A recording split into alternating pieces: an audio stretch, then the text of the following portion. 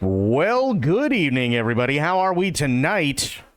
Hopefully everybody has had a great day. Happy Wednesday. We are back. Myth, Aelin, Sober, Spectre. Great to see all of you. How is everybody tonight? How we all doing? Hopefully everybody had a good day. I came across some things, and I completely forgot that the Future Games Show was today at Gamescom 2025. Now, Future Games Show does have a summer showcase, but apparently they also have a Gamescom showcase. However, there is one thing, and I don't know if it's in the Future Games Show showcase, that I do want to show you. There's actually two videos I want to show you. One of them is stupid, but it's really, really funny and matches up with something that I saw that I showed last night. Sober, I don't know if you were here for Redneck Star Trek, but I know you saw it in Discord. But there is another one that actually showed up. But before we get to Redneck, sorry, not Redneck Star Trek, it's a new Star Trek one. There is another one. There is a game that you and I are absolutely going to have a blast with. Are you ready for this?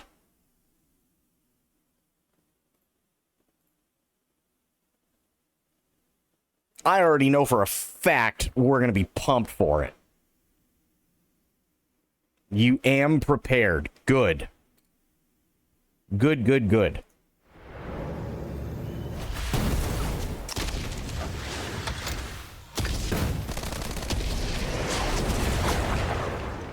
Hi, I'm Matt from Expression Games, and we're excited to reveal the next chapter in the Hell Let Loose franchise. Oh. Hell Let Loose, there we go. Vietnam. Hell Let Loose has reached an audience of millions by its combination of first-person tactical gameplay combined with the What's that thing on the bottom? Historical authenticity. Now we're bringing the same gripping experience to a new theatre of war with the Vietnam War. But this isn't just about the new theatre of war. Why is it doing that? We're introducing a whole bunch of new mechanics that are really going to push the boundaries there we go. of our 50 versus 50 Hell Let Loose Vietnam. For the first time, you'll be able to pilot helicopters, drive boats through the river networks, build and create tunnels, as well as unleashing new weapons such as mortars and napalm aerial strikes. This marks the beginning of an exciting new front for Hell Let Loose. Hell Let Loose Vietnam will launch on PC, Xbox Series, PlayStation 5 in 2026. Stay tuned to our website for updates and keep an eye out for a brand new trailer in the forthcoming months. In the meantime, be sure to wishlist the game and join our Discord to keep up to date with any announcements. Thanks for watching and enjoy the rest of the show. They do have the trailer out, by the way. Here's the official trailer. Peggy 16.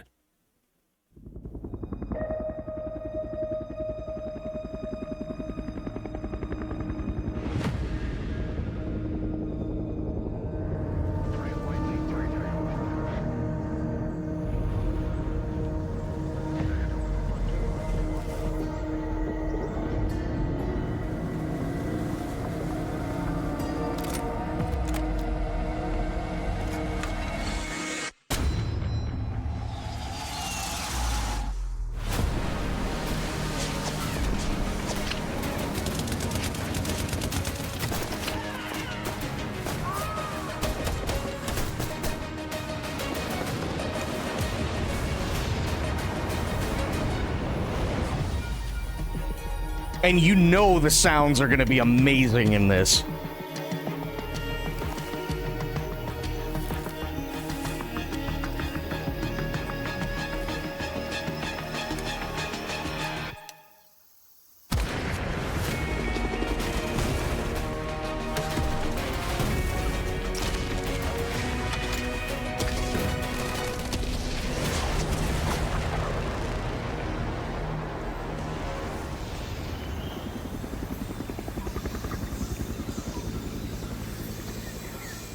How awesome is that going to be?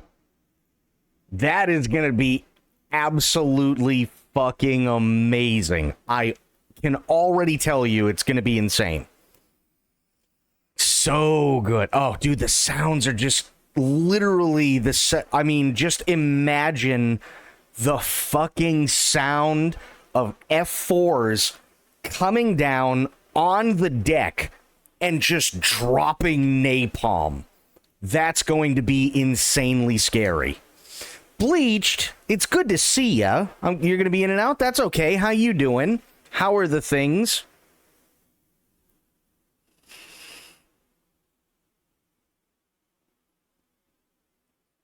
I'm telling you right now, Sober, me devolve to caveman, me bag chest, me see Vietnam, blam blam, me excite. Bro, imagine we were soldiers, right? When you see those AH-6 Sky Raiders coming in, dropping all that fucking napalm. Holy shit. And then the F4's doing the same thing. Oh my god, dude, it's gonna be insane.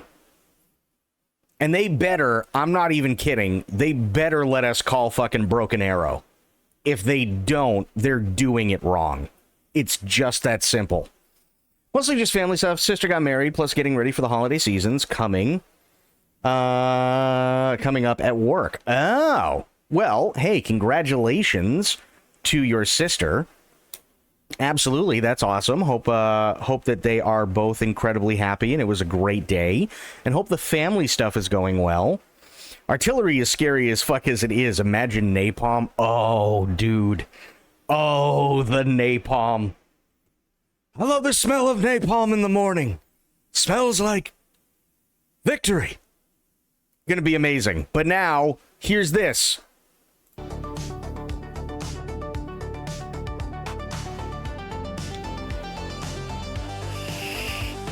Miami's hot, the stars went cold.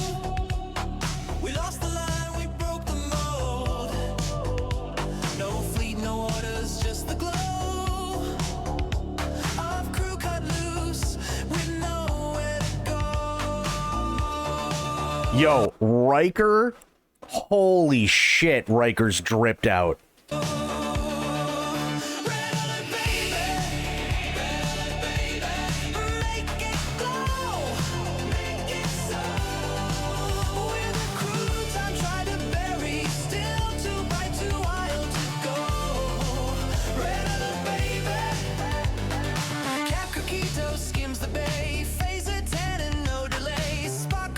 So there's this thing, Bleached, where people are taking AI, and I'm only showing it not because I want people to sit there and give them money or anything like that, but because it's actually funny.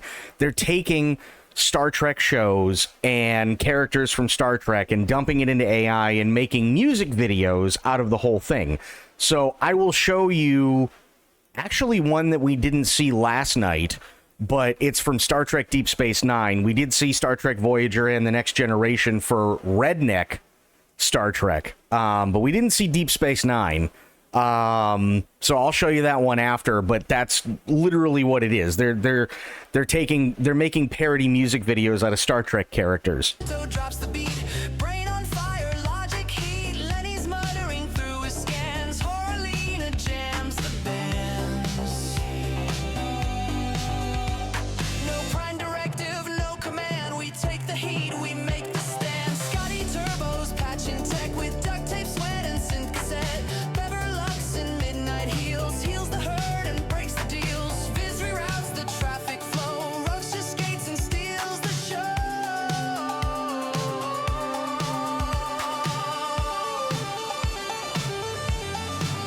Red alert, baby. Red alert, baby. Make it glow. Make it so. We're the crew, time tried to bury. Still too bright, too wild to go. Red alert, baby. Yo, hang on. Whoa. Hang on. Kirk is dripped out too. Look at that drip that my man James has. Look at that drip.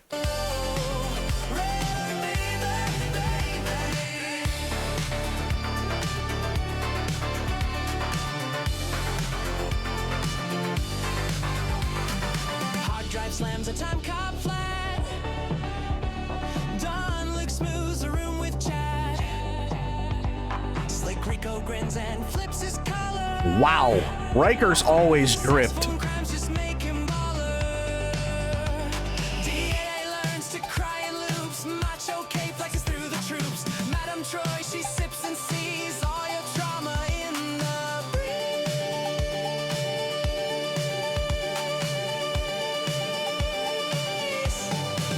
Red alert, baby. Red alert, baby. Make it glow. Make it so. Where the crew time try to bury. Still too bright, too wild. And Janeway. Oh my god. Red alert, baby.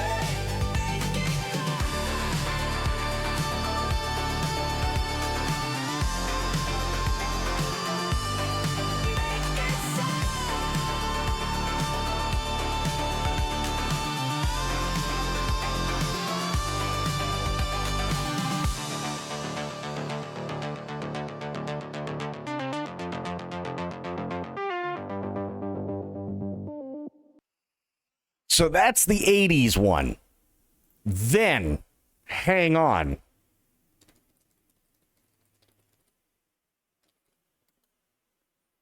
Redneck Deep Space Nine. And then after this, I promise you, we will get to the future game show.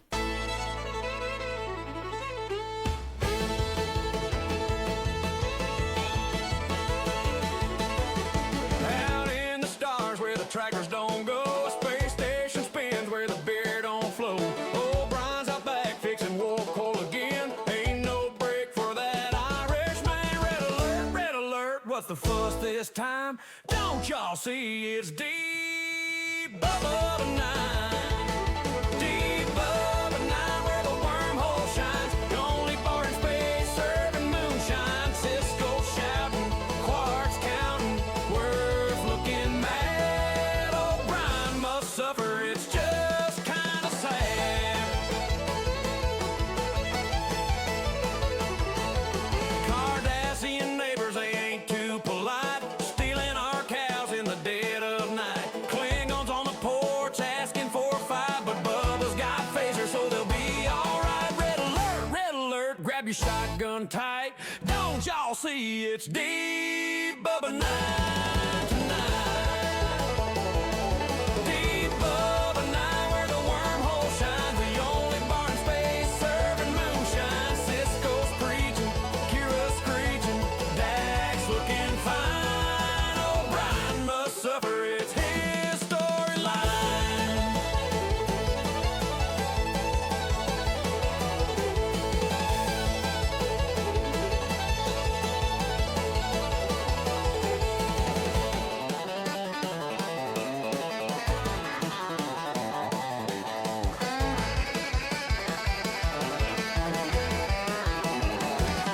Deep Bubba nine where the wormhole shines. The only bar in space serving moonshine. Cisco shouting, quarks counting, worth looking mad. O'Brien must suffer, it's just kind of sad.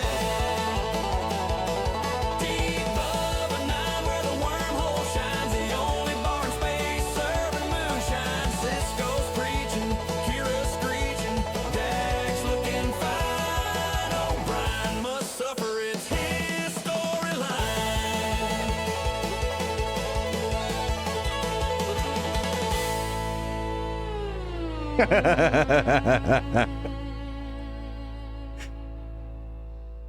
I hate that I love these. I really, really do hate that I love these, but I do love them.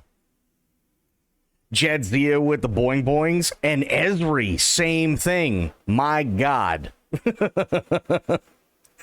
Same thing with Esri. Sweet Jesus. Okay, so we went through the Hell Let Loose Vietnam. We went through those. I'm judging the boobs. Totally fair. Apparently, two of the worst Mortal Kombat games are going to be included in the Mortal Kombat Legacy Collection. And it's kind of stupid that they are, because they are quite literally the worst Mortal Kombat games ever. Hope they do Enterprise and suddenly have a need to see T'Pol in this context, you know, for the oh, absolutely, totally for the content. So yeah, Literally, the two worst Mortal Kombat games ever to come out are going to be in the Legacy Collection. We're not going to read the whole thing. However, if you guys have ever played any of the Mortal Kombat games or seen either of these two games, you'll know exactly what's coming. Never accused Digital Eclipse of not going all in for its retro compilations. The next studio's release, Mortal Kombat Legacy Collection, looks to be no different, and a sighting and Gamescom confirms that the developer is going all in by including two of the least most popular Mortal Kombat games. In a video posted originally on Twitter, and since shared on Mortal Kombat Leaks subreddit, thanks Wario64, a list of games available on the collection is shown off, with two more titles revealing themselves at the bottom.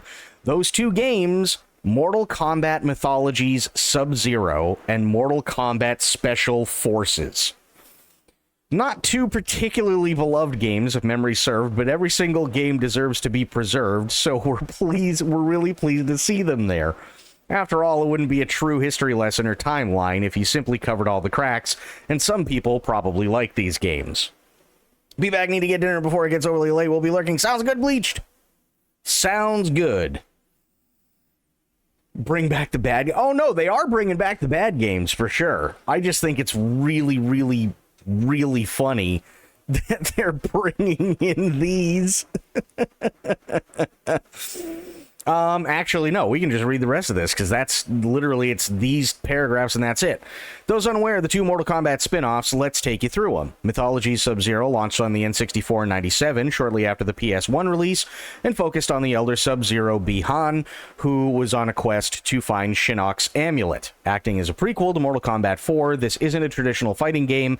It's a side-scroller with a little light platforming, but similar controls to the earlier MK games, which makes it suck, by the way, and that's the worst part, because God forbid you miss a jump and you have to turn around to go back. You can't just hit the left button. You actually have to hit another button to make the character turn around so that then you can go left. It's really bad. Special Forces was a PlayStation exclusive that came out in 2000, and similarly to Sub-Zero, focuses on an individual character in Jax, and is a completely different genre, a top-down action-adventure game. The game suffered from development issues of Mortal Kombat co-creator John Tobias, along with others at Midway, and left partway through development. We're sure to get an official announcement from Digital Eclipse or Atari pretty soon, but it doesn't look like these are the last additions to the game either. We already know the game is getting a full physical release on Switch 2, which is excellent news, so we hope we're getting an official release date, which hasn't been announced, despite numerous leaks over the weeks. Physical versions of the game are due to ship on 12 December from Atari's store. So, there's your news, and now, onto the Future Game Show. Let's do this.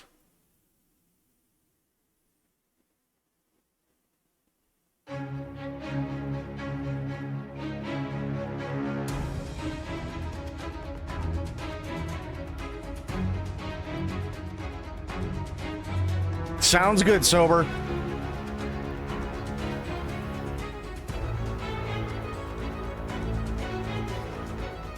Please welcome your hosts, David Hayter and Maggie Robertson. David. Hello, everybody, and welcome to the Future Game Show at Gamescom. He's looking pretty good. I'm David Hayter, the voice of Solid Snake and Big Boss in the Metal Gear Solid series. And I'm Maggie Robertson, though you may know me best as Big Boss. Orin, I Can Fix Her the Red from Baldur's Gate 3, or the internet's favorite tall vampire lady. Wait. Who was she in Baldur's Gate 3? Hang on. Fix Her the Red from Baldur's Gate. And I'm Maggie Robertson, though you may know me best as Orin, I Can Fix Her the Red from Baldur's Gate 3. Oh, okay. I mean, yeah, I could fix her. Or the internet's favorite tall vampire lady, Lady Dimitrescu from Resident Evil Village. I think it's Lady Dimitrescu. No. But today's Bloodsport is video game trailers. We've got a packed itinerary full of world premieres, developer deep dives, demo drops, and so much more. Also, I do remember Maggie showing up at the Game Awards that one year when she won for Lady D, and everybody thought she was going to fall out of that dress, and every streamer in the world was hoping that it would happen and also praying that it didn't. simultaneously. You got that right. Just keep in mind that if anything catches your eye, you'll be able to find and wishlist it on the dedicated Future Game Show Steam page. And once the show's over, there will be plenty of follow-up coverage on GamesRadar.com, so keep an eye out for that. Okay, I think that's all the bases covered. Shall we dive into our opening trailer? Let's do it. It's time for our very first world premiere. All right, what do we got? I hear David Hayter a lot because I play Jedi Knight and the Old Republic, and he did all those lines. Well, yeah. I mean, David, honestly, aside from Metal Gear Solid, David Hayter has done quite a bit. Not only was he the director of X2, the X-Men movie, but he's also written quite a few movies. Like you said, Jedi Knight, Old Republic. So, I mean, he's all over the place. And one of my favorite games, aside from all of that, The Long Dark. David is in The Long Dark, and so is Jennifer Hale. Peggy 16. I hear the Colonel in a shitload, too. He's in all sorts of stuff. Absolutely he is. Oh, look at that. First trailer. Holy shit. See, they didn't list this as being at the Future Game Show. They listed it as being part of Gamescom 2025, so that's why I showed the trailer before. But there's nothing wrong with a repeat.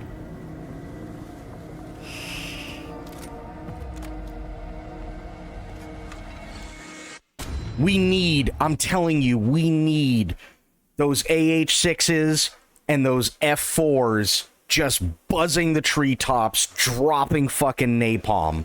That's what I need. I need that in my life.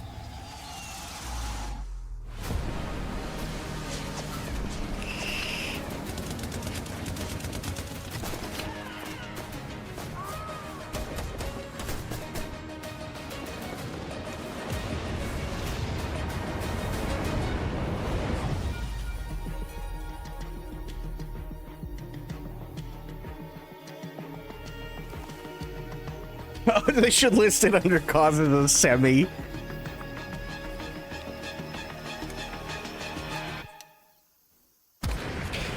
And by the way, you know for a fact that there's going to be napalm dropped and people are going to be shooting, and there's going to be one guy, probably me, who just screams over the radio, "Let him burn!" And that's it.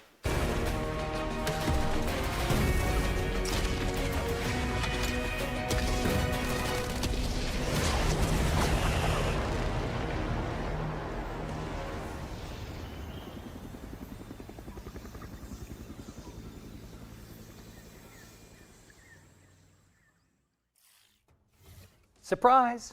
Hell Let Loose Vietnam is a brand new tactical shooter from the team behind, well, Hell Let Loose.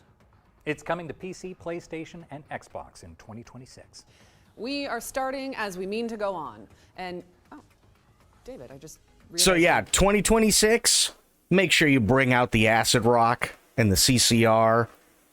Hell yeah. Still here after the intro. That's always a good sign, right?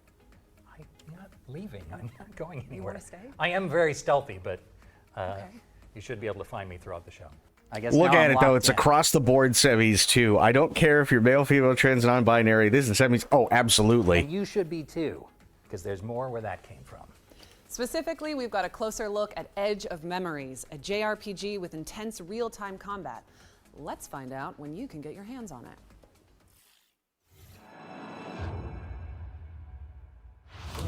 We have looked into your past. Oh, no, anime game. I'm and scared. Nothing but darkness.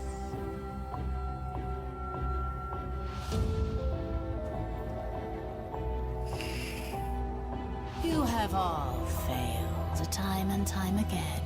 And as you are now, Oh, yeah, no, Maggie's definitely rocking it. She always does. for the future of Harriet. We have seen the promise of your departure, the future, and your defeat. Prepare yourself.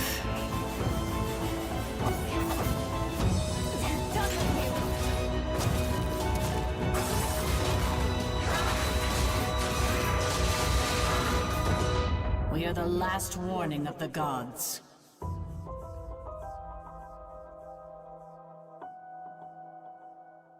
Anime games scare me, I'm going to be honest. Edge of Memories is coming to PC, PlayStation, and Xbox in 2026.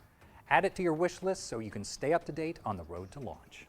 All right, let's check in with Den of Wolves, a cyberpunk shooter where you and your friends engage in a little industrial espionage.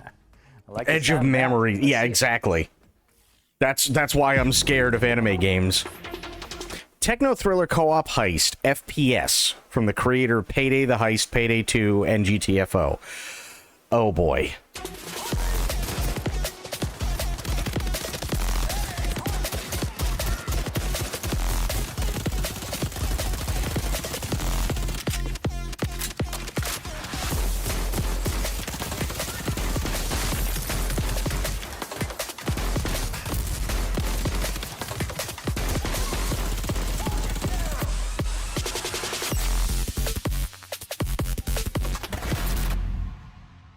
I think I might pass on that one, if I'm being honest. Den of Wolves is bringing its techno thrills to PC soon, so stick it on your wish lists.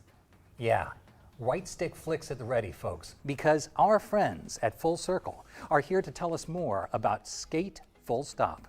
Oh, that's right. Skate 4, I guess. The new Skate game. Let's just go with Skate.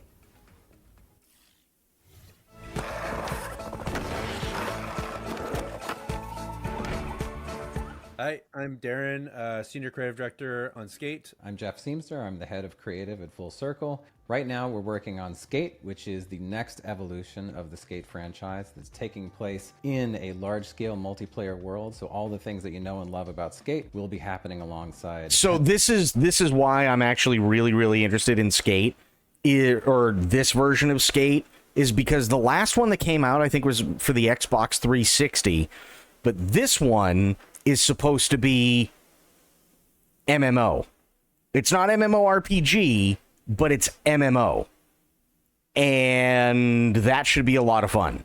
Tens of thousands, hundreds of thousands, millions of other players. We're excited to talk about today. I'm excited to talk about this game forever. I'm excited to talk about the systems of in the depth of the skateboarding gameplay forever. Two of the biggest new systems in the game are slappies and wallies. If you're a new player and you run into a curb, instead of falling, you now transition into a grind. If you're an expert that's player, cool. you know what a slappy is. You can now get into a slappy and you can like rotate into different grind positions. It just opens up a brand new possibility space. If you smash into a wall or if you ollie late, typically you would fall. Now it's a system that you can use intentionally to wally off of a thing, get into another trick or do a late trick. Like, I don't know how many tricks there are in the game. Like, it's almost infinite, right? Like, there's held flips. You can kick flip forever. You can hold a 360 flip to do a 1040 flip if you have enough air. We always had a pretty good connection to our community, but it was more in the game's out, you know, talk to you about what you're doing in the game that's been released. Whereas we had brought in a player council, and we talked to them about like, hey, this is the idea, this is where we think we would like to go. But they were the first ones that got to play the game 2.5 years ago. That conversation is so much deeper and broader than it's ever been.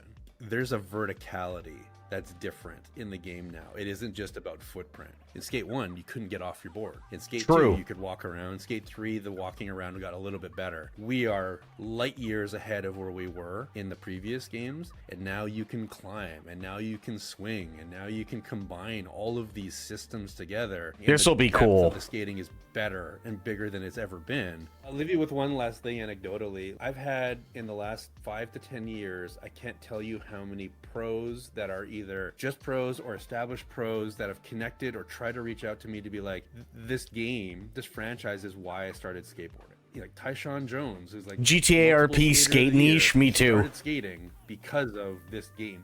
There are 3 or 4 tricks that did not exist until we came up with the mapping for our control scheme. No one had done them. Mike Carroll did the very first Nollie 360 inward heel flip ever. Chris Haslam did the first 360 hard flip ever in Burnaby at our mocap stage because we needed it. They didn't exist. We are very excited for people to see like the continued visual and gameplay and activity development that is happening, you know, already in our playtest. So there's quite a bit more to come there. We are really looking forward to skating alongside you in San Van coming up on PlayStation 4, PlayStation 5, Xbox One, Xbox Series X, Add us to your wish list while you're there. Really helps us to hear from you, and you'll get updates as they come out. And speaking of updates, we've got a really big one coming your way. I think it's one you've been waiting for a long time, so stay tuned with us next week.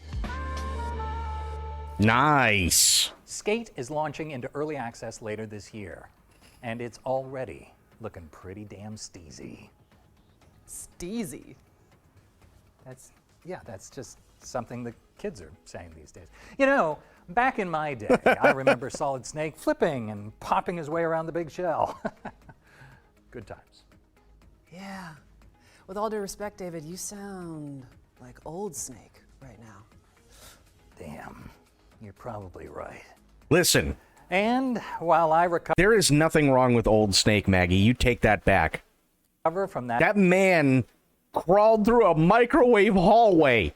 that microwave hallway level burn, See? another world premiere.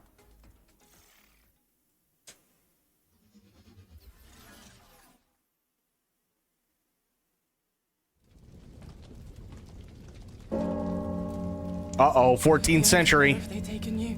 What's this? God, hear my vow. Mother, you have given me the courage to be myself. Guide my steps on this forlorn journey. Okay, gonna be honest, so far, the actual walking around gameplay that we've seen, it needs a little work. It's a little low in frames, but this could be an early thing, so I'll let it slide. Father, you have taught me honor and respect. Watch upon me now. Let my sword strike true. Is this Joan of Arc? And those that I have failed I mean, that'd be really may cool, one day actually. be worthy of your forgiveness. Bianca, you are all that is left to me. I shall save you. This, I vow. 1348 ex voto. Sure. I don't know what that means, but sure. That was your first look at 1348 ex voto, an odyssey of honor and justice across 14th century Italy. It's coming to PC, PlayStation, and Xbox in early 2026. Now we're checking in with a series I'm interested that is too. near and dear to my heart. Yes, that one. Here's an exclusive interview with the team behind Resident. Was the year when the Black Plague was at the worst is all I can think of. Yeah, it just, I was actually kind of, I was actually really kind of excited for a minute, only because, especially after, oh my God, wait a minute, hang on. Sober, were you here yesterday for, and I'm gonna fuck up the pronunciation, La Divina Commedia?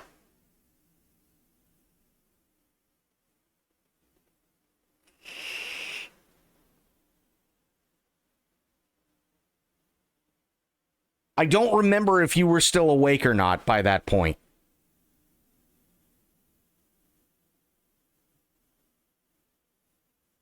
Because this is like when with that last trailer, I was really, really excited because of that game yesterday that we saw. And let me bring it up really, really, really quick, because this was a shit your pants moment. So maybe Joan of Arc inspired, but not her, which I think that's fair. I think that's totally fair. This was fucking amazing.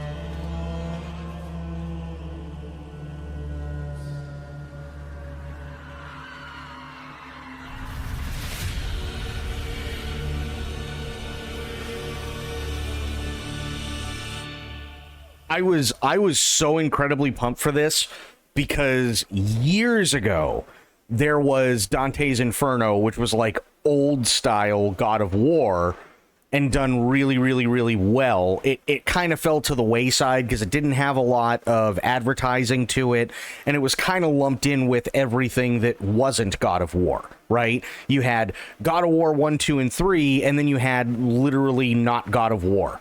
And unfortunately, that was one of those games that it didn't sell very well.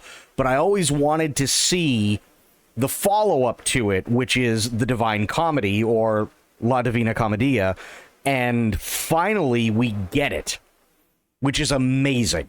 So yeah, I got pumped when I saw the trailer that we just saw before, because I was like, oh shit, are they going full Joan of Arc? That'd be amazing. Evil Requiem.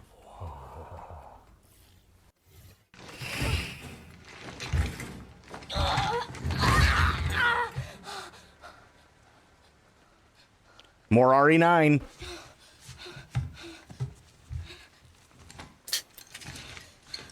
Also, it's still really... It still really, really, really bothers me, and I don't know why they do this, and I understand we were kind of making a joke about it last night, but I still, for the life of me, I don't understand why every woman in the Resident Evil universe has to have dark circles around her eyes that are so big she looks like she hasn't slept in 8 months. レジデントイービルレクイエムプロデューサーの熊沢です。現在レジデントイービルシリーズ第9作となるレジデントイービルレクイエムの開発に取り組んでいます。本作ではグレース・アッシュクロフトを新たな主人公にまだ見ぬ恐怖 It's called fashion? What, sleep deprivation? Is that what it is? Is it sleep deprivation chic? グレースは FBI 分析官として推理や分析など専門のフィールドでは並外れた集中力と洞察力を発揮します。Okay, so we now know that Grace works for the FBI. しかし内向的で怖がりというシリーズとしても珍しいタイプのキャラクターになっており、プレイヤーも一緒になって Because women don't sleep, apparently. 思います。 They just wait. They're like Chuck Norris. What the hell was that thing?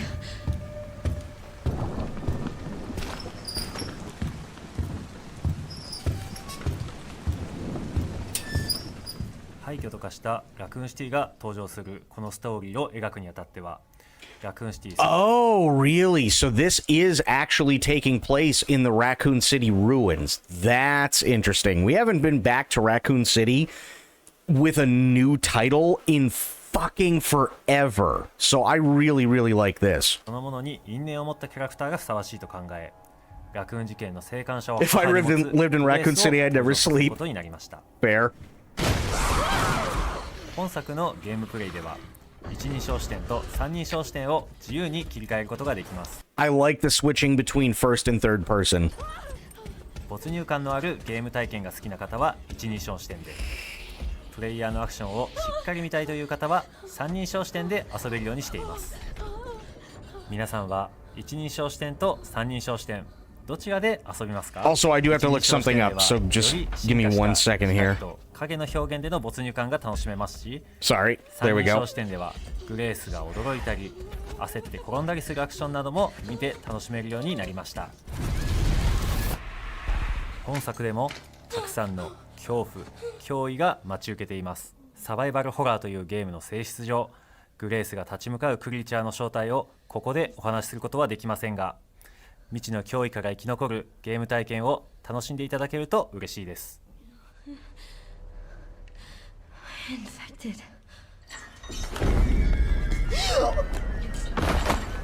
レジデントイービルレクイエムは2026年2月27日にプレイステーション5、Xbox シリーズ X、S、Steam で登場します。本作の魅力はまだまだお伝えしきれておりません。ぜひ続報にもご注目いただきたいので、ウィッシュリストの登録や各種 SNS のアカウントのフォローもお願いします。ご視聴ありがとうございました。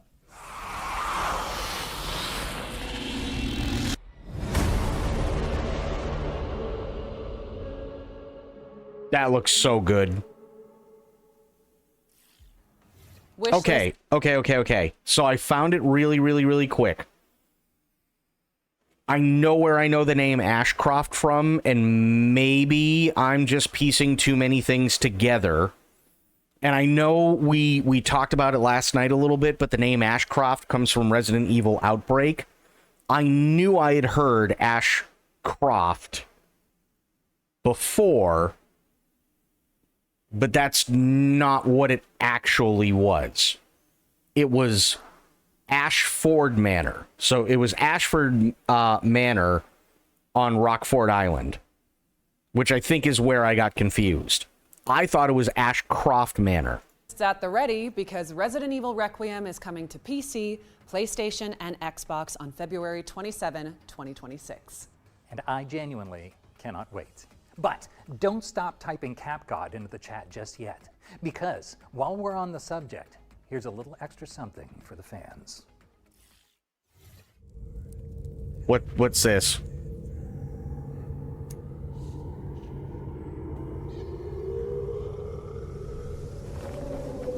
Oh no, it's the booby game. God damn it.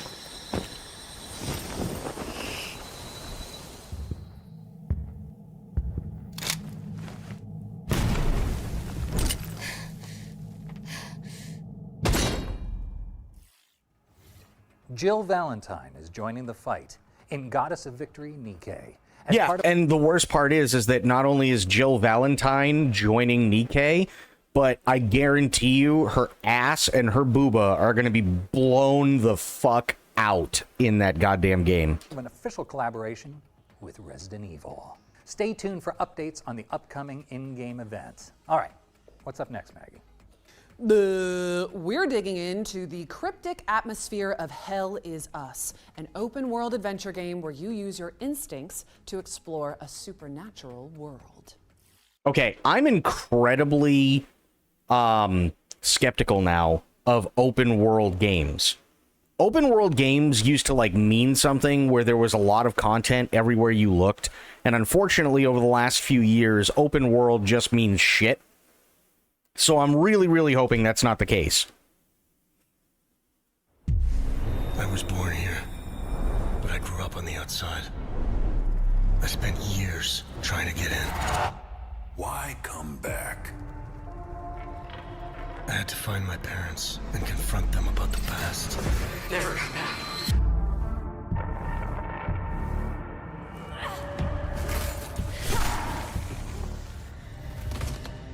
Whatever was happening here, I was now part of it. We failed to stop the calamity. How did you know your parents were still in Hadia? I didn't. All I remembered was that my father was the village blacksmith. There, I felt a connection. To this country. To Hadia. You pissed off the wrong people. I want to piece together whatever is happening here, and you want to stop it. It became my burden. Look at you, compromised by your emotions. I won't stop.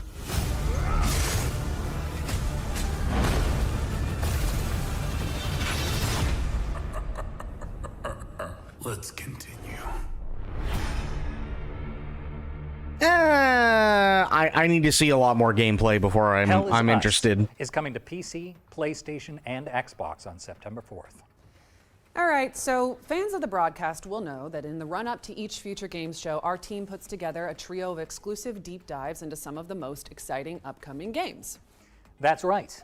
We call these sections our ones to watch because they cover games that deserve to be watched. And with that in mind, here's Rebel Wolves to tell you more about The Blood of Dawnwalker, the studio's dark fantasy vampire RPG. Okay. Vampires. Say no more. Still got it. I remember being interested in this one at the Summer Games showcase. Hello everyone, my name is Konrad Tomaszkiewicz and I am game director on That The looks Blood nice. of Dawnwalker here at Rebel Wolves. The Blood of Dawnwalker is a dark fantasy action RPG set in 14th century Europe. It's an open-world, story-driven game which serves as the first chapter of our original saga. For this project, we created a new type of protagonist. You play as Cohen, a Dawnwalker. He is a human during the day. Eating and typing, with all no our human worries. vulnerabilities. No worries, But Bleached. for the night, he transforms into a vampire, gaining supernatural powers. This creates a unique gameplay dynamic. We call it a dual gameplay loop, and I'm pretty sure the players will find it quite refreshing. Okay, so he's a dawn walker because he can be out during the day. He's not a day walker like Blade. Got it. Cohen's main goal in the game is to save his family, as they were captured by Brancis, a vampire lord that currently rules over the valley. He has only 30 days and nights to achieve this goal. And what happens if he runs out of time?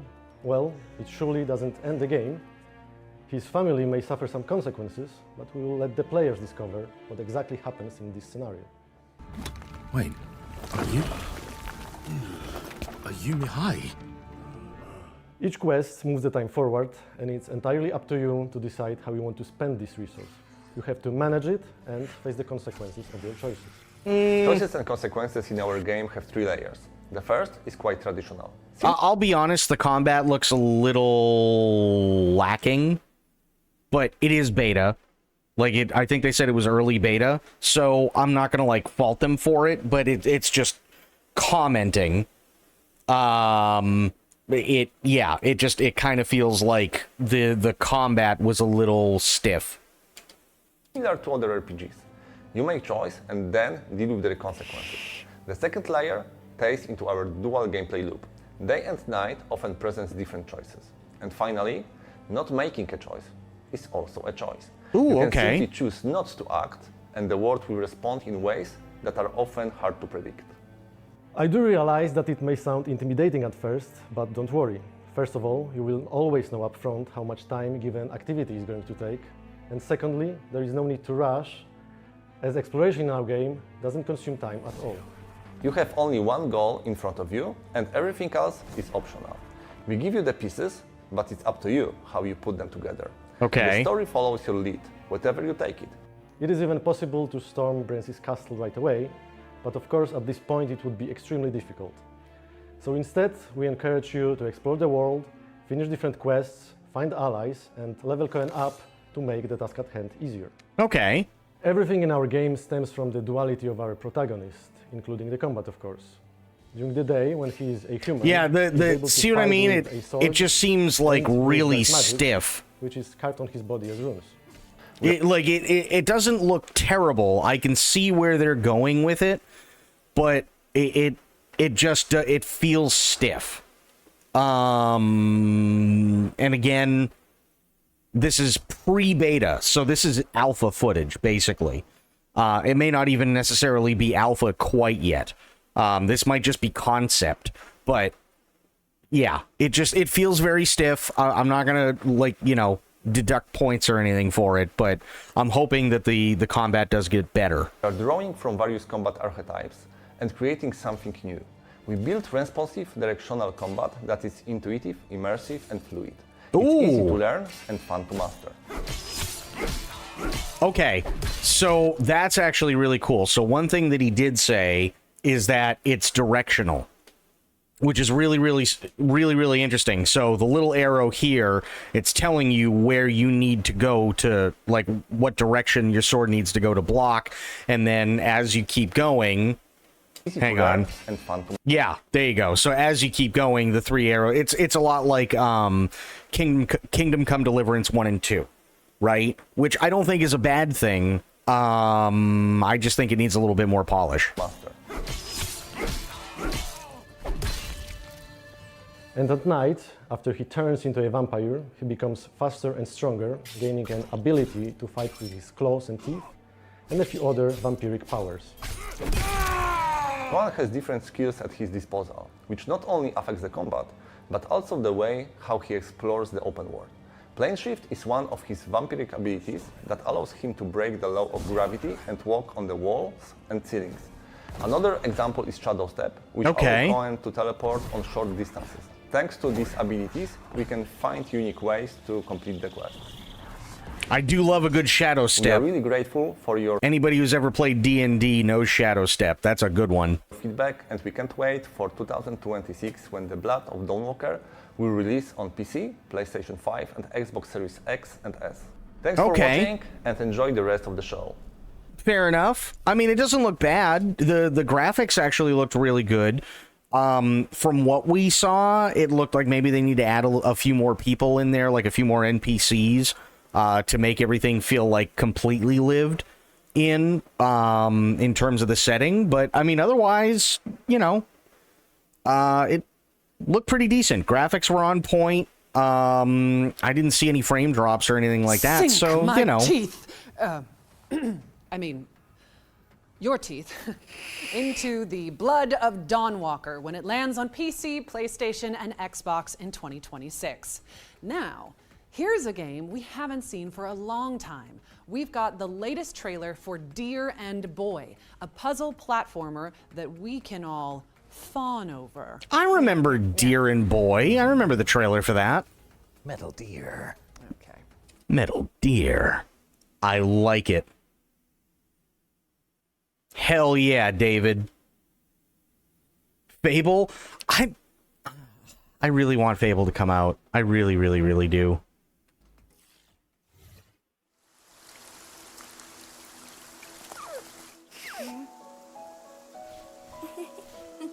Aww.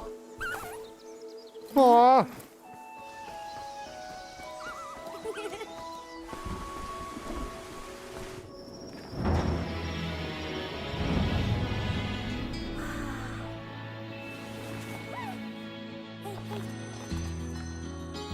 He's just a little guy.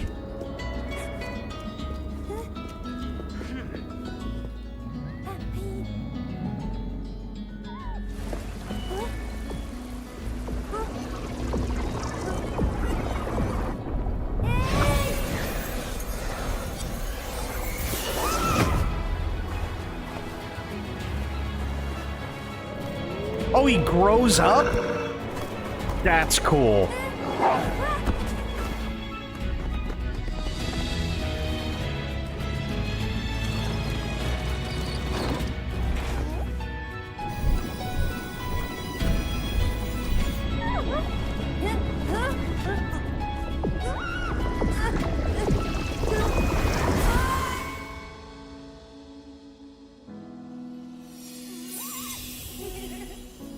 Aw, little deer.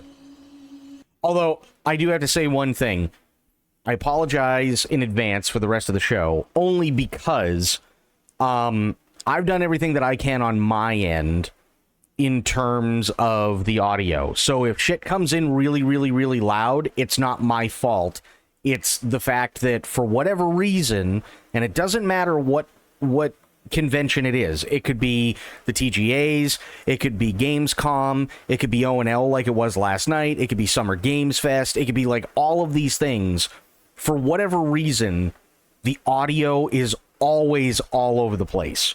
So it's like if I turn it down any less or any more, you're not going to be able to hear David and Maggie, but unfortunately we're going to have to view it like we would a Christopher Nolan film, where we can barely hear people talking and then something blows up and our eardrums bleed.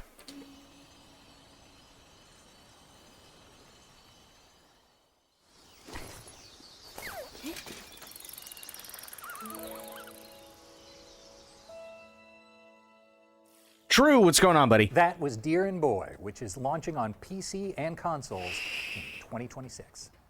We've got a series of back-to-back trailers coming up next, so don't go anywhere, or you'll learn what it means to insult House Dimitrescu. I'm pretty sure it's Dimitrescu. No, it's 100%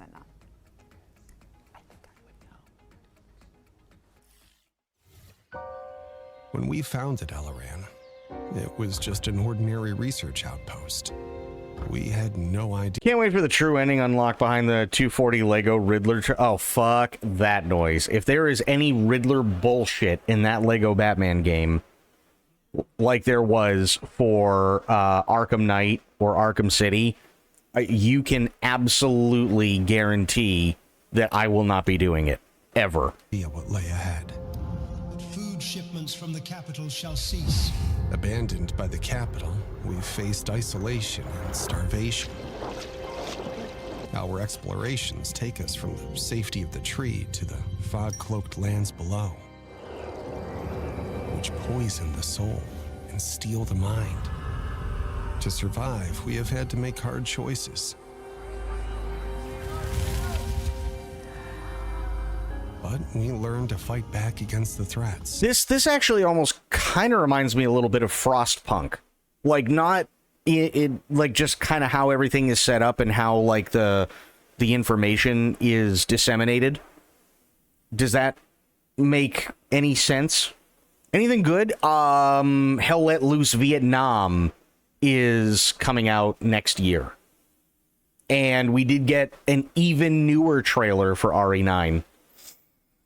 Yeah, a lot like it. Okay, good. So I'm not the only one who feels that way. And I liked Frostpunk and Frostpunk 2, by the way. I thought they were great games.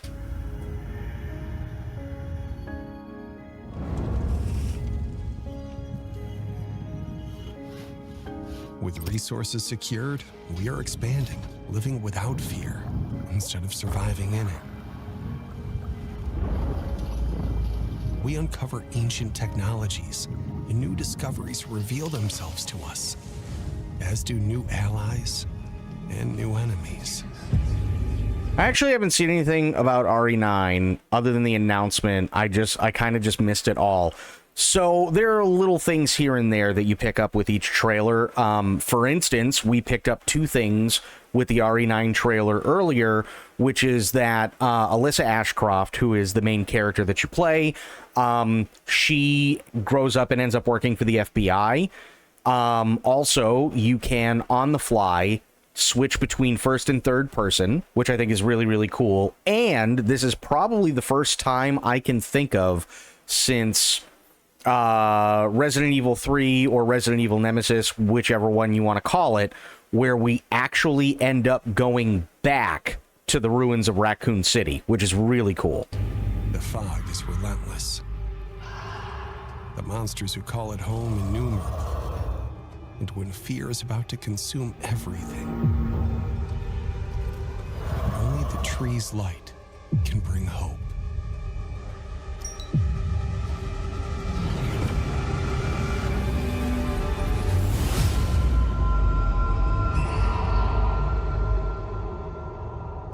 Oh, they can't let that place go. I mean, honestly, like, think about it, though, right? We've had 3 games in Raccoon City. Actually, no, sorry. We've had 2 games in Raccoon City. We had, well, 2 main games in Raccoon City. The first Resident Evil was not in Raccoon City. It was in the mansion on the outskirts of Raccoon City. Resident Evil 2 was Raccoon City, and Resident Evil 3/Nemesis took place in Raccoon City alongside the events of Resident Evil 2. And then we just kind of went off the fucking rails. It was nuked. It shouldn't have any significance at this point in time. No, not necessarily. I mean, think about it this way, right? If that's the thought process, then Tokyo shouldn't be a thing ever again. Right? That's kind of, you know, like, I don't subscribe to that idea, because something has to happen in the world to keep driving it forward. So what have we done already? We did Code Veronica, which was an island out in the middle of fucking nowhere, right? We've done somewhere in some Spanish-speaking country in Europe, which was Resident Evil 4.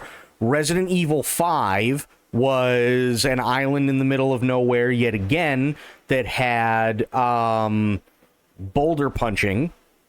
I think it was Resident Evil 5 that had the boulder punching. Yeah. Inside a volcano. Resident Evil 6 had Resident Evil 6 had the dinosaur and giant fly zombies at the very end of the game, which also sucked. Resident Evil 7 was somewhere down in, say, like Louisiana, you know, an area like that. Resident Evil 8 was over on the Eastern Bloc in Europe. And now we're going back to Raccoon City. So in terms of all these different places, I don't think, I really don't think Raccoon City is that bad of a thing to go back to. Plus the bomb should have wiped it off the face of the earth. Was it going to be a Fallout styled game now? No, it's the ruins. And you also have to remember, nuclear explosions only typically deal in terms of like turning everything into just a massive dust bowl. They literally only do that at ground zero.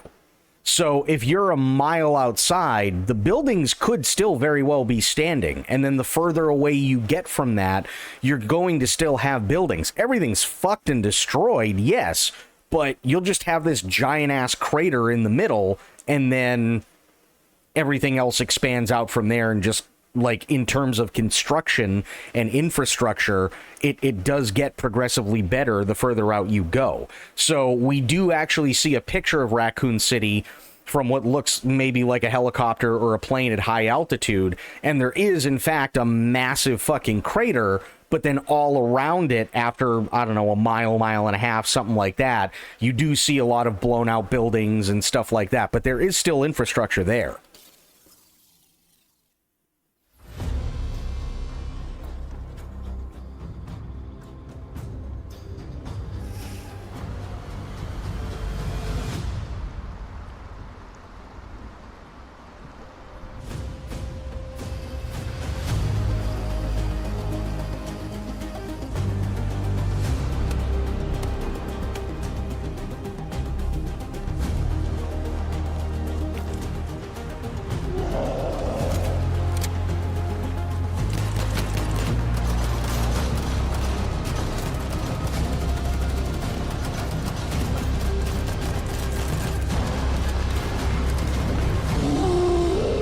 Honestly, I'm gonna go out on a limb. I think you got Resident Evil, Resident Evil 2, Resident Evil 3 / Nemesis, and Resident Evil 4 were probably the best out of the core games.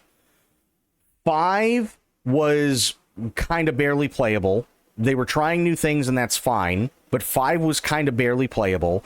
6 was nothing but dog shit. 7 was really good, but unfortunately was so fucking scary that a lot of people complained about it. 8 was basically just a rehash of 4 in first person, and although really fun, it was quite literally just the same exact formula as Resident Evil 4. So we've got 8 and 4, which are basically the same thing with a new coat of paint. And 7 was really good. 6 and 5 were crap. Code Veronica was good, but unfortunately a lot of people forget about Code Veronica and had almost nothing to do with what was going on. And the problem with Resident Evil for quite a while, and this is why it dropped off sharply before 7, was because they just got so far away from the original thing, it just didn't matter anymore. Right? So I don't mind going back to something along the lines of Raccoon City, because that's where you had the original zombies, right? You had these original zombies. They were very slow to move. They, were kind of mindless, but you also had fast ones and mutations and everything else. And then by the time you get to 4, everything is just so far off the fucking rails. It's, oh my God. I feel like 9 is going to feel like 4 as well, just a new coat of paint. I don't think so. I honestly feel like 9 is probably going to feel a lot more like 7, which I don't necessarily think is a bad thing, because I remember, especially when 7 came out, a lot of people were like, imagine Raccoon City looking like this in first person. And I like the fact that you can switch between first and third person. So them going back to that pure horror style, I don't think is a bad thing, because although I really liked 8 also felt way too try-hard gamey, right? I could, especially now that I've got a fucking nuclear reactor for a PC, I could probably go back, do the game once, and it'd probably take as long as it should normally take, and then I could probably turn around, play it again, and it'll only take maybe an hour and a half. Because it's just that linear and straightforward, and there you go. Right? I really, really liked 8. I still haven't played the DLC for 8, but I really, really liked 8, but it was very, very, very try-hard gamer. Very try-hard gamer. So I feel like 9 is probably going to be more like 7.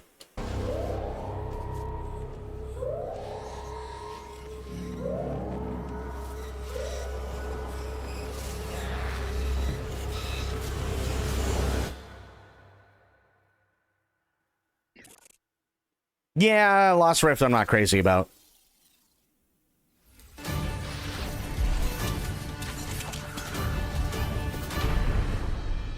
Ever Siege. I'm okay. I'm not... No.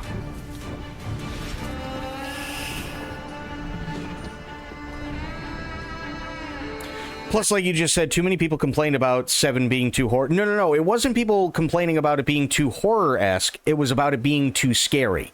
The difference is that there were a lot of things that they did with 7 that were way over the top. So you can make a really, really good horror game, but you don't have to go that far, which is exactly what they did in 7. And a lot of people complained about it because there were a lot... Not only... Let me put it this way. Resident Evil 7 did very, very, very well with taking something that everybody and their mother seemingly fucks up royally, which is gore. Gore does not equal horror. Gore can be part of horror, but it does not equal horror. And I think they walked a very, very, very fine line when it came to 7. The problem is that you have a bunch of people today who don't understand that. So when they see a new, low budget horror movie that comes out and it was never put in theaters, they just put it on and now this guy is getting flayed open alive and everything. Like, that's not horror, that's just gore. Right? And that's a very, very, very difficult thing to be able to use, is gore, right? I will use this as an example, and I know this is kind of a hot take. Oh fuck, what's the name of it? I just had it. God damn it. What's the name of the series with Jigsaw? What's the name of the movie series?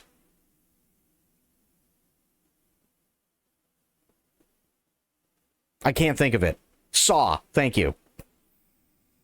The first Saw is literally nothing but gore porn. That's all it is. It's nothing but gore porn. If you took out half to 3/4 of all of the insanely gory scenes in Saw, I guarantee you'd have yourself an absolutely masterpiece of a horror movie. But they didn't, right? Sometimes your mind coming up with the picture in your head is a hell of a lot more effective than actually showing what's going on. So at the very end of the first Saw movie, when Cary Elwes is literally sawing his hand off at the wrist, right? Did we really need to see the actual, blade teeth going through his wrist and cutting his hand off? No. You could have shown close-ups. You could have shown the blood splatter on his face with him screaming and everything like that, and not have those cuts in there where where you literally see the saw going through his wrist, and I guarantee it would have been a hell of a lot more tense. And that's literally the problem with gore porn, is that they don't know when to stop. 7 knew how far to push it, but I think the problem is that people just equate gore with horror, and that's not how it goes. Every time someone dies in those movies, they go balls to the wall. Yes, but there's a difference. The difference with Final Destination is that they are not horror. They are labeled as horror movies, but they are not scary, right? They're not scary at all. Most people would go to see a Final Destination movie just to see the creative ways people die. So even when, like, I think the only one that actually really ever made me tense was when the guy was driving behind the log truck and the log falls off the back of it and goes through the windshield and just completely turns his head into a pumpkin. Right? That's the only time I ever felt tense, because we've all been there on the highway behind a big truck with really, really, really heavy shit on it, and you're sitting there going, oh my God, right? This could be something that happens. Literally everything else is ridiculous in the movie. That's the whole point. The whole point is, let's see what creative ways we can come up with people to die. And the acting, is it good? But that's what makes it a campy movie. It's very, the Final Destination movies are always very, very campy, and you can see what's going to happen a mile away. So it takes away, typically it takes away that tension, right? So Final Destination I can't put in there, but as Bleached said, right, the original Texas Chainsaw Massacre has very low gore for how much people think there is, and they did do a lot of the mind is what makes it so scary. That's the best part. Honestly, that, like, if people can get sucked into something so much to the point where their minds make up what's happening to the character off screen, now you've got something really scary. Now you've got something really, really, really scary.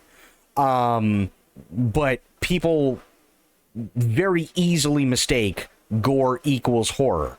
And Resident Evil 7 walked a very, very, very fine line, but I think because they made it so gory, people really complained and were like, oh my God, I'm going to be sick.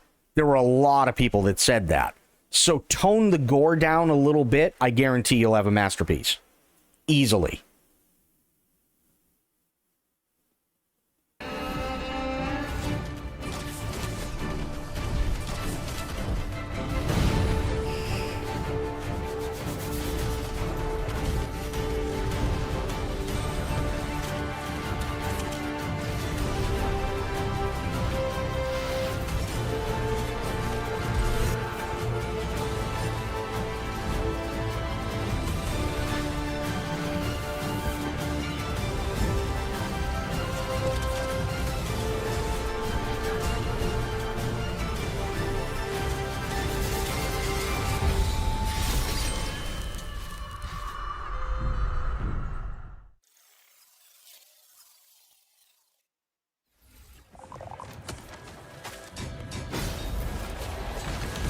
Monsters are coming.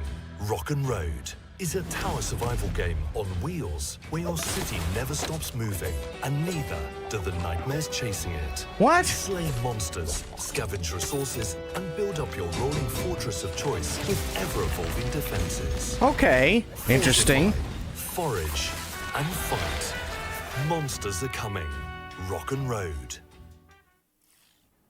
All right. Bloodlines got me because all the opening deaths are in a tall building coming apart. Again, fair. That makes sense, right? But again, if you look at true horror movies, right?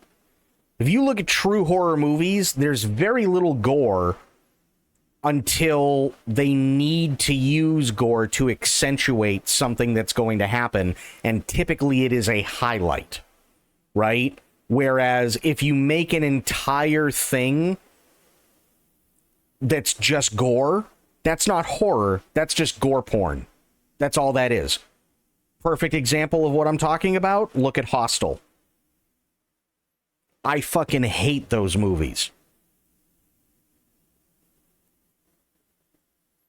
I mean, in actuality, gore is a type of horror.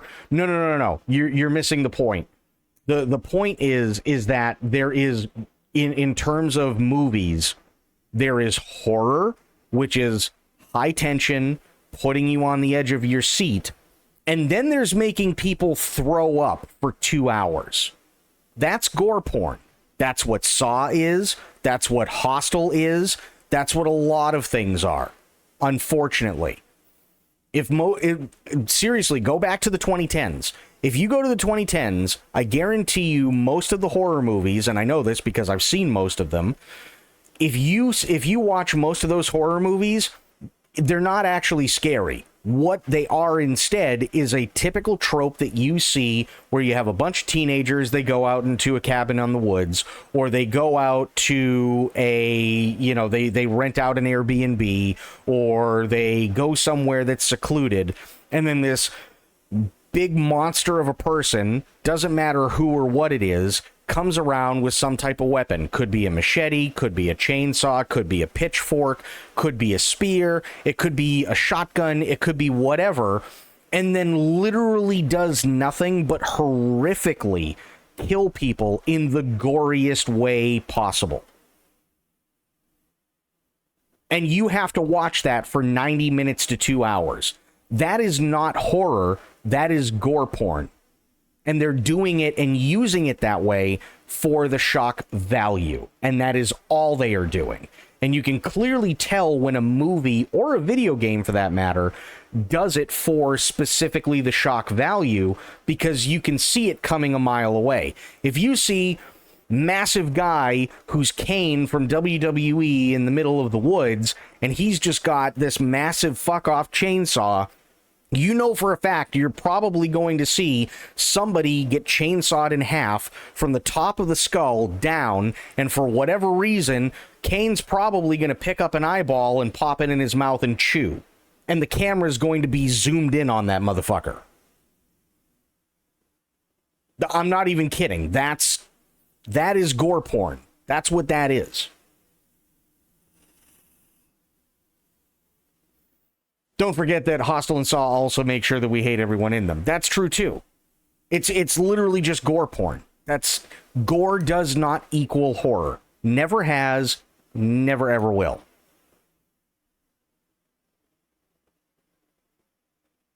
It has literally never, ever, ever, ever been horror. Gore is something that is used to accentuate a highlight. And at some point, which I believe was the early 2000s, and it went full blast into the 2010s, they went, oh, gore equals scary. And then for literally a decade, if not longer, every single movie that was labeled as horror, because they couldn't label it as gore porn, because then you get an NC-17 rating, would literally have some of the goriest scenes in existence in them.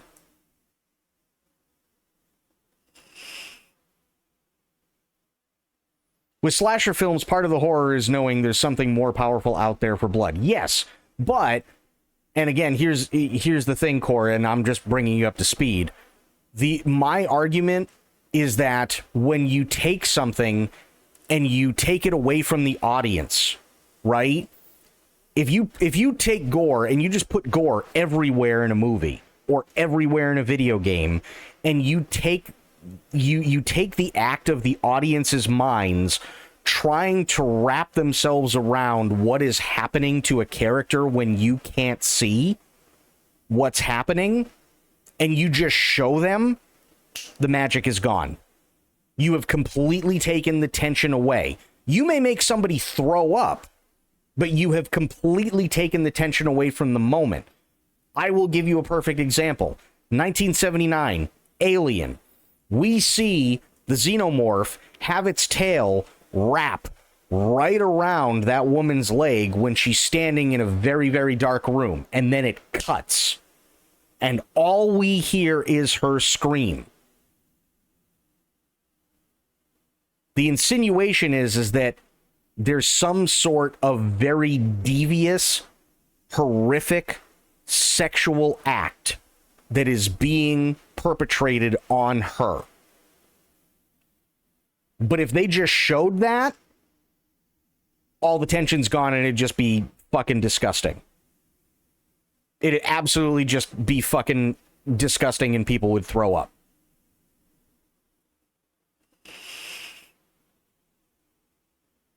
Subgenre of horror doesn't have to be scary. There's plenty of horror movies that aren't scary outside of cheap jump scares. That's the point. That's not true horror. That's exactly my point. It's all gore porn. It has to be as gory as possible. The characters have to be covered in blood and viscera and guts and God knows what else, or have absolutely miserable and terrifying and horrible and traumatic things that do more so psychological damage to the audiences who are watching than actually just give them a good horror movie. What about Friday the 13th? Friday the 13th is different because it gets away with it specifically because it uses the excuse of 90% of the time you don't actually see what's happening to the characters. You can see it every once in a while, sure. Right? Same thing with Halloween, same thing with Nightmare on Elm Street. Nightmare on Elm Street is probably a better example than Friday the 13th or Halloween because at the very least everybody can sit there and go, oh, well, it was just a dream. So there is a suspension of disbelief there. They can be sucked into the movie, but then they can walk out of the theater and go, well, it doesn't matter because it all happened in the dreamland, and they can go home and do whatever they need to do, but it still lingers because now they have to go, well, what happens if I have a bad dream? There's your difference. Versus Kane coming in with a chainsaw and just very slowly chainsawing somebody in half from the head down to the nutsack. And you have to sit there for an uncomfortable 5 minutes watching this person get flayed in half alive while they're trying to scream, but now they can't because the blood bubbles have come up and they're choking on their own blood. And now Kane picks up an eyeball and pops it in his mouth, and the camera zooms in on his really fucking messed up gritty teeth as he chews an eyeball. There is a very clear, distinct difference. Very, very clear. We're back in action, or at least I am. Either way, don't forget that you can find and wishlist every game featured today on the Future Game Show Steam page. Just search Future Game Show on Steam. Up next, we've got a new trailer for Dreams of Another, a profound pixel junk adventure that explores the concept of creative Yep, that's David Hayter. Okay, hold up. Where is Maggie? She's got the next line.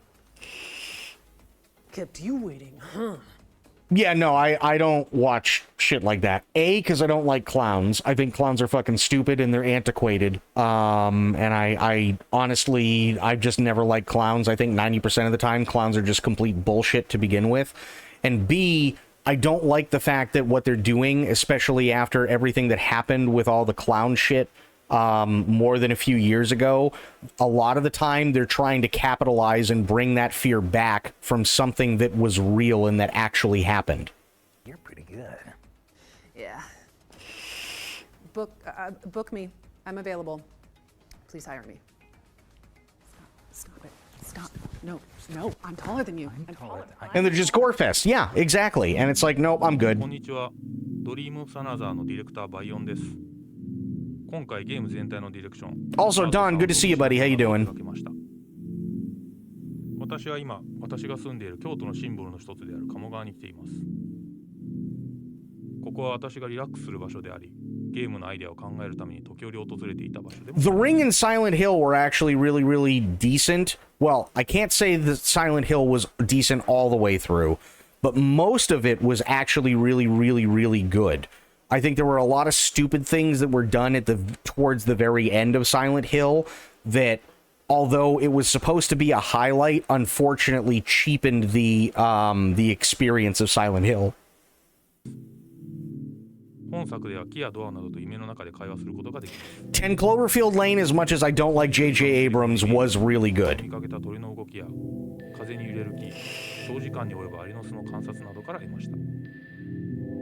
作曲においても夢の曖昧さや不安定さを表現するため Like I said, the 1970s Italian horror and those all have boobs and gore. Well, yes. However, the difference is that if you look at Italian, French, and Filipino horror, the reason why they can get away with it as well as they do is specifically because they are foreign. They are. Literally, there are a bunch of people who are foreign to the U.S. trying to make what they think is what they think is a US horror movie, right? Same thing with French, Italian, Belgian, and Filipino action movies. Same exact thing. They're not making a horror movie. What they're making is what they think is an American action or horror movie.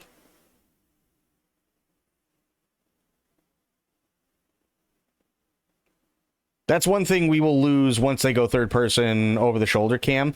Well, so here's actually one thing that's really, really cool, Don, with RE9. We found this out earlier in the show. You can switch between first and third person on the fly.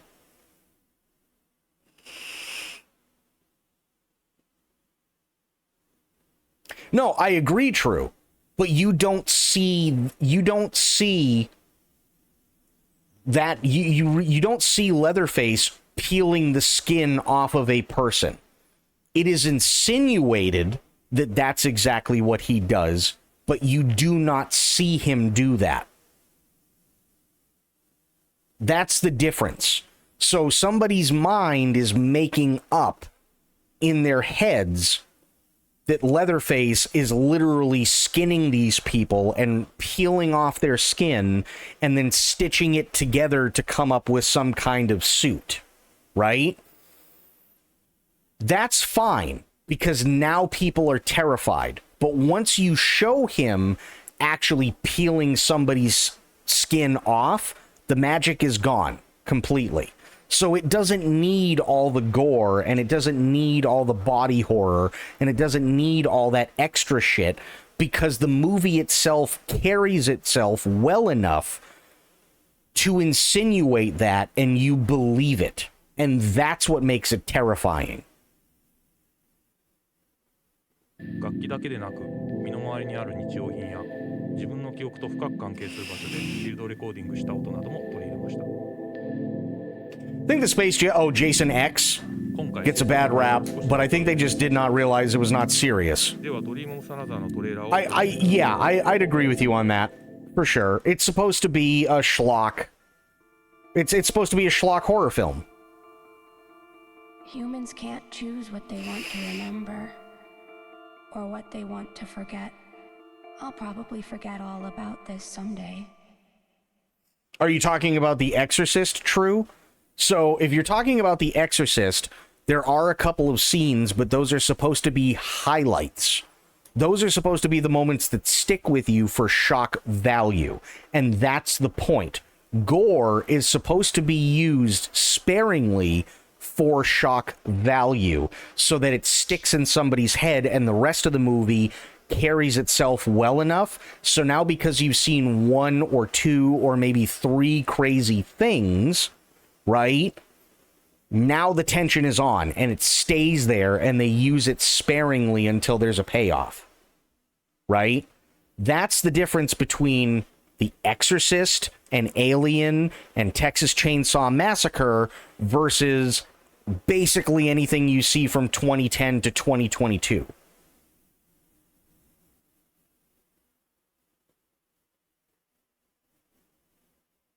I don't think it was. It had other shocking things like that cross scene in the... Yeah, exactly. I consider Terminator 1 a horror film. Absolutely, 100%. I agree with you on that. There's a lot of things we get scared with. Visuals, tension, concept, sounds. Yes, no, I completely agree. But there's a very, very, very fine line. And the reason why I brought this up, Don, is because we were talking about Resident Evil 7 and how they might have gone a little... they might have gone and went a little too far. Right? So, for instance, if you have something along the lines of Exorcist or Terminator or Alien or anything in that genre where it is 1,000,000% pure horror, you are quite literally always on the edge of your seat the first time you see it. Right? It slowly starts to ramp up, and then once it gets to a certain point, it's off to the races, and you're literally just screaming at the screen waiting for Ripley to get the fuck out of there, or you're waiting for, the people who are still alive that are being chased by Leatherface to get away, or you're waiting for this demon to be exorcised from this child. You're waiting for these things to happen, and you're trying to figure out what's going on, but you can't because your tension and your adrenaline are so far up. Would zombie movies be gore? No. Zombie movies have actually today, yes, but that's because zombie movies have lost the point. And actually, as early as the 70s, most zombie movies and TV shows lost the point. Zombies are not supposed to necessarily be all about gore. Zombies are supposed to be about consumerism. Believe it or not. It was supposed to be an analogy about consumerism. And it's supposed to be about the characters that are living, but you always have a looming threat, which is the zombies. So the zombies are not supposed to be front and center. The zombies are supposed to be used sparingly, and it's supposed to be used as an allegory toward consumerism, while you have people who are fighting against that kind of consumerism the entire time, plus all the interrelationships between each other. That's what zombie flicks were originally. Then you had a bunch of Italian zombie movies that just decided, oh no, we need a flying head coming out of a fridge and biting a guy on the neck and severing his carotid artery, and now he's bleeding all over the place. Or we need a bigger zombie that's a muscle guy, and he literally just rips a leg off somebody and just starts beating him to death with it, and then goes and eats the leg like it's a turkey leg, right? It went so far off the rails, it's not even funny. And that's why for the longest time, The Walking Dead worked as well as it did. Not because necessarily The Walking Dead is literally the best fucking zombie thing in TV and film, but because they focused on the characters. And there was always that looming threat of, holy shit, there could be a horde right around the corner. That's what made The Walking Dead work as well as it did.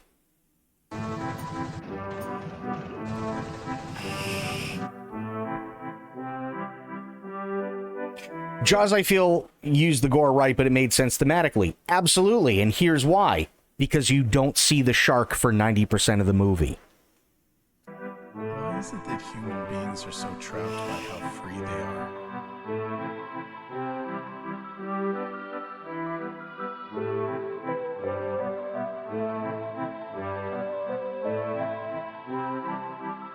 Beauty is overflowing in this world.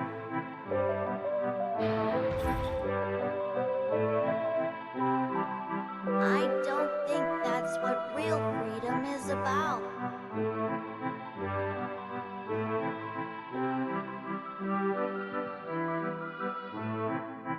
That's also why I don't particularly care for Alien Romulus, because again, they lost the fucking point. They lost it completely. I know that's a hot take and a lot of people like Alien Romulus, but me personally, I think Alien Romulus at best was a 6 out of 10. If they ever made them available on stream, would you do a Sharknado marathon? Yeah, absolutely. So we could sit there and laugh 100%. Absolutely. Another is coming to PC and PS5 on October 10th. So make sure it's on your wish lists. What's next, David? Well, next, we're switching gears to 13Z. The Gear. Zodiac Trials. It's a kinetic roguelike inspired by the legend of the Eastern Zodiacs. Have you seen Alien Earth? No, but I've seen people talk about Alien Earth and what it's actually supposed to be doing, and although I will be watching Alien Earth, I'm not going into it very happy. I'm really, really not going into it very, very happy whatsoever, because it's actually supposed to, they're literally they're trying to take the story of Peter Pan, and they're trying to turn it into a horror series. And that's really fucking stupid. Really stupid. Not to mention, spoilers, the xenomorph talks.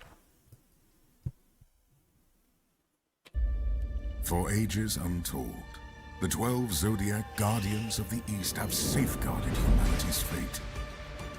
Determined not to fade into obscurity, they have revived the Zodiac Trials. Now they seek a 13th Zodiac. Let your Zodiac Trials begin.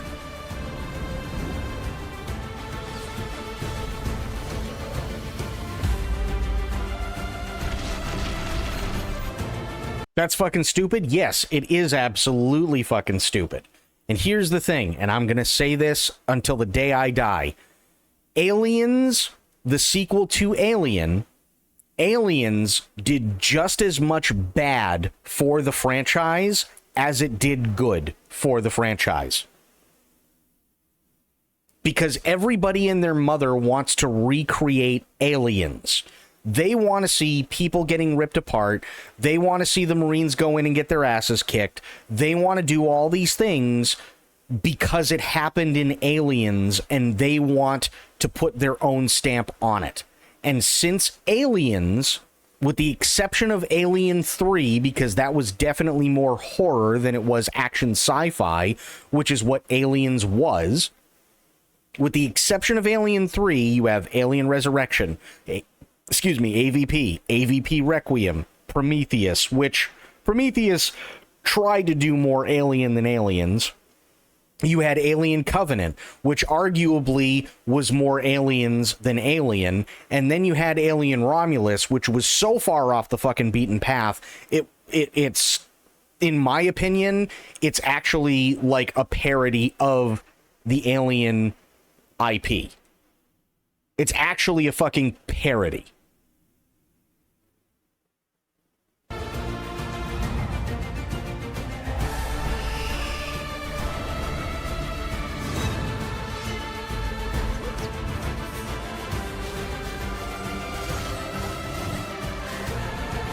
Well, and here's the other thing, too, and this is something that I forgot to bring up.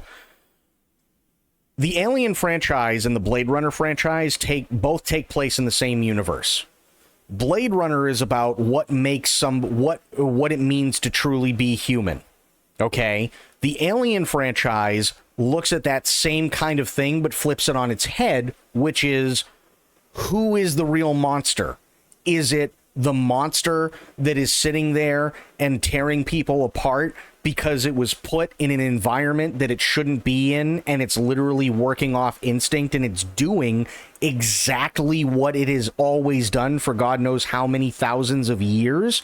Or is it the people who are trying to exploit the monster for their own profit and deeming everybody on the ship expendable? Who's the bigger monster? And they lost that plot completely.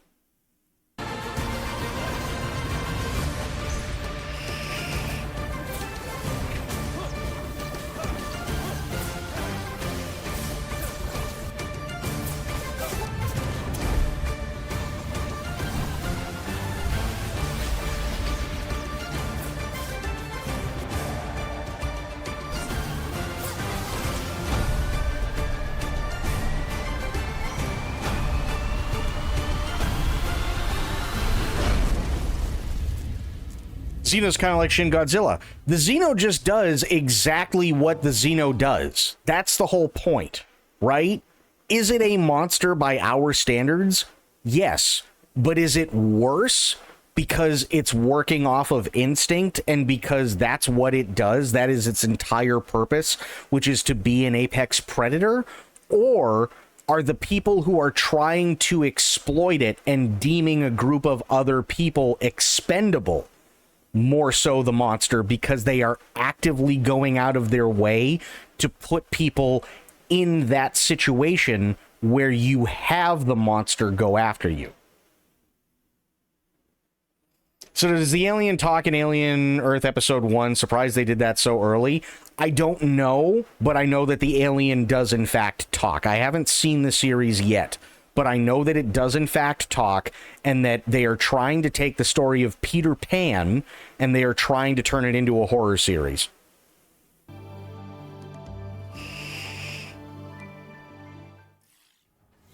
Z is coming soon to PC and Xbox.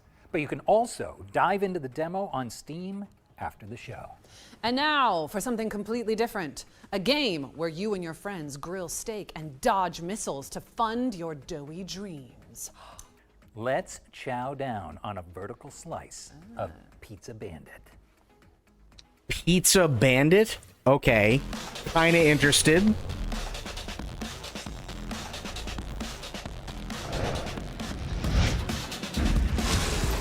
Bombs, guns, bounty hunting. That was my life. Well, even better than that. I have it pre-ordered, so I get it on the 26th. But all I ever wanted was to be a chef.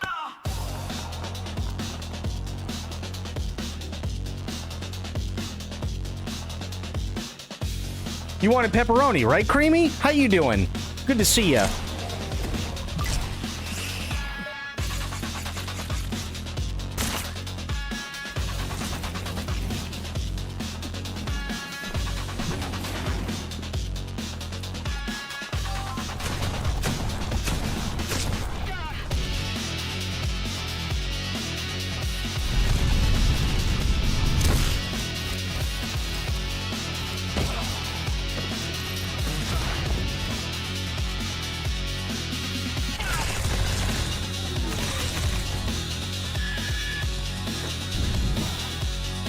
Wait. Did he just put raw tomato slices and bacon on a non-covered pizza?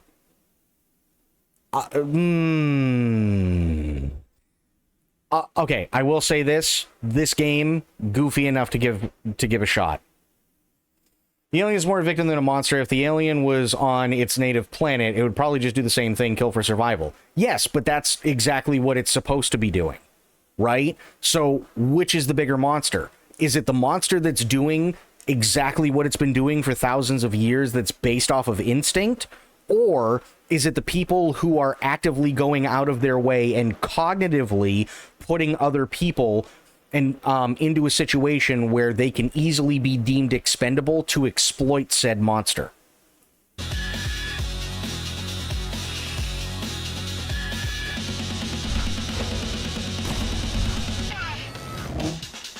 There's always work. Time to get back to business.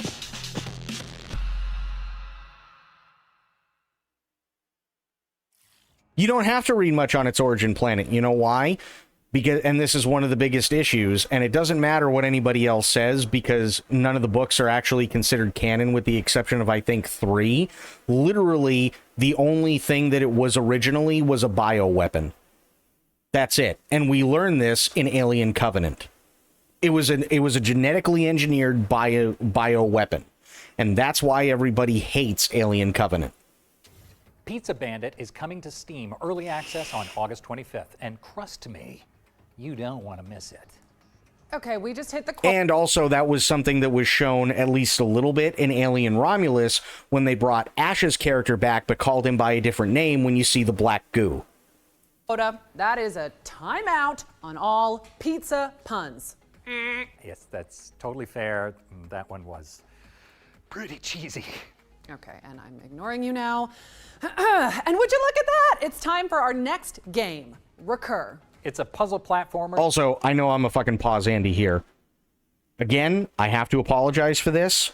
Unfortunately, the audio is all over the place for the Future Games show, so a lot of the time we're going to be watching this like a Christopher Nolan movie. Either we won't be able to hear David and Maggie talk, and then absolutely everything is going to blow up in our faces and our ears are going to bleed, or we'll turn it down so that the explosions aren't too bad and the music isn't going to make us vibrate out of our socks, but then we won't be able to hear David and Maggie whatsoever. Starring a time-bending, post-apocalyptic postman. You move right, and time moves forward. Move left, and it reverses. So, let's take a look.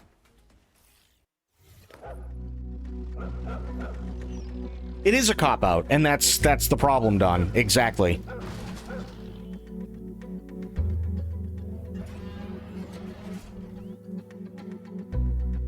And yeah, no, Spectre, you were right. That is David Hayter. And he's already made quite a few Metal Gear puns already today.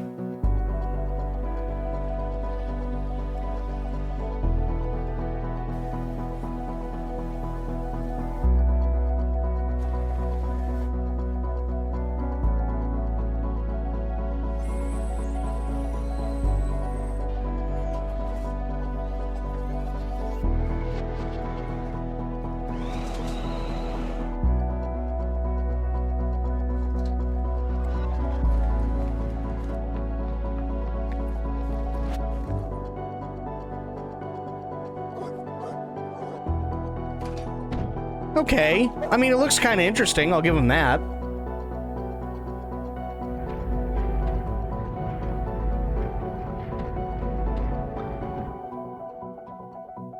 Oh, yeah. No, I know exactly what you're talking about, Core. Absolutely.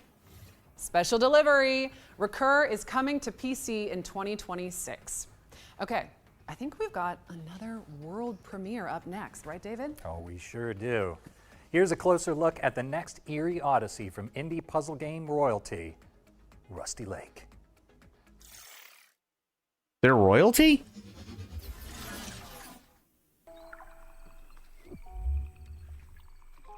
Rusty Lake. Okay. I don't think I've ever played anything by them. You'll arrive at the estate shortly.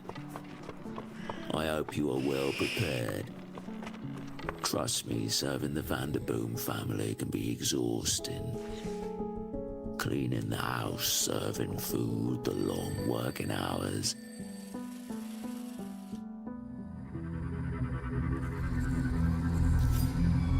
And the other stuff people don't like to talk about.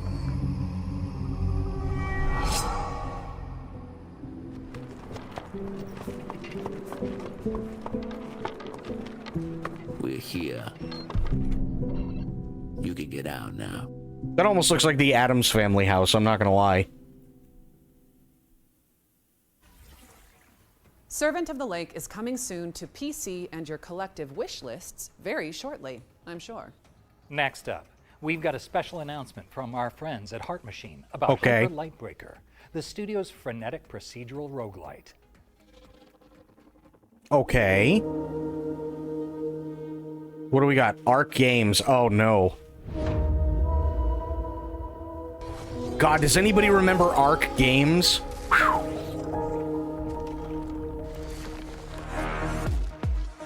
Pixel Pixie, how you doing? Good to see ya.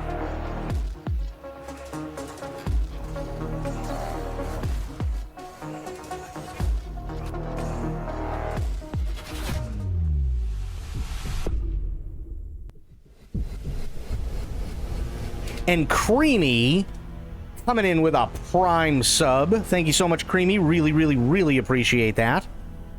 Thank you, thank you, thank you. Oh, by the way, FYI, I know I'm such a fucking pause, Andy. I know it. I get it. Quick little update. So I plan on doing some things next year, or at least I'd like to try. Such as going back to Boston for the tall ships, doing Boston Museum of Science thing, possibly getting in contact with somebody at Fenway Park, getting a tour of it, going to see the USS Constitution, going to Battleship Cove, going to the Salem Witch Museum, so on and so forth, right? I've been looking into ways to cut down the costs of stuff that I would need, because obviously there are things like hotel rental, car rental, gas, food, stuff like, which are just out of my control, right?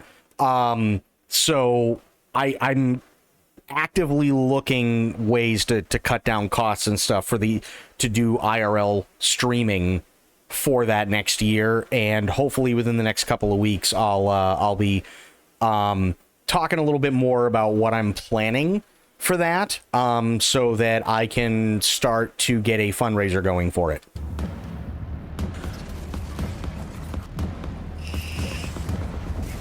Oh, as well as possibly doing a couple of Ren fairs as well. So like King Richard's Fair, and there's a big one in Texas as well that apparently people say that I should totally check out. Hyper Light Breakers Double Down Update is out now on Steam, so grab your friends and get to work. All right, here's another world premiere. It's the next game from Awe Interactive, the crew behind BPM, Bullets Per Minute. Let's see what they've been cooking. I don't know, Myth. I know Aylin showed it to me before. I can't remember the name of it off the top of my head right now.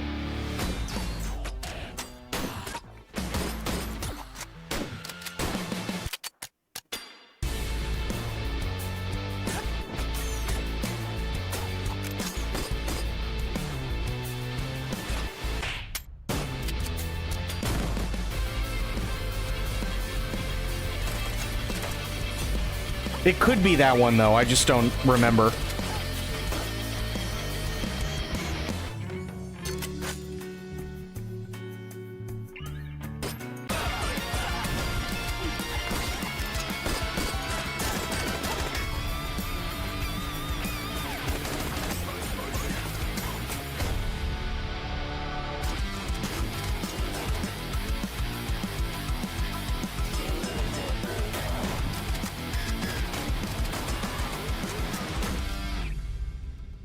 Okay.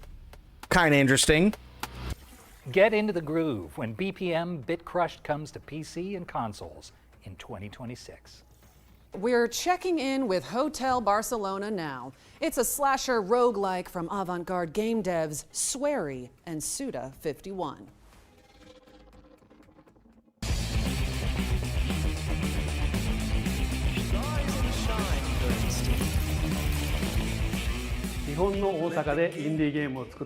I'm Swery. Okay. 現在はですね、尊敬するクリエイターの須田剛一さんとのコラボ作品になりますホテルバルセロナという作品に取り組んでいます。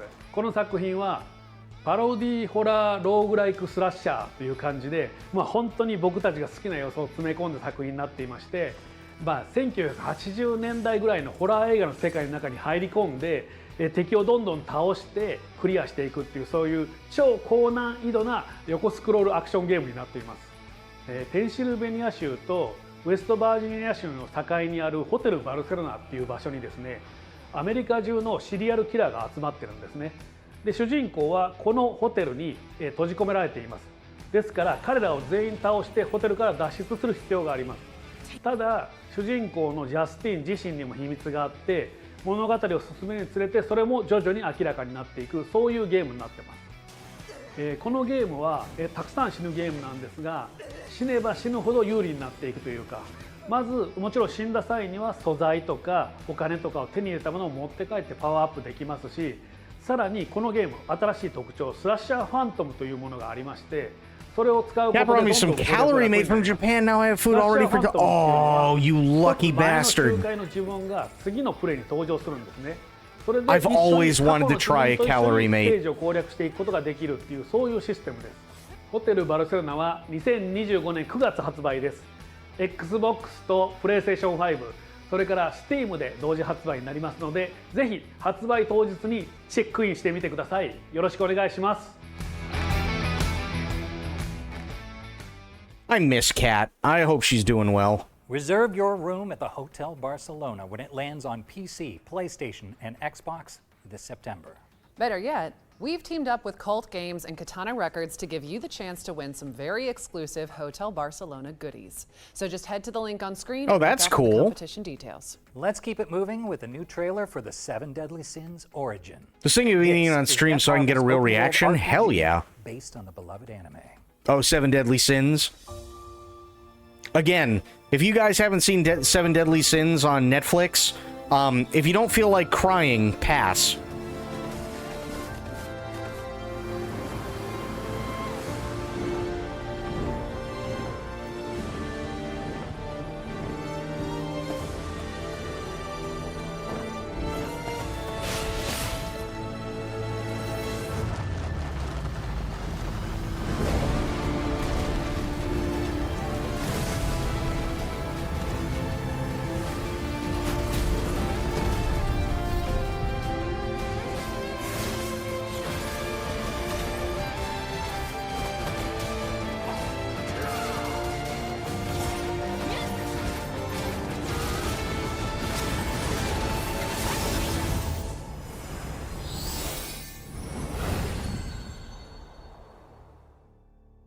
But how are we supposed to join if it's closed? The 7 Deadly Sins Origin is coming to PC and PlayStation later this year, but you can pre-register now at 7origin.netmarble.com. Okay.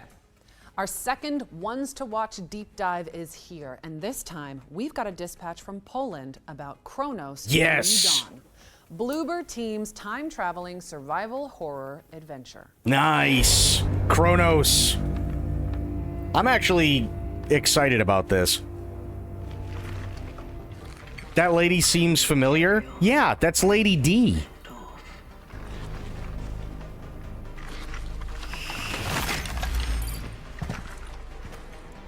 The location continues. Kronos: The New Dawn is our full-fledged survival horror game, and you play as a traveler, this mysterious person hidden beneath the environmental suit, and you've been sent to ruins of human civilization to look for the time rifts. And of course, you need to solve some puzzles, fight with monsters, basically survive along the way, and then jump back in time and extract key people who didn't survive the apocalypse. You need to find your predecessor, see and what was the mission, and follow it. Kronos: The New Dawn is a game where you face the dangers and horrors of the future to salvage what's left of humanity, of the past.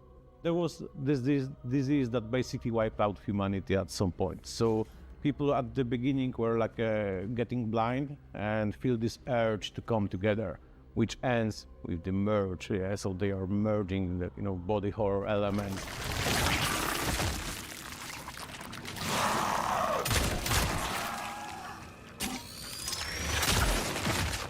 Fighting with orphans. Okay, so don't let them merge. This is the first really important thing. Okay, so they mutate. Them, so your character is equipped with a flamethrower, so we can, for example, burn the bodies. So of course, they will not be absorbed by other guys. But it also can be used to stun them. So if you get swarmed by the monsters, you can just hit the flames around you, so they will be stunned. And this is a perfect moment for you to reposition, for example, and use charging weapons. That is also really important mechanic in our game. Okay. So Shieldblade, it's weapon of travelers to overcome what they can, find in the future before they jump into the past, and it can change shapes in different guns. So like into the pistol that we call as a sword, into the shotgun we call as a hammer. This baby. Jesus. Well, this actually is the hammer, but the shift blade is the weapon, ultimate weapon of the travelers, and as travelers are very resourceful. Oh yeah, resource management is very important in our game. You need to plan your expedition, what to take with you, because the inventory is limited. Also using environment like barrels to, for example, to blow them up, or gas canisters to put them on fire. And to survive, yeah, of course, please explore the environment. Also, some weapons will be hidden. They are not on the main path, like really cool ones. And look for cats. Be good to animals. If you pet them, they are dropping something for you. That's also really cool. Kitties.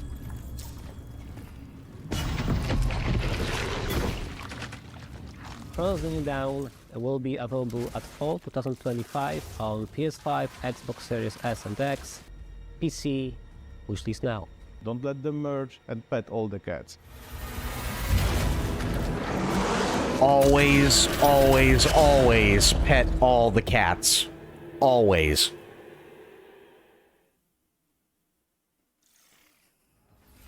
Thank you to Bloober Team for that window into the world of Kronos: The New Dawn. It's coming to PC, PlayStation, and Xbox on September 5th. All right, there's a volley of awesome back-to-back trailers coming up next. I said this earlier. I remember when Maggie came out on stage during the Game Awards in that dress, and every streamer in existence that was watching it live was simultaneously hoping that she would fall out of that dress and also praying that she wouldn't. Is it like a Dead Space game? It's kind of think of like David Cronenberg style body horror with Dead Space mechanics, as well as yeah, a little bit of The Thing for sure. We'll see you back on stage after this. Le temps est bon dans la ville, dessiné d'une magie.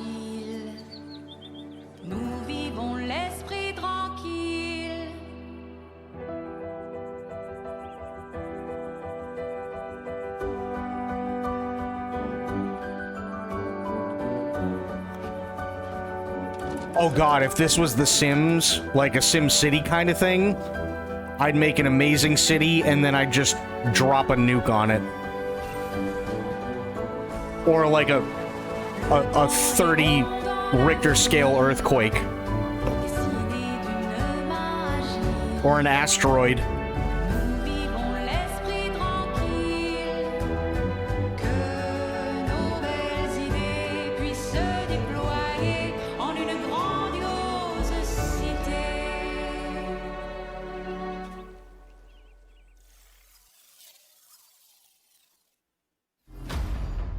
In an epic realm of ancient magic and unspeakable horrors. Oh god, it looks like WoW. Stands eternal. Adventures aren't for those who wait. They are for warriors. All dungeons, all the time.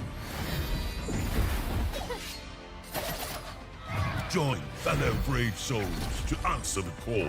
The farther you push, the greater the peril. And the shinier the rewards. Choose your hero and adapt your style.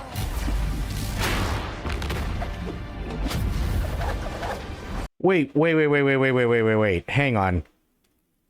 Why do they have WoW mod extensions on the side? Is that actually supposed to be part of the game? Did they just go, oh yeah, no, I played like 20 years worth of WoW. Let's just take the mod stuff that people have made for WoW for raids and just dump it in?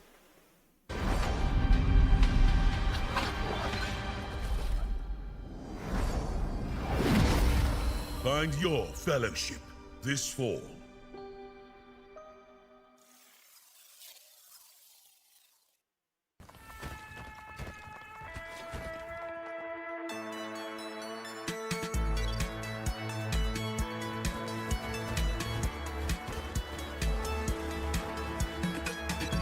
Interesting.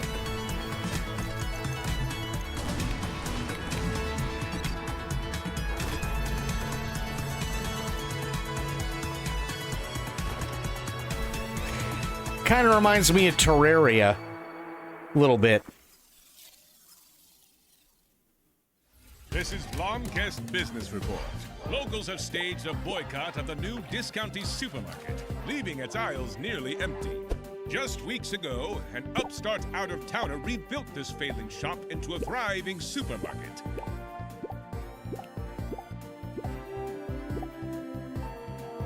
Locals and commuters alike were lured in by its attractive displays and low prices, as it quickly became central to the local economy. I was doing more business than ever selling to Discounty. But, I don't know, weird stuff started happening just as they showed up.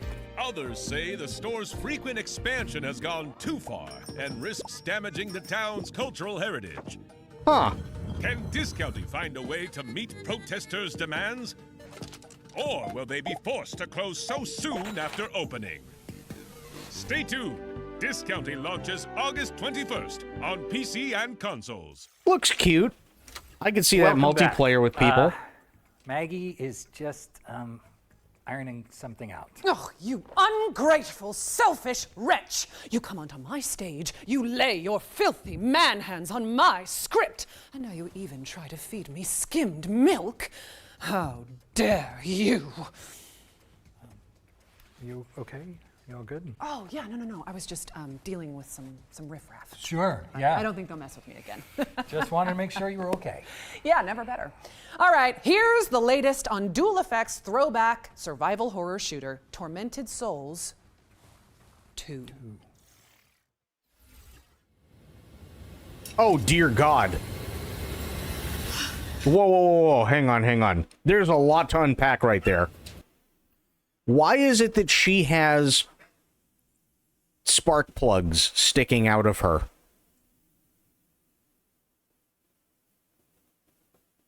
That can't be good.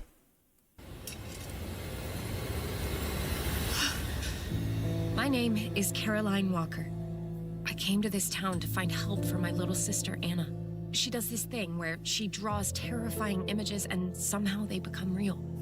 But it was all a trap, and now they've taken Anna. Caroline! Are you there? They have me locked up in this horrible place. Please! No, I haven't, Dawn. What happened here? This damn place can bring out the darkness in our hearts. You have no idea how powerful it is.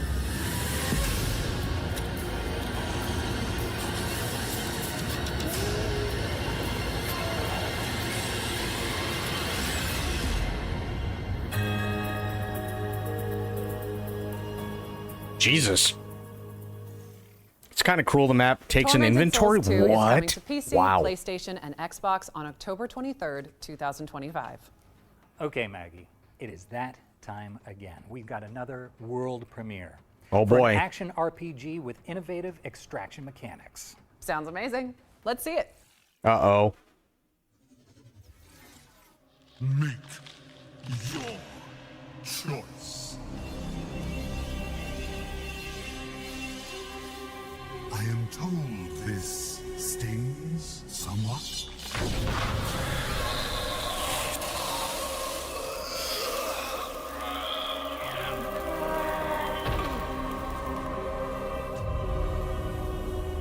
We have a lot of work ahead of us.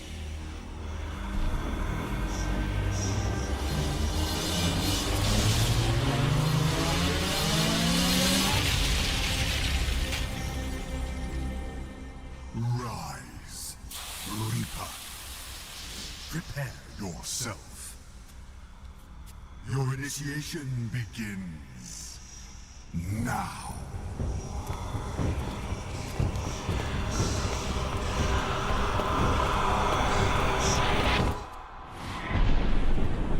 The realms. Their gods slain are fraught with danger. For you, of course. Loot as you please. Strip these dying realms bare.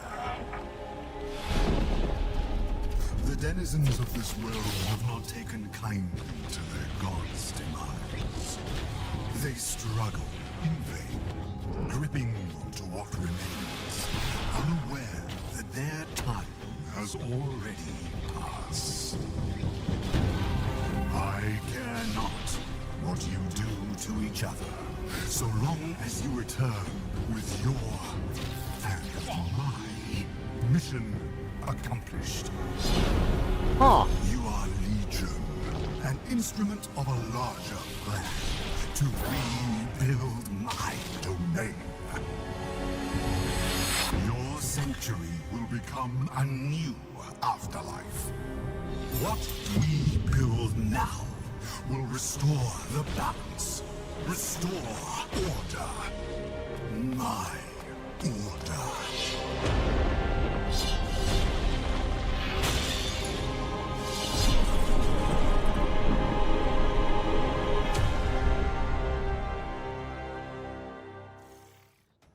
Okay. Gods, Death, and Reapers is launching into early access next year, but you can sign up for the playtest now via the game's Steam page.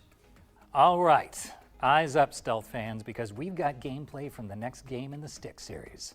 So, let's see what that cheeky goblin has been up to. Ooh. Quartz. Everyone's going crazy for a taste of its power. But it also happens to be my favorite flavor. And that means I gotta get to it first.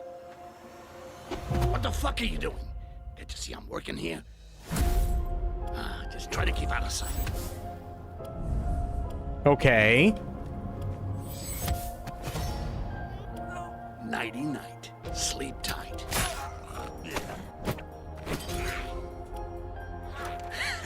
Bet you wish you could do that.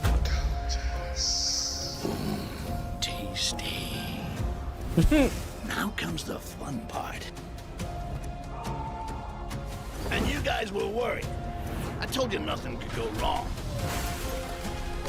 Styx, I am Grand Priest Geoffroy, and I have been tasked with recovering what you stole from us. That doesn't sound good. Reminds me of Styx, Blades. Like almost like a medieval version of Destroy All Humans.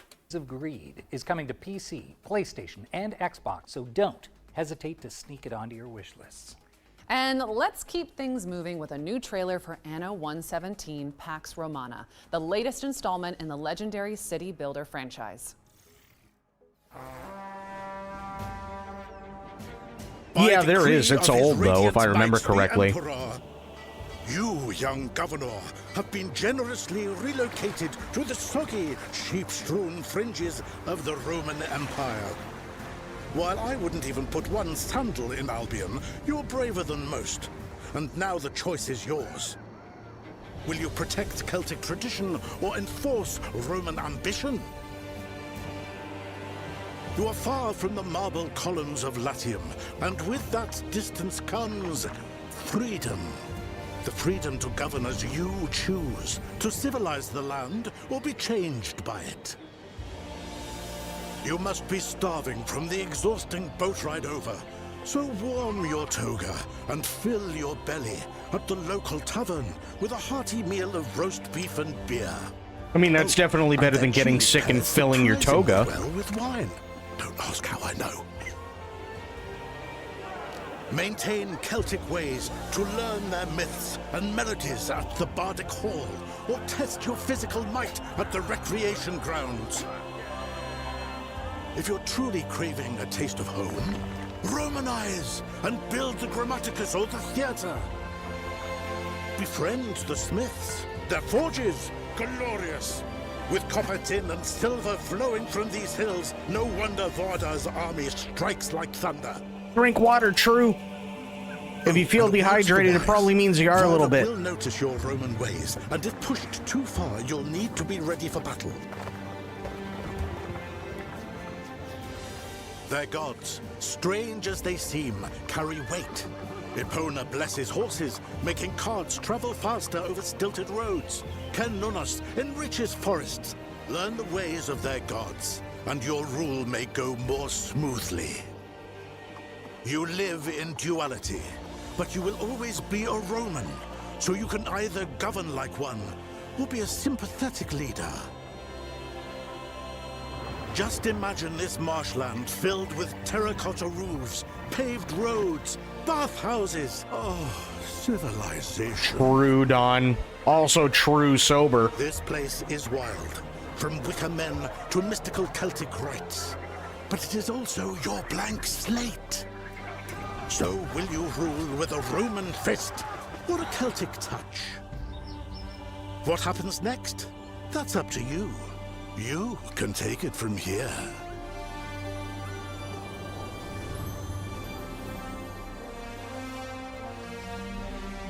Interesting.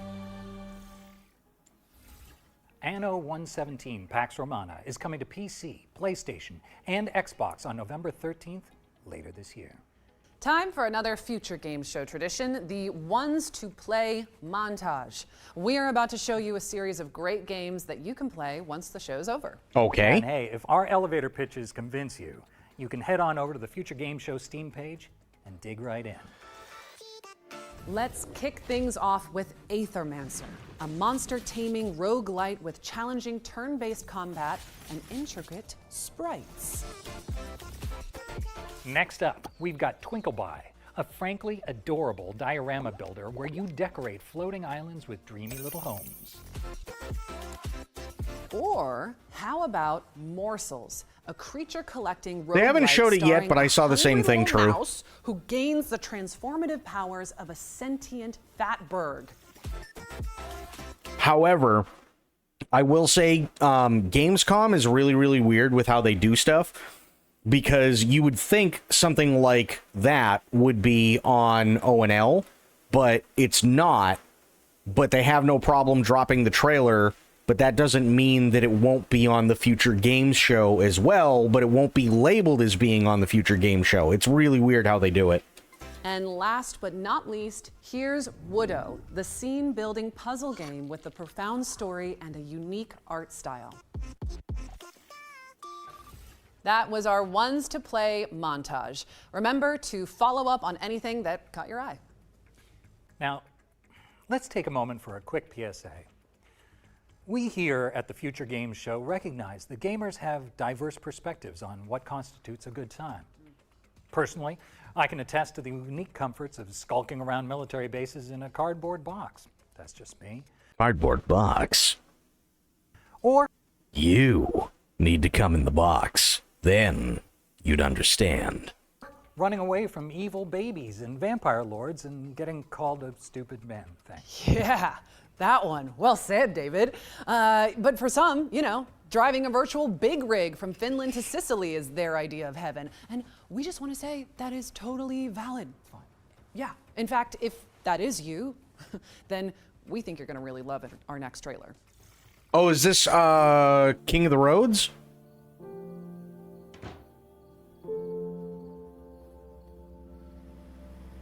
Or Road Kings, I think it's called. Yeah. I saw this last night on O&L. I was like, ooh, that looks good. Yeah, Road King, yep. This actually looks interesting.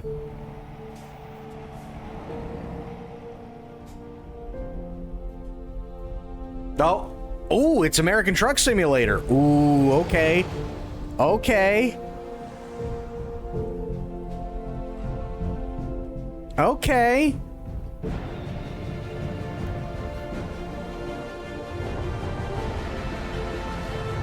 Oh, and Euro Truck. Oh, interesting.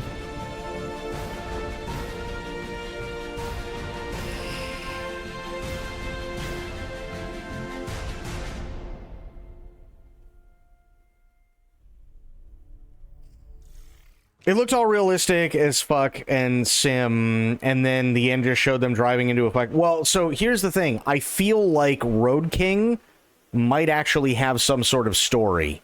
At least that's the way that they framed it. I'm not sure, but that's how it felt. Can't get much better than a trailer full of trailers. Okay. Update your wish lists because SCS Software is bringing Euro Truck Simulator 2 and American Truck Simulator to PlayStation and Xbox. I mean, it's about Now, damn time. During our spring showcase, we were pleased to reveal the War Sales DLC for Mount and Blade 2 Bannerlord, which will bring a Viking-inspired faction to the game. God, I wish that Now, game ran thanks to better. Tailworks Entertainment, we can show you a closer look at what to expect from this hotly anticipated expansion. Peggy 16.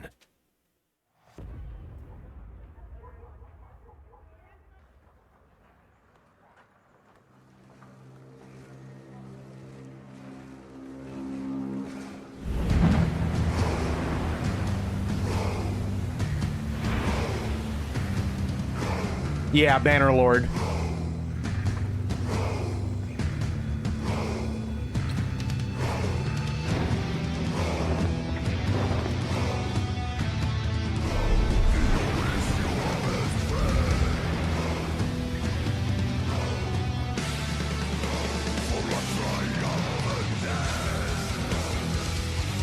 Oh, we just went straight for death metal. Okay.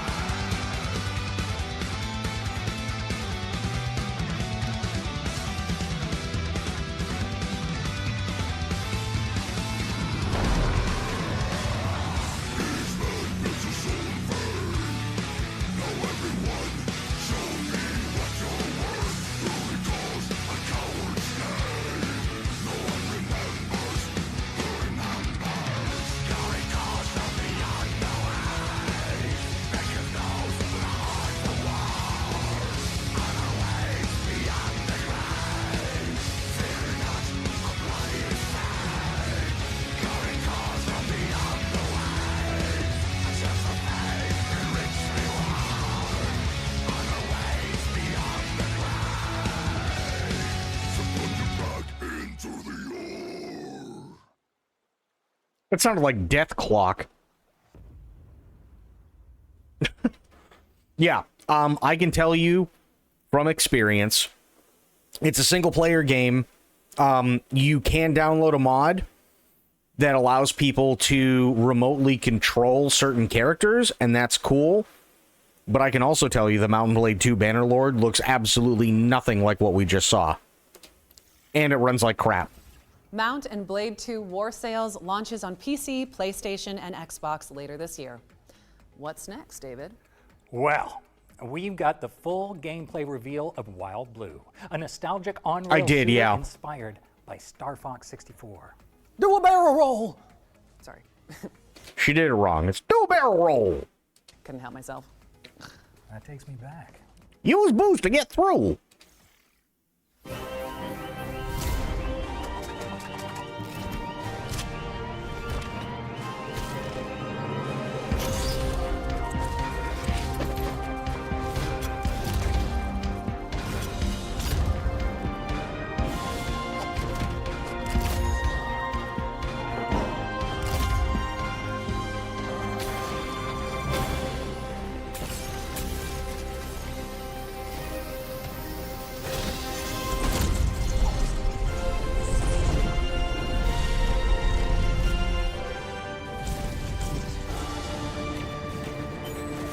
Oh, wow. Actually, looking pretty decent.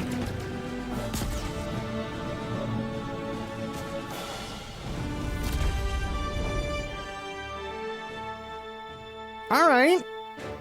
I got the Star Fox vibes. Okay. That was your first look at gameplay for Wild Blue, which is coming soon to PC.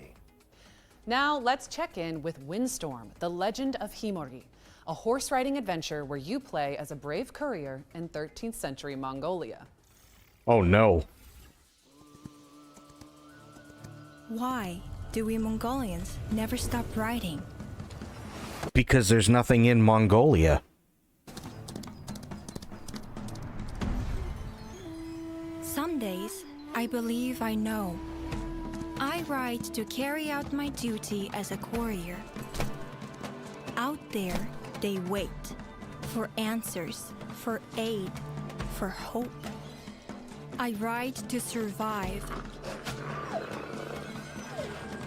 Gathering, crafting, hunting. Out here, the cold bites deeper. The silence grows heavier. I'll be honest, it looks really pretty. To remember where I come from. To care for those who carried us here. And to raise new strengths. But other days, I ride simply to follow the wind. To hear its songs beyond the horizon. Windstorm, the Legend of Himori.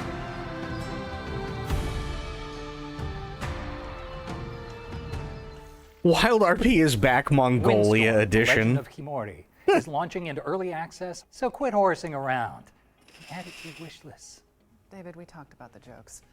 All right, base building mech western Bounty Star is up next. Specifically, we've got an update from Dino God about when you can expect to embark on this post-apocalyptic adventure.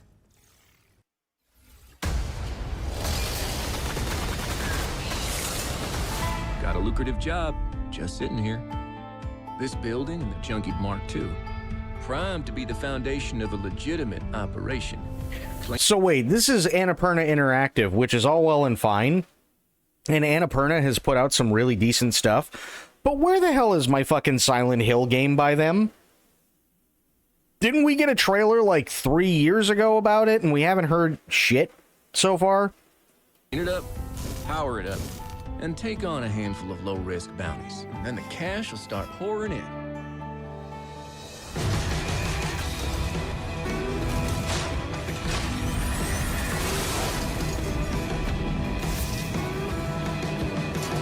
I tried to run away from the things I've done. Thought distance could bury them. But ghosts don't care how far you ride. Yeah, we haven't seen or heard anything at Townfall. And I'm tired of running.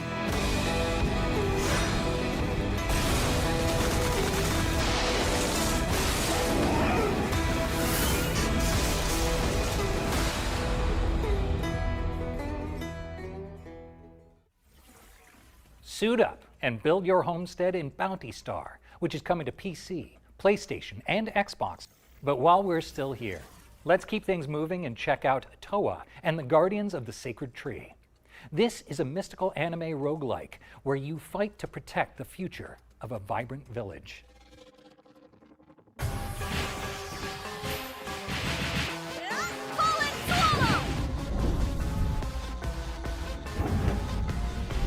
I'll go. Remember to stay loose. What's happening? Oh, is it? I must focus. We shall not relent our I charge. do hope you enjoy pain. Right by your side. Time to kick some butt. This looks good. I just know that Rayleigh's going to love them. I'm glad you like it. Good. Don't worry, I'm with you. Oh, thrilling. My heart's racing.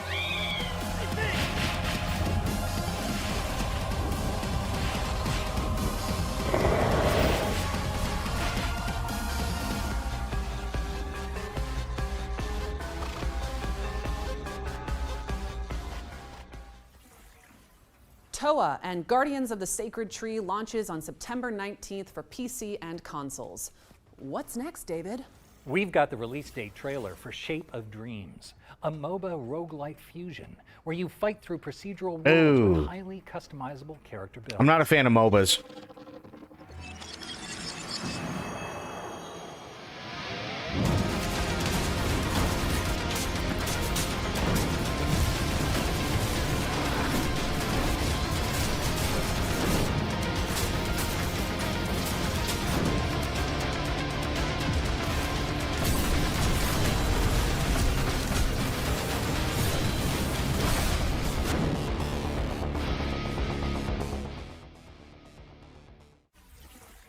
You heard it here first. Shape of Dreams is coming to PC on September 11th, but there's a demo available now on Steam if you want to go hands-on after the show.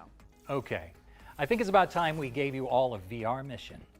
Reach is a reality-crossing adventure with full body awareness from Endream's Elevation, and we're pleased to debut the latest trailer.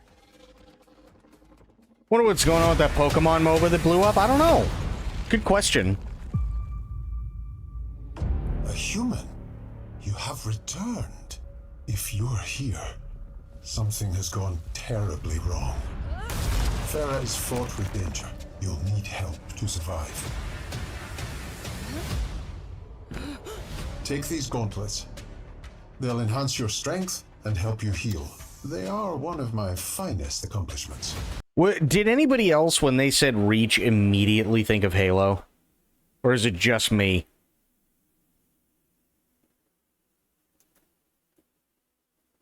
Because I'm going to be completely honest. When David said Reach, first thing that popped into my head. Oh.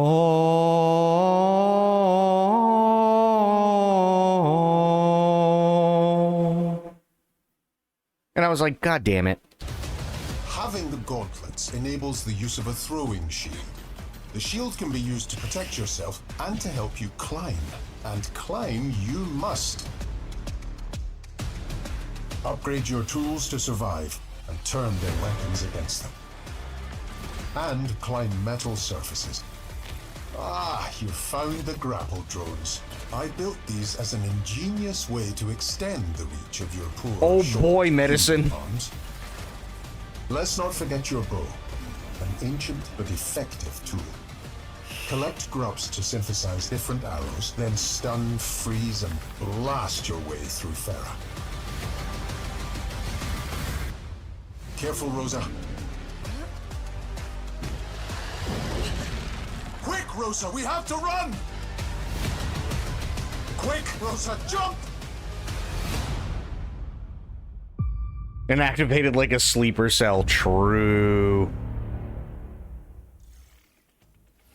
That was Reach, a jaw-dropping adventure coming soon to VR headsets. Get that on your wish list ASAP. And we're following that bombshell with a developer presentation for Little Nightmares 3. It focuses on a creepy carnival that you and your co-op partner will have the pleasure of exploring in the full game. Come to think of it, actually, Where is my co-op partner? David? BRB though, sounds good. David? David? David!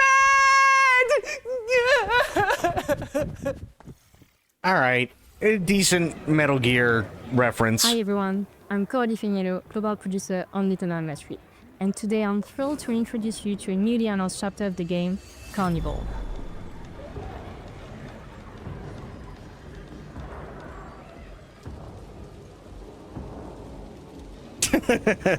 True. Little Nightmares 3 is an atmospheric adventure game in which you follow the journey Shower, of Flo sounds and good, Ellen. done. They are two best friends ever since they found each other in this lonely nightmare. You know, it's called Carnival.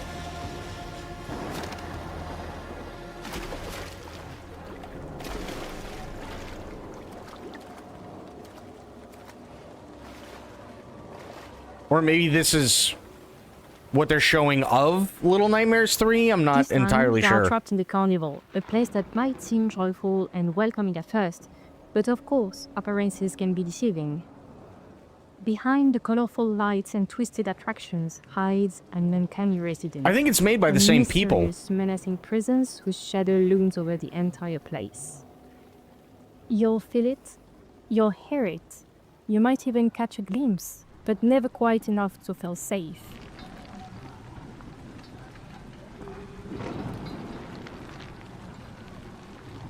Apart from the resident, you encounter other unpleasant figures. The puppet, cunning and aggressive, love putting on a show in the carnival, especially for the hares, who seem oddly captivated by them and by candy. As you'll see, our two characters find a clever way to use that obsession, drawing one of them away to get a safe passage.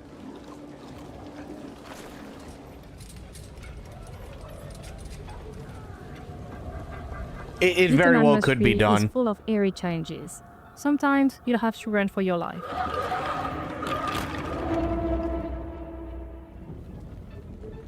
But other times, it's better to be smart and stealthy to survive.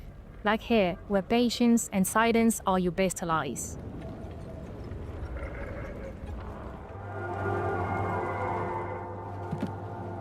As in the previous titles, you'll face clever puzzles that block your path. But for the first time in the series, you can now play online with a friend and face your childhood fears together. Prefer to play solo? Don't worry, the other character will be controlled by a helpful AI companion.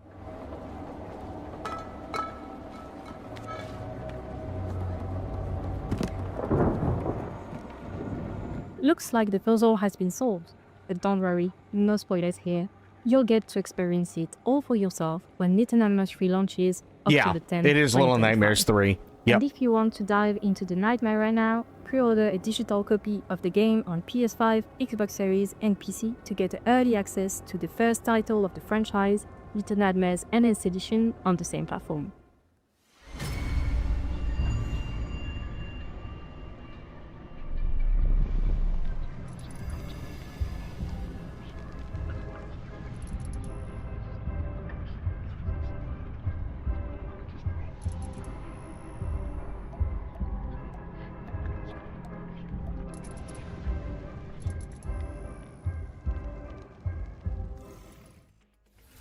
Little Nightmares 3 lands on PC and consoles this October 10th. And if it wasn't in your wish list Cardboard box. already, it should be now, okay? Because I said so. Oh, okay. As you can see, I've had to get creative while David is somewhere. Is he in here? Woohoo! Is he not? You'll never know. And while you debate this Schrodinger's snake, let's feast our eyes on the latest trailer from Lost Helden, a hand-painted JRPG from Artisan Studios.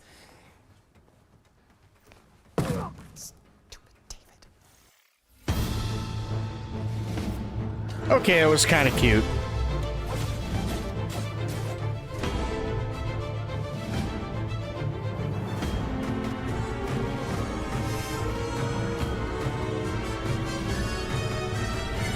What do I think is going to be the the highest selling game of 2026? Right now, this is going to sound really, really, really stupid. But I think just generally overall, because it's going to appeal to most people.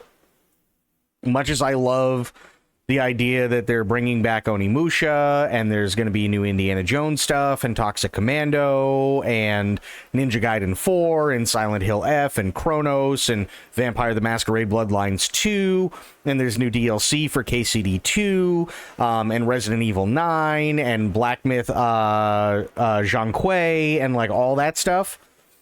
I honestly really do think it's probably going to be Lego Batman, for sure.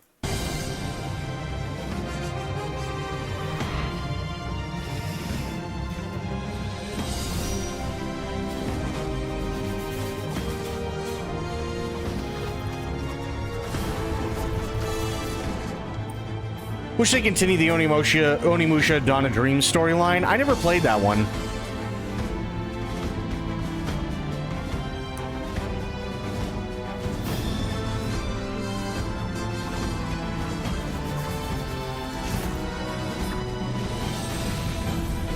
Yeah, well, that's true. GTA 6. I forgot about that. Yeah, it's probably going to be between GTA 6 and Lego Batman, for sure. Mark your calendars, because Lost Helden is coming to PC and consoles in 2026. We've got another world premiere up next, and the developers were kind enough to send me a temporary co-host. Super adorable. Don't get me wrong, I don't actually think he can read. So, anyway, here is your first look at Serial World. Yeah, show them. All right, I'll show them. Ha-ha! How you doing, Decrepit? How are things, buddy?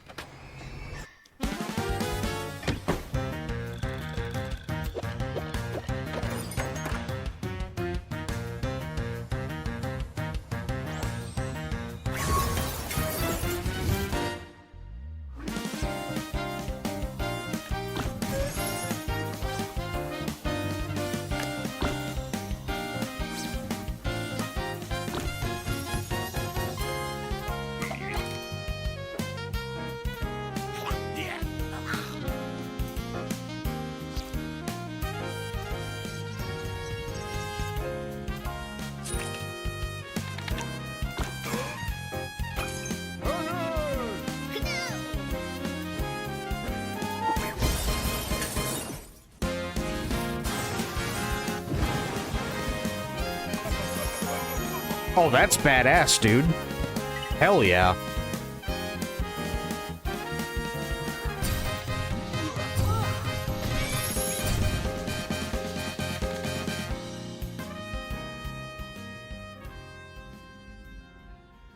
God, why does that feel like Pokemon? Oh, wait, because... So, yeah. You're saying it's a roguelike deck builder that's coming to PC and consoles in 2026? Oh, well, cool. Yeah, I'll let them know. What's that? Oh, okay. Tell him to wishlist it. Yep. Yeah. I'll pass it on. Sounds Okay. good. You don't have I'm ours. back. I'm sorry, I had an urgent Kodak call, but should I ask about the little creatures or? Nope. Yeah. Okay. We go way back. Yeah, don't worry about those guys. Let's just focus on our final ones to watch deep dive.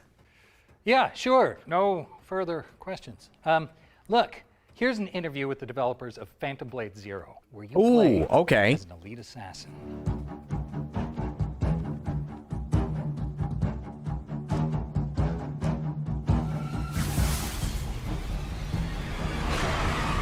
Phantom Blade Zero is an action RPG, but it's like a playable kung fu movie, so all the movements are motion captured by real kung fu masters. We have 30 main weapons and more than 20 secondary weapons. You can pick 2 primary weapons and 2 secondary weapons, so all these 4 combined together to build a set. There are tons of different playstyles and different That's varieties cool. you can choose from in games. I think we may be the first one to bring all the cool weapons in Chinese kung fu cultures to this level of production. So I think this is something attractive to not only the Chinese players, but for the players around the world.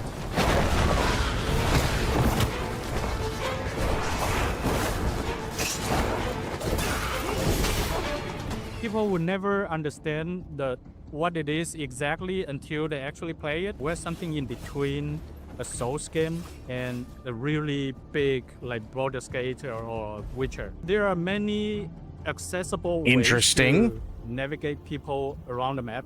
But nowadays, because Souls genre is very influential, so many people will hide everything and it's super complicated, no directions and everything. We see our games are different. We even have a hand-drawn map that will guide you to the next port, because our point is to tell a story, to build our original world, and to showcase our amazing move sets. And that's all our game is about. Our game is not about very slow move or explore or lost in the very intricate map. It's not like that.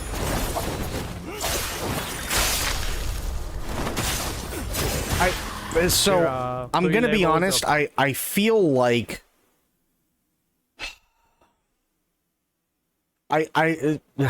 what's the best way to put this? I feel like you have a lot of Chinese developers, and it's not a bad thing, but I feel like you have a lot of Chinese developers that are trying to take Souls-like, but they're trying to elevate it. And I don't think that's bad at all. And they're also trying to add in their own stuff, which is great. But I think it was said yesterday, Souls-likes are becoming very, very, very abundant, and they're a dime a dozen. And I kind of feel like that's the problem too, because there's like it in one aspect, it's a great time to be a gamer, because you have, like, if you like Soulsborne and you like Souls-likes, I mean, take your pick, right? But at the same time, there is probably going to be just as much Soulsborne and Souls-like fatigue that goes on because there are so many, right? I love Dark Souls 1, 2, and 3. As much as I had a problem with more so the people that liked it, I actually really liked Bloodborne, aside from the fact that it could barely do 30 FPS. Aside from the fact that I ran Sekiro on basically a potato, I really, really liked Sekiro.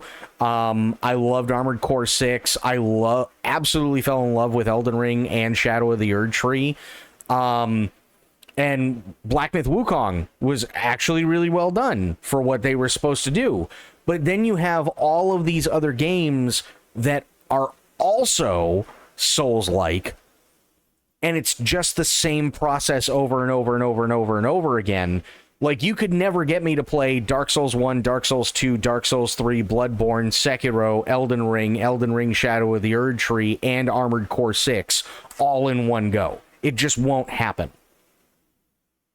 It absolutely 1,000,000% will not happen. I would have so much Souls fatigue that it would drive me insane. Those are games where it's an experience and you have it and it's great, and then you get to sit back and reflect on it and have fun just kind of thinking about things and how things come to be and figuring out the story and everything else, and that's fantastic. The problem is now is if you're a really big fan of Souls-likes and Soulsborne, that there's just so much, you're just constantly being bombarded with it. Constantly. This is certainly more hack and slash. Oh, no, I totally agree. Others want to say Souls to get that market. Oh, absolutely. And to be fair, right, like, there are a lot of hack and slash and a lot of ARPGs that are very, very, very close to Souls-likes, or very, very, very close to a Soulsborne. And I don't think that's a bad thing. It's just you're constantly being bombarded with it now. Every single time there is a Gamescom, or there's a future game show, or there's a Game Awards, or there's like a Konami Next, or there's like a PlayStation Next, or a new Nintendo one, or you're always going to get at least 1 to 2 more Souls-likes. You know what I mean? Maybe just farm game currency to spend on attribute points, weapons, etc. Yeah. Completion of our game. The first run for an average player, I would say the first run will just review like 30% or 40% of the whole game, and you will miss more than half of the content. This demo, this whole level is actually an optional level in our whole game. Very handcrafted, well-polished level that can be totally missed in the walkthrough. Yeah, Phantom Blade Zero is a new game you'll never see before. So you're welcome to follow our social medias like X, TikTok, and Instagram and YouTube. First day will be on Steam, Epic Game, and PlayStation 5 and 5 Pro. So stay tuned to our game and keep your eye on us. We will announce the releasing date this year within 2025.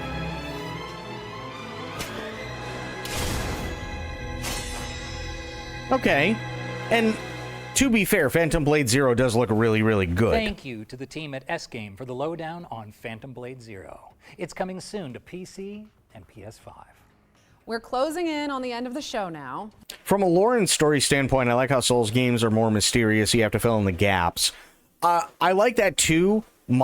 Here's my biggest thing. My biggest thing is, especially with Souls-likes, is they don't have to be Soulsborne. Whereas, like, for instance, Armored Core 6, I would definitely lump in with Soulsborne only because of the gameplay element, but you're not really piecing a whole lot together. There's still a couple of mysteries in there, but you're not piecing everything together like you are in Dark Souls or Elden Ring.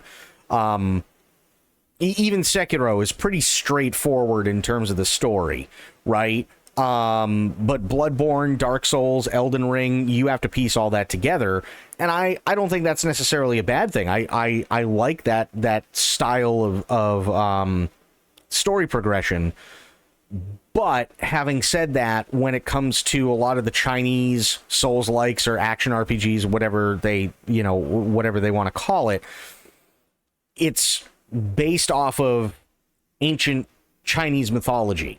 So they have to approach it from a different path, because if they don't, it's just going to feel like a ripoff of Dark Souls, right? Even though one's Western and one is clearly Eastern inspired, a lot of people would go, oh yeah, but it's just the Chinese version of Dark Souls. And I don't think that gives it enough credit. I don't have a problem with them telling a story. The only thing that I do kind of have a problem with is that from what we've seen, and I know that they're trying to appeal to not only the Western audience, but obviously to, the Chinese audience and people in the East as well. A lot of the time they say a lot of things and they go, oh yeah, well you have to do this, or it takes place during this era, and and you're like, what the fuck is that? And again, maybe it's because, North American education, but at the same time, there's also really no reason for me to know all of ancient Chinese lore. And I think that's unfortunately kind of one of the things where, although I love it, it's sometimes very, very hard to grasp in terms of certain concepts for the West. They were announced around the same time as Wukong, before Wolong, Wuchang, where winds meet, Wuchi, so they have to hurry before they get overtaken. That's true. No. I know. It's very sad. But there's still a few surprises left in store. Speaking of which, here's another world premiere.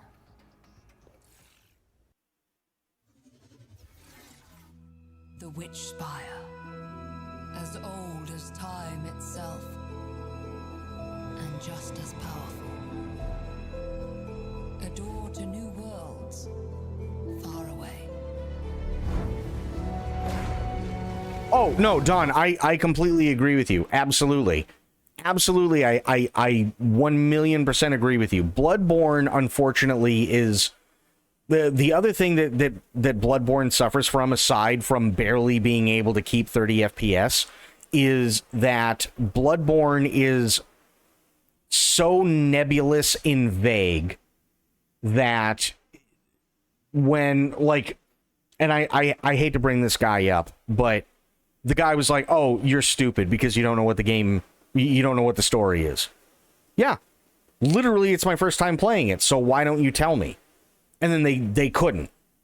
And instead they came up with an excuse going, oh, well, it's not my job to tell you. It's like, yeah, because you don't know.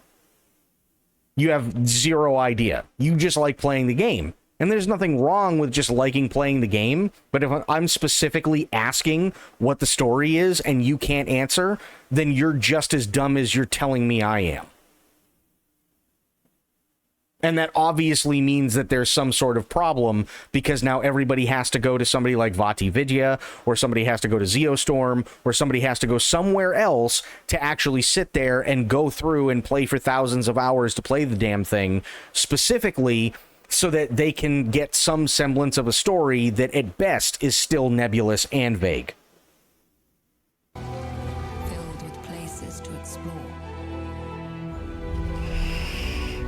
and to call home.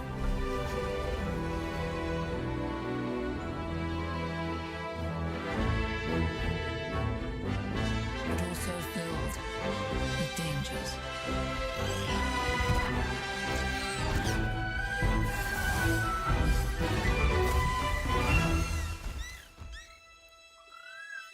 Where no one should have to be alone.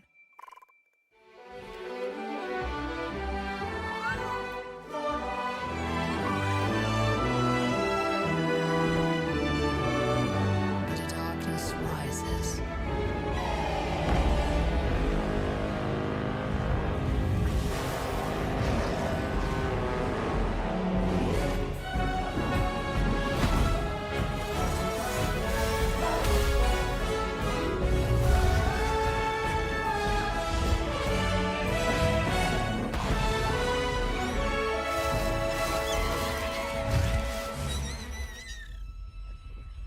No, little owl bear.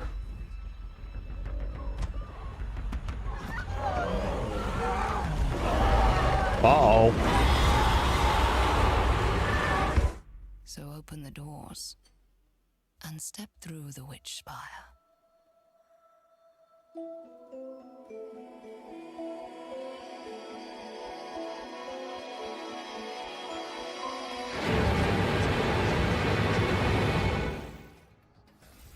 Witch Spire is a magic-infused survival game coming to PC early access in 2026. Shall we keep it moving with another trailer, David? Absolutely.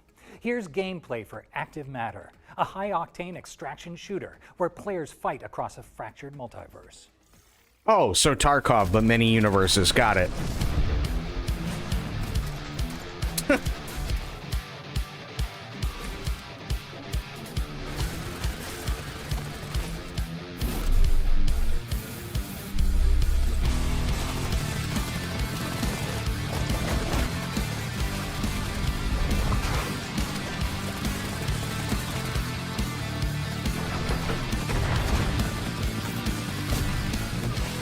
Вместо тепла зелень стекла, вместо огня дым. Из сетки календаря выхвачен день. Actually, to be completely honest with you, this more looks like Tarkov crossed with Stalker. So, yeah. Сука блиет. Красное солнце сгорает дотла, день догорает с ним. На пылающий город падает тень. Перемен требуют наши сердца. Перемен требуют наши глаза. В нашу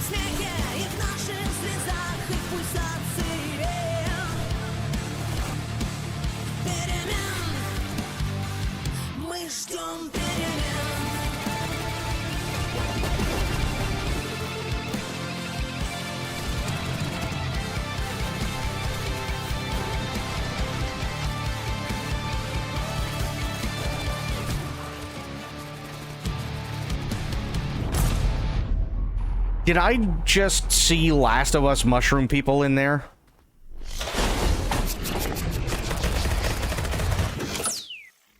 I'm pretty sure I did. Active Matter is coming soon to PC and consoles, but you can sign up for the closed beta right now at activematter.game and jump in when it launches after the show.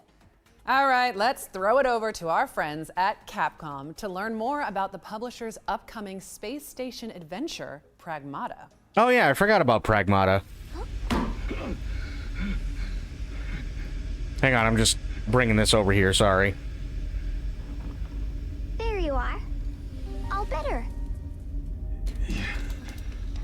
You patched me up. Hi everyone, I'm Edwin Edzo, producer on Pragmata. As you enjoy this gameplay footage, let me take you through what Pragmata is all about. Pragmata is set on a cold lunar research station dedicated to the research of lunar filament, a dreamlike material that can be used to create almost anything, as long as you have the data for it. One day, all signals from the station suddenly go dark. Hugh Williams, our spacefarer, is sent as part of a team to investigate. But right after landing, a lunar quake hits, separating him from his team, and he falls deep into the station. Unconscious and badly injured, he is saved by Diana, a unique android created using lunar filament. She is a Pragmata. From here, the two must work together to survive and find a way to get Hugh back to Earth. Hey! Get behind me! Move! Ain't shooting to... I think I can help. Bypassing first and second firewall, hooking control protocols. Analyzing, converting the interrupt matrix. Visualization complete. Initiating hatch. Their journey will take them through the depths of the station, facing the dangers that await them. One of the standout features of Pragmata is the combat system, in which both of our protagonists must work together. Diana can hack enemies, which opens up their armor. Hugh can then come in with his arsenal of various weapons to shoot at their now exposed weak spots. This 2-in-1 gameplay extends to exploration as well, where Diana hacks the station's systems to allow them to continue their exploration.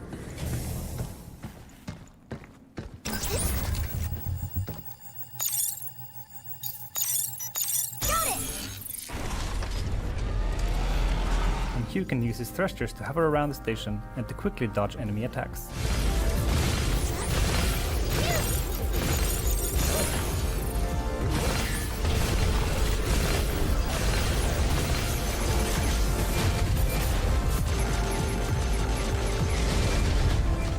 Pragmata will appear at multiple game events, so keep an eye on the Pragmata socials to see where you can try it out early. And if you want a taste of the gameplay, head to the official Pragmata website and check out the hacking minigame. Pragmata will be available on PlayStation 5, Xbox Series X, S, and PC Steam in 2026.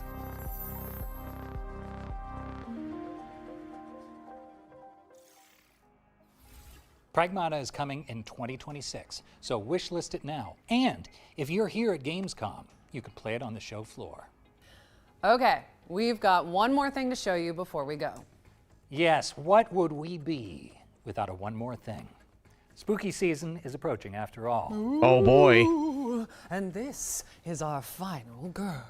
Here we go. Enjoy. This has to be Halloween. You ready for the level where she gets taken? Oh god.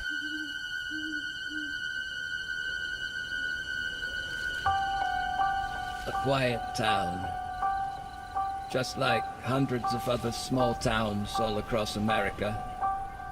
A town just like yours. But it was here on October 31st. Ooh, he was an executive 1963. producer. No motive, no warning, no provocation, just senseless death. I met him 15 years ago. I thought there was hope, that he could be reached. But what I met was not a child. No emotion. Perhaps not even human. 15 years later, he returned home. But what happened that night was only the beginning. It wasn't just a killing spree, it was a reckoning. Whoa, calm down. He was going for me. Come on. What was that? We have to go. No. What's going on, Corgi? You can't stop him. You can't reason with him. You can't kill the boogeyman. Hell yeah, the music.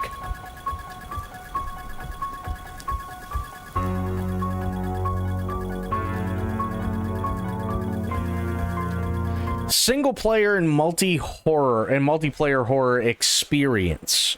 Ooh. Oh, I don't know. I don't know that oh man.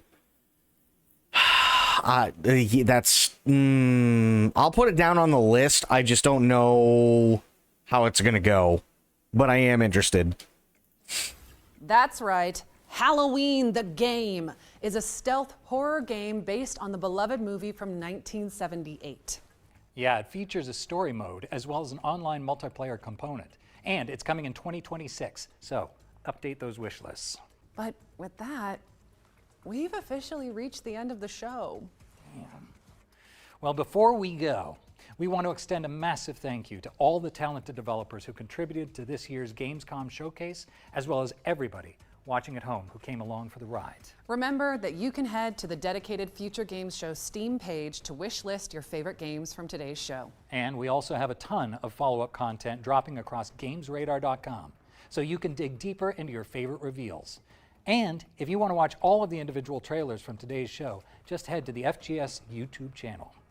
Don't go anywhere just yet, though, because our FGS Live from Gamescom showcase airs right after this, with even more exclusive trailers and developer interviews. That's right. I'm told they're opening the show with a fantastic world premiere, so you don't want to miss it. Yeah, right. Shall we sign off and try to seem all cool and collected? No promises. But here goes. I'm Maggie Robertson. And I'm David Hayter. And This has been the Future Games Show at Gamescom 2025. Yep. Nailed it. So good.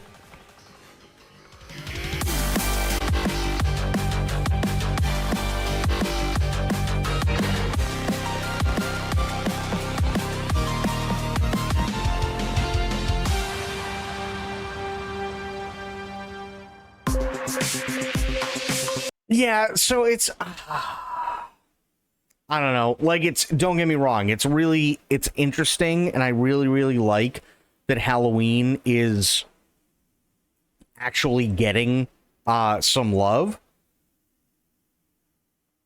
I'm just not entirely sure how they're going to pull it off. I understand the want for something like Friday the 13th, except it actually A, works, B, keeps working, and C, and most importantly, they decide that they're going to actually pay for the rights to the franchise. That would be really cool, especially to play with friends. I get it, and I think that would be fun, but the only reason why stuff like that, at least for me, is scary in any sense is because somebody is controlling the monster, and I feel like that, unfortunately, like Friday the 13th, after you play it for a few hours, it's probably gonna not be so scary anymore, and it's just going to become oh, hey, let's get 8 people together, or 12 or 16 people together, and one of you is going to end up being the monster, and now everybody knows all the secrets and how to get the hell out of each level and survive. You know what I mean? Like, it's really tough. And I think they had a great idea with Friday the 13th, but the game didn't work 90% of the time. Whenever you tried to do matchmaking with anybody, it was awful. You could sit there for 2 hours and nobody would show up. And it's not because people weren't waiting. It's because the matchmaking system was borked. So yeah, it was really, yeah, and then it's like, oh, hey, let's sit around and talk for 2 hours and expect everybody on stream to just sit there and you know, screw around and shoot the shit for that long and not get bored, and then still want to play the game when finally matchmaking decides, oh, hey, it's time to actually do a thing. You know what I mean? Like, it's tough. It was a great idea. Problem is, people played it. Well, they did play it when it worked. Most of the time, it was people just sitting around in the waiting room waiting to get more people. Or if you had a full group, it was sitting around waiting for the people who, for whatever reason, couldn't get to connect to the servers to try 100 times to actually be able to connect to their servers so that they could join. And it was, yeah. That was a bummer. It really, I mean, great idea, but it really, really was a bummer. Is there anything, I mean, these are all supposed to be deep dives, right? Yeah, I think these are all supposed to be deep dives. We saw the Future Game Show. We saw it. So, I mean, what did you guys think overall? I mean, we saw a couple of things, right? Hell Let Loose Vietnam looks really, really good. I did like that. I thought that was cool. But, yeah, I mean, I've only got 3 games on my list, honestly. I got Hell Let Loose, Pizza Bandit, and Halloween. That's it. From literally 2 hours, I've got those 3 games that really did anything, much of anything for me. Oh, no, I can say 4. Phantom Blade Zero was on there. I can say 4 because of Phantom Blade Zero. But yeah, I mean, that's it. Right? So, yeah, Hell Let Loose Vietnam, Pizza Bandit, Halloween, and Phantom Blade Zero. Right? Those are really the only ones that I had much of any interest in. Yeah, it's kind of tough. It is kind of tough. Also, yeah, I mean, what did you guys think? Honestly, what did you guys think of it? Was it here? I'm sorry. I know I keep bringing up a thing. Overall, what did you all think?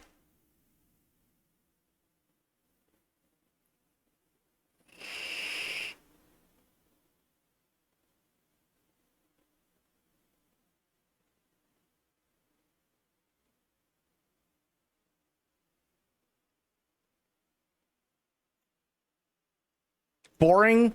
Yeah, I mean, and you know what? To be fair, I think David and Maggie did a good job. They tried to keep things interesting. They tried to keep things, you know, lighthearted and funny and so on. But there was yeah, for the Future Game Show this time around, it was just, it was okay. I mean, we did get some deep dives, which is cool. We got another deep dive into Chronos. You know, we got a little bit more info about RE9, which was cool. You know, we saw a little bit more. We saw, you know, Hell Let Loose Vietnam. We got a couple of deep dives here and there. It made me a little bit more excited, but most of it was games that we already heard about either yesterday or beforehand. So I'm not entirely sure if there was much in the way of, like, actually being really excited for. Hosts that just tried too hard? Well, I kind of feel bad. And I kind of feel bad because I think the biggest issue is, you know, they look at all these games and they go, okay, I mean, you're not going to get Call of Duty levels of hype. Right? And that's okay. There's nothing wrong with that. However, I think one of the biggest issues is that there are a lot of really, really good games, but I also feel like whether it's the Game Awards or the Future Game Show Summer Showcase or this one from Gamescom or literally any of the other gaming showcases that have come around this year, I feel like what they do is they know that they have a bunch of content that they have to fill, but what they end up doing because of ratings is they front load all the stuff everybody wants to see, and the rest of it just kind of takes a back seat. Does that make sense?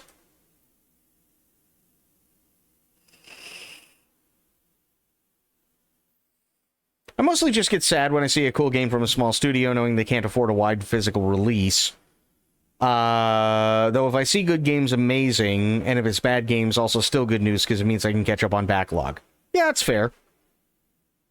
They did start O&L with COD Black Ops 7. Well, yeah, and again, I'm not a COD fan, but I can understand, okay, we're going to start with until Battlefield 6 comes out, arguably the biggest FPS shooter in the world, right?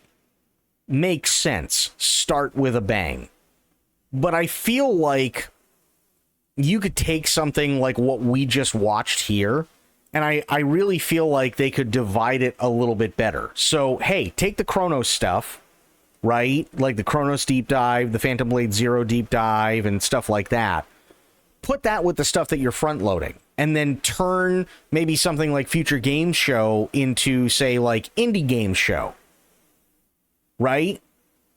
Do something like that so that people know what they're getting instead of, oh, hey, here's 2 hours of stuff that people are probably not going to be all that excited about. Because they're expecting more of O&L from Gamescom. They're not expecting Indie Game Show, the TV show, or anime game showcase, right? Because it's just the pacing is off. Like, again, here's O&L, they front load everything, but then they take John Carpenter's Halloween, which arguably is one of the most successful franchises of all time in terms of horror, and they put him at the end of Future Game Show? Now, I understand they're kind of doing like okay, well, we got to throw a dog a bone here, but at the same time, I would much rather go into something like this going, okay, this is the Indie Game Show. They may not necessarily have a whole hell of a lot of money, but they're giving people a platform to be able to advertise their stuff. Going into that with that knowledge, I think would make people a little bit more excited than going, here's a deep dive for Chronos, here's a deep dive for Phantom Blade Zero, here's a reveal trailer for John Carpenter's Halloween, and here's a bunch of other shit that most people aren't going to care about because they're indie games. Whereas you could take that audience that really does love indie games and give them their own 2.5 hour show. You know what I mean? Like, it feels discombobulated. It really, really does. And I don't think they've really come close, sadly, to perfecting the formula yet. I think David and Maggie did really, really well, though. I think they did. It's just, there's only so much you can do when there's not a whole lot to do anything with. But that's just me personally. I mean, what do you guys think?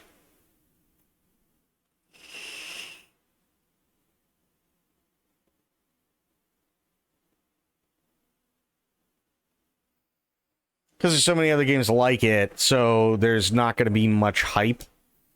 Well, yeah, I mean, there's definitely some. There's definitely more than some that it's like, and I think we saw it back to back for like a period of about 15 minutes.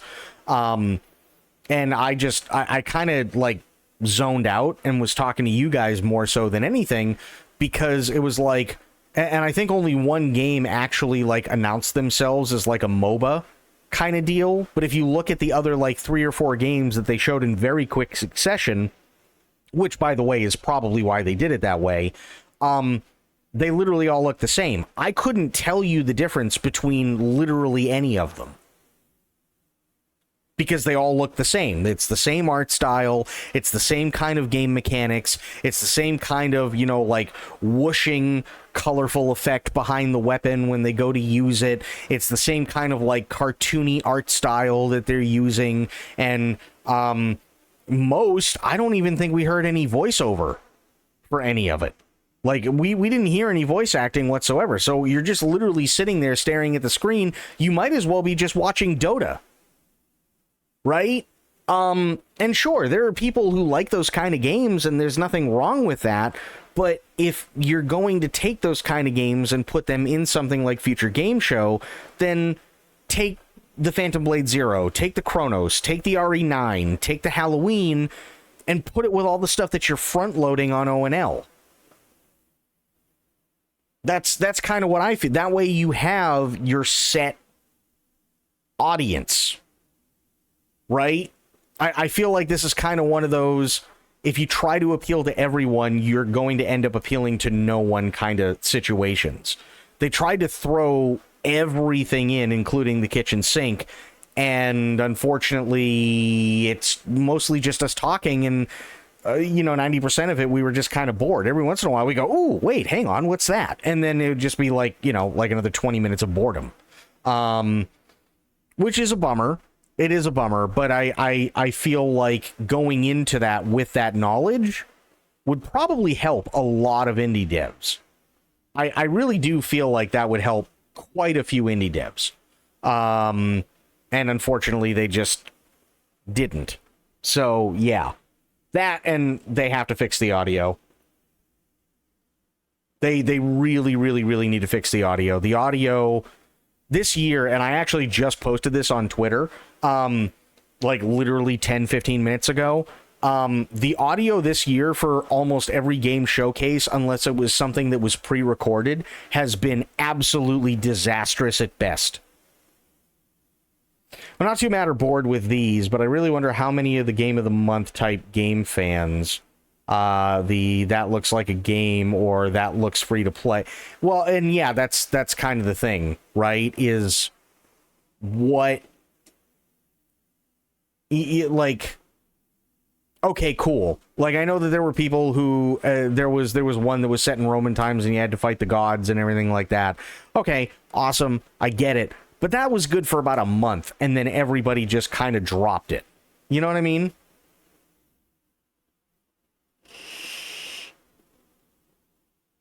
How many of these people watch these shows? Well, and that's kind of the other thing, too, because I don't think they advertise it as such, right? And that's kind of the issue.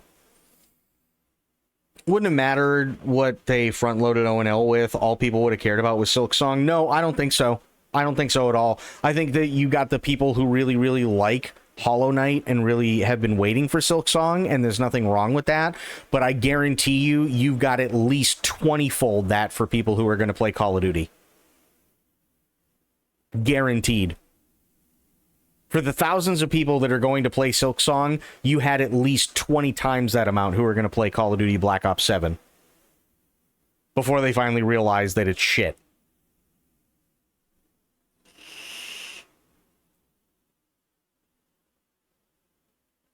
Right, so it's like they're front loading everything, and they want like the hype and they want all that stuff for ONL because they are trying to front load. Understandably, they want the ratings and they want the metrics, especially on YouTube and on Twitch. But at the same time, it kind of kills everything else because, I mean, what is the Future Games Show, right? If the Future Games Show is at Gamescom, and Gamescom already had their show that tells you about games that are coming out in the future, then the Future Games Show is kind of redundant because all the heavy hitters are on ONL, not FGS. So now where do we go? You know what I mean? What am I here to oppose today? Nothing, honestly. Nothing. We got 4 new games from the Future Game Show. And that was really about it. It was like an hour and 40 minutes of waiting for 4 games. Those are Hell Let Loose Vietnam, which looked fun. Pizza Bandit looked fun. Pizza Bandit is you're trying to make pizzas and deliver them to customers while fighting off hordes of monsters. Goofy enough where it might actually work and seems kind of cool. John Carpenter's Halloween and Phantom Blade Zero. And that's really all, me personally, that's all I got from Gamescom. Or not Gamescom, Future Game Show.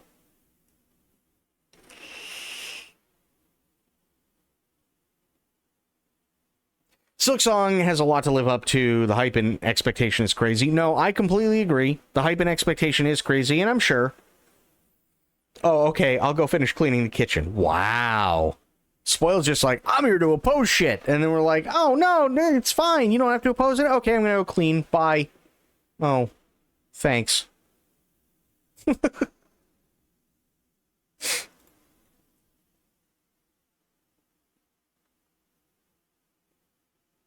But yeah, the honestly, I think that's kind of the issue. That, and again, the audio this year for all of these types of shows has just been absolutely atrocious. They really, really, really need to fix that stuff.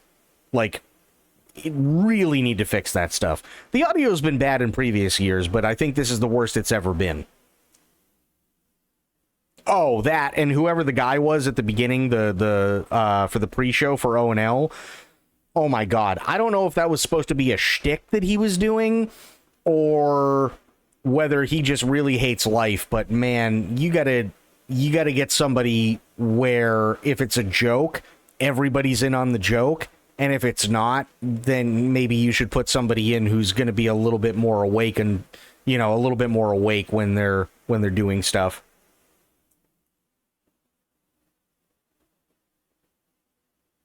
Because that guy looked miserable. He really did. He looked miserable. And then, like, I want to say towards, like, the final 5 minutes of the pre-show for O&L, Blue, I think, nailed it. It looked like somebody finally gave him a Coke, and he woke up. It was kind of weird. It was really kind of weird. And we're like, what's going on? Why does this guy talk like Ben Stein, but less interested? It was really, really weird, and I don't think anybody could really figure out what the hell was going on with that. I really don't. It was giga weird. So yeah, that was kind of a rough start, but O&L was good.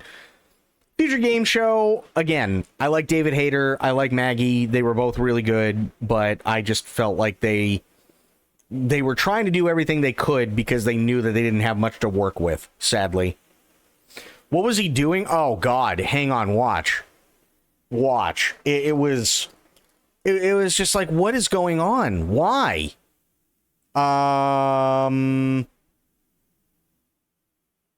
Yeah, here we go. We're not gonna watch the whole thing, obviously, but watch this guy. Hello and welcome to the Gamescom Opening Night Live 2025 pre-show. I'm Kyle Bossman. You see how, like, he smiles, right? Cool. Hey, Kyle, good to meet you. Show Opening Night Live.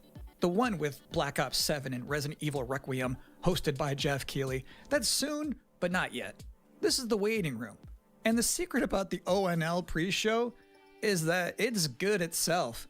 We've got an absurd amount of trailers and reveals. Why did he just go from, hey, I'm doing a smiling thing and I'm really, really excited that everybody's here, to literally this face, but more depressed as time goes on until the last 5 minutes of the pre-show, when it feels like somebody finally gave him a Coca-Cola and then he woke up? And premieres right here in the lead up. So let's not waste another microsecond. Here's a brand new game reveal. Like here, I'm gonna skip Bubsy. Bubsy is back, which is cool, don't get me wrong. But just watch. I think Kyle's face is just this for well, that's what I mean. Look at this. He just world? I'd say, yeah, that sounds about right. Now let's keep this pre-show popping. Here's another brand new game announcement. Why is he, what happened? What, like, Kyle, why are we so depressed now all of a sudden? What? Why, Kyle? You know what I mean? Like, it's just really weird. Here we go. You're watching the Gamescom Opening Night Live pre-show, which will basically be me teeing up wall-to-wall trailers in the time before the main event. We do have an interview coming up with the project lead of Double Fine's Keeper. He looks so disinterested. Like, he looks so disinterested. And he just looks like he doesn't want to be there.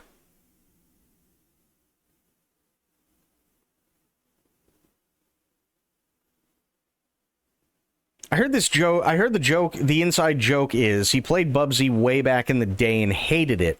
So it's ironic, though outside his fan base, that joke and reference wouldn't work. Yeah, and that's kind of the issue. It's like, why bring in somebody when the inside joke only appeals to a small amount of people? I didn't know this guy played Bubsy. For now, here's a trailer for a LucasArts classic remastered by Night Dive Studios. Oh, wow. Remastered by Night Dive Studios. That actually sounds like you should be kind of excited. And instead, you look really disinterested and you really just want to take a nap. Like, what? Okay.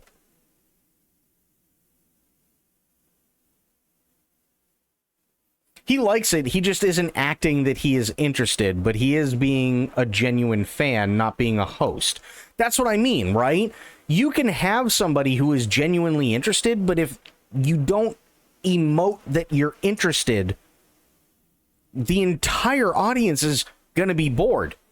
And by the way, the entire audience of O&L last night, or yesterday rather, watched this in the theater that O&L took place at, and we know this because there were a few times where the audio engineers couldn't get their heads out of their asses, and instead of just piping in the audio for this video, accidentally piped in the audio for the theater, so all we had were people coughing and the echo from the speakers. So it's like, what? Now you have what? Like 2,500 people sitting there watching a guy for 25 minutes who seems insanely disinterested? How is that a good host? You know what I mean? It doesn't make any sense. And again, I don't mind hearing the audience if that's what's supposed to happen, but pick one or the other.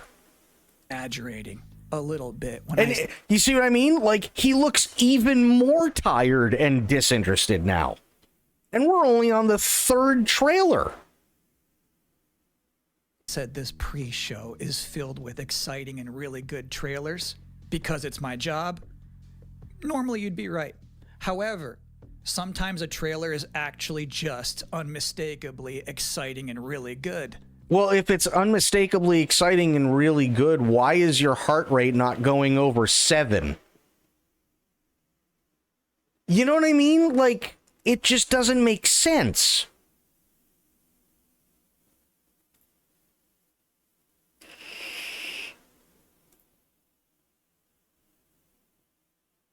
That's it. I don't understand it. And again, if it's an inside joke, fine, but everybody has to be in on the joke. Otherwise, it looks like you just poured some, you pulled some poor schlup off the street and paid him $50 and said, here, sit here for 25 minutes and read the teleprompter.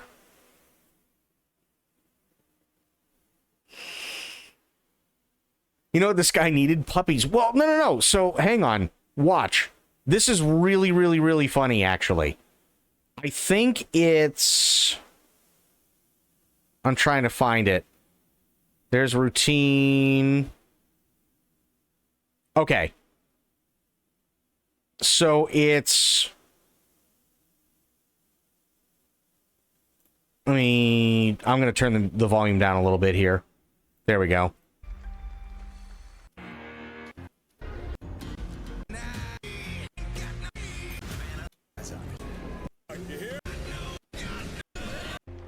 Okay, here we go. Now watch this. I'll give you a moment to catch your breath after that. But to be honest with you, that was not the last King of the Road you're going to see in this pre-show. I've got one more trailer for you, a brand new reveal for Sonic Racing Crossworlds. You see how excited he got? Like, just right at the end there? It's like somebody gave him a Coke while that Road King trailer was going on, and he finally woke up.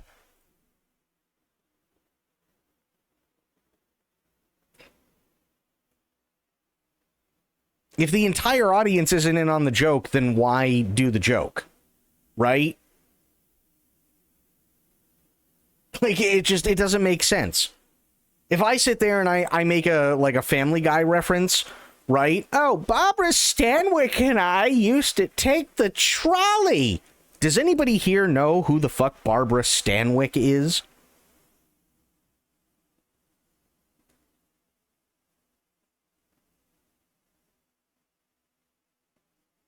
You know what I mean? So it's like, if people aren't going to get the joke, why tell the joke? Myth gets it. Okay. So literally like 3 people maybe know who Barbara Stanwyck is, because I do, Myth does, Spoiled might. So it's like even in this audience, that still only makes 3 out of 11 in total. Right? Those aren't good numbers.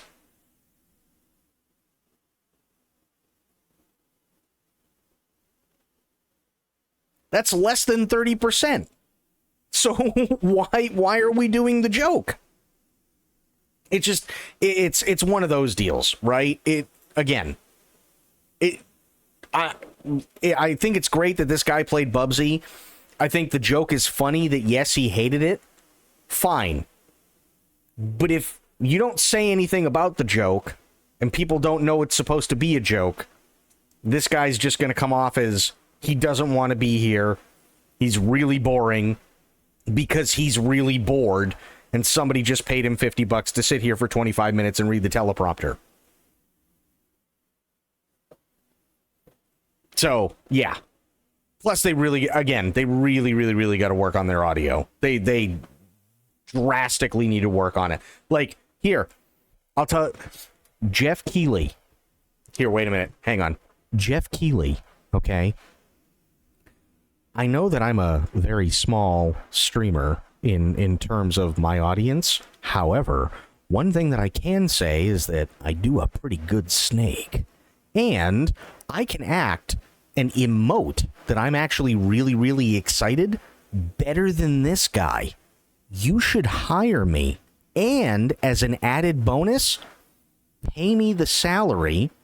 And I know I just popped, but pay me the salary that you paid this guy, and I guarantee your audio will never be a problem. Oh my God. Imagine the audio being perfect every single time. You know what I mean? Like, come on. Why are we piping in the audience audio when we don't have to?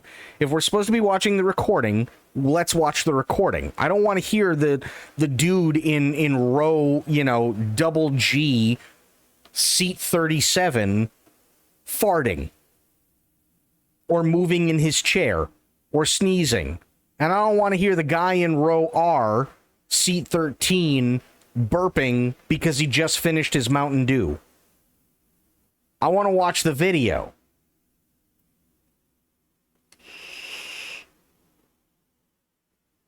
Maybe that's just me. Maybe that's just me. But I will tell you, I want to know how they picked up all that audience noise in the first. Oh, it's easy.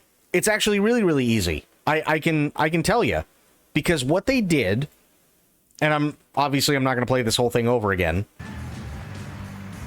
But what they did is they have it set up like I do, so you can hear everybody's individual applause when Jeff comes out. But what they have is they have the audio cranked up but they don't have any filters on the audio whatsoever. So when it's dead quiet and they're watching, you know, Mr. Sleepy over here, but they accidentally pipe in the audio and the entire audience is watching, that's fantastic, but they don't have any filters on the audio, so you hear this guy right here cracking a loud fart. Because they need that kind of audio so that you can get all the soft claps and everything like that. And then, unfortunately, the other thing that they did is they took away Jeff's audio, which they shouldn't have because he should be on a separate mic entirely. But they took away his audio for a portion of ONL and then piped in what people heard over the speakers that were all over the walls. So then you just hear Jeff in echo. And nobody can keep a stable, like, decibel limit. Because it's just, oh, yeah, no, it's fine, totally. And it's like, did we forget that maybe there should be a rehearsal for this stuff? Or maybe we should turn it down a little bit? Or maybe somebody should keep their hand off the damn button so that we don't accidentally switch to, you know, the audience microphones when we're supposed to be watching Mr. Sleepy on the video? Because that happened a lot. Wasn't this yesterday? Yeah, that the whole, this was all yesterday, and it was we watched it after it had happened, but it all happened live. But it's been like this for every single game show or games showcase. It's literally been that all year. The audio's been horrible. What's new? I'll show you the 4 that actually I really, really liked from Future Game Show. No, we're not watching it. We're not watching it in its entirety again. I was using it as an example as to the audio being terrible, because they just had David Hayter for Future Game Show and Maggie, the one who did the voiceover for Lady Dimitrescu, be the host for Future Game Show, and it was like watching a fucking Christopher Nolan movie. If I turned them down, you couldn't hear them, but at least your ears wouldn't bleed when the trailers came through. And then if I turned it up enough where you could hear them, your brains were coming out like toothpaste. The audio was just literally all over the place, but I'll show you the new stuff. Hang on. So this is one that I was really interested in. This product not yet rated. This was just announced.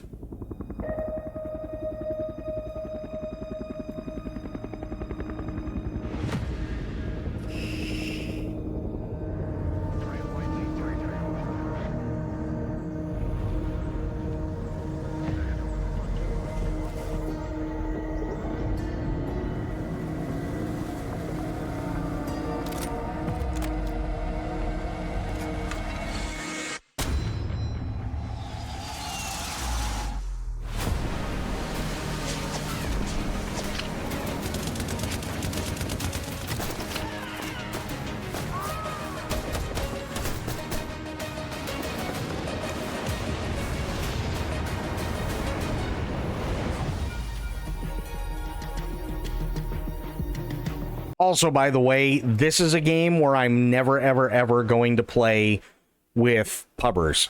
I'm only ever going to play this game if I have other people that I know from stream or other streamers, because this is Vietnam, and you know as well as I do, somebody's going to be dropping slurs left and right.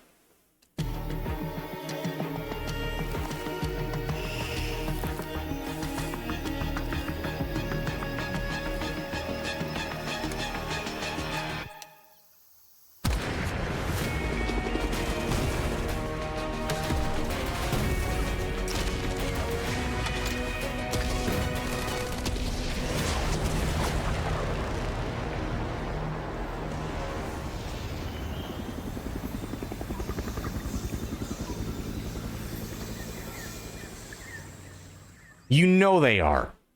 And I know the sound is going to be amazing in this game, right? I can't wait to hear when they do the napalm runs. I think it's going to be fantastic. But I know for a fact unequivocally, there are going to be people that are absolutely going to be using racial slurs. 1,000,000%. Absolutely. Pizza Bandit. Here's another one that was just announced. This one actually looks really fun. It's goofy, but it's fun.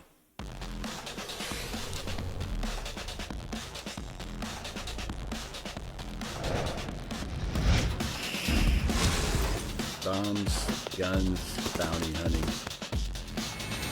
That was my life. But all I ever wanted was to be a chef.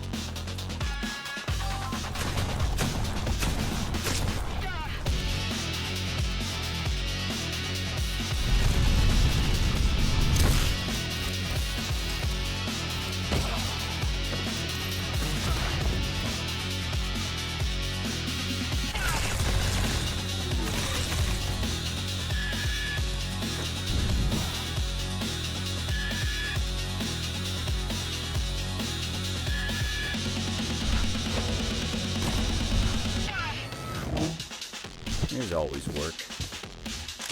Time to get back to business.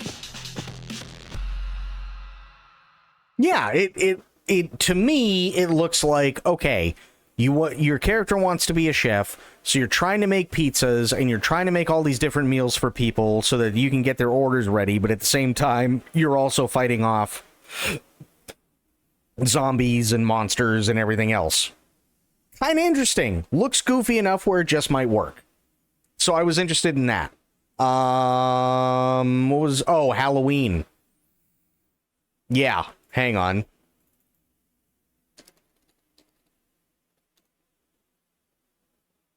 Official trailer.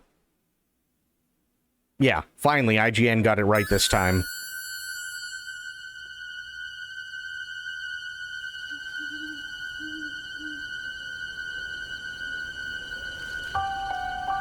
A quiet town. Just like hundreds of other small towns all across America. A town just like yours. But it was here on October 31st, 1963. No motive, no warning, no provocation, just senseless death. I met him 15 years ago. I thought there was hope, that he could be reached. But what I met was not a child. No emotion. Perhaps not even human. 15 years later, he returned home. But what happened that night was only the beginning. It wasn't just a killing spree. It was a reckoning. Whoa, calm down. He was going to reach it. Come on, we have to go. No. You can't stop him. You can't reason with him. You can't kill the boogeyman.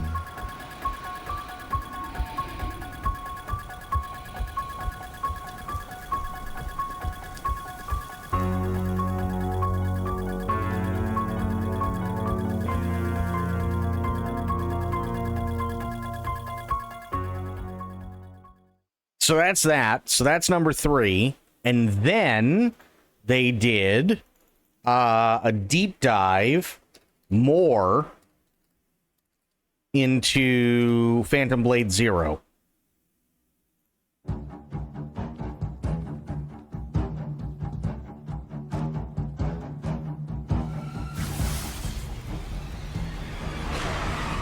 Phantom Blade Zero is an action RPG. Also, I noticed this before, but somebody really needs to like use some hairspray or take the fan or air conditioner off the top of his head.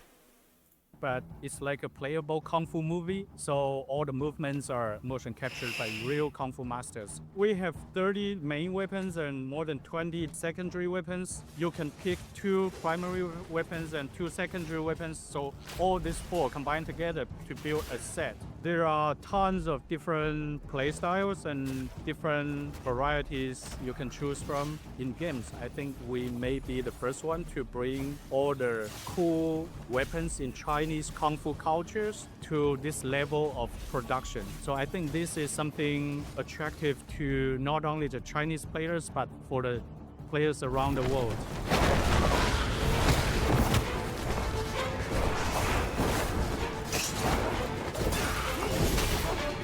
People will never understand what it is exactly until they actually play it. We're something in between a Souls game and a really big like Baldur's Gate or Witcher. There are many accessible ways to navigate people around the map, but nowadays, because Souls genre is very influential, so many people will hide everything and it's super complicated, no directions and everything. We see our games are different. We even have a hand-drawn map that will guide you to the next port, because our point is to tell a story, to build our original world, and to showcase our amazing move sets. And that's all our game is about. Our game is not about very slow move or explore or lost in the very intricate map. It's not like that.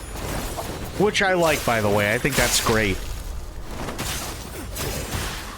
There are 3 levels of completion of our game. The first run for an average player, I would say the first run will just review like 30% or 40% of the whole game, and you will miss more than half of the content. This demo, this whole level, is actually an optional level in our whole game. Very handcrafted, well-polished level that can be totally missed in the walkthrough. Yeah, Phantom Blade Zero is a new game you'll never see before. So you're welcome to follow our social medias like X, TikTok, and Instagram and YouTube. First day will be on Steam, Epic Game, and PlayStation 5 and 5 Pro. So stay tuned to our game and keep your eye on us. We will announce the releasing date this year within 2025.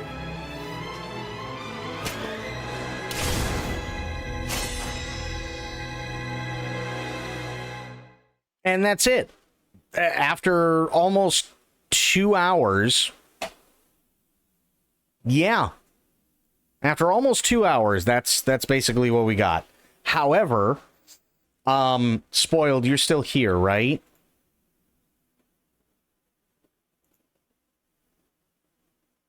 I might have to play this again. Okay.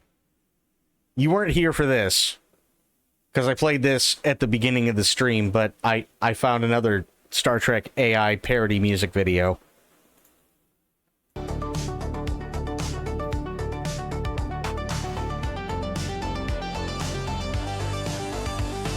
Miami's hot, the stars went cold. We lost the line, we broke the mold. No fleet, no orders, just the glow. Of crew cut loose, with nowhere to go. Red alert, baby. Red alert, baby.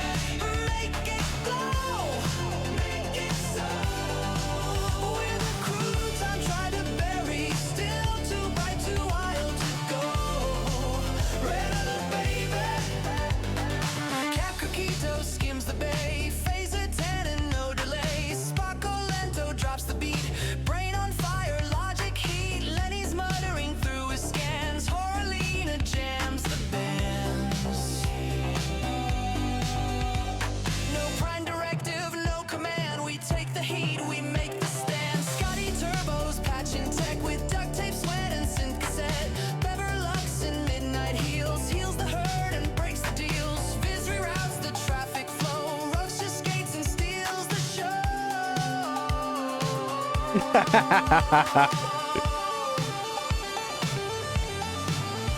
alert, baby. Red alert, baby. Make it glow.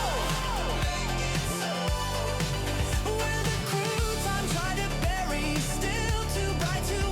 Yo, Kirk in that drip, holy shit.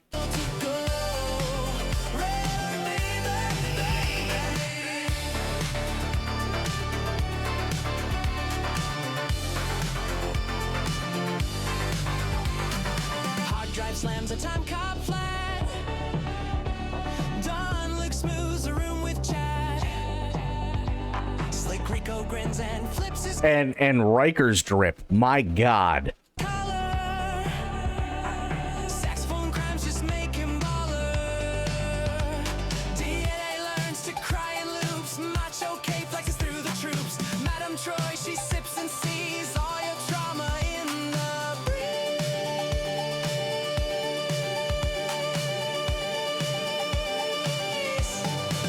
Red alert, baby. Red alert, baby. Make it glow. Make it so. Where the crew time try to bury. Still too bright, too wild to go. Red alert, baby. Make it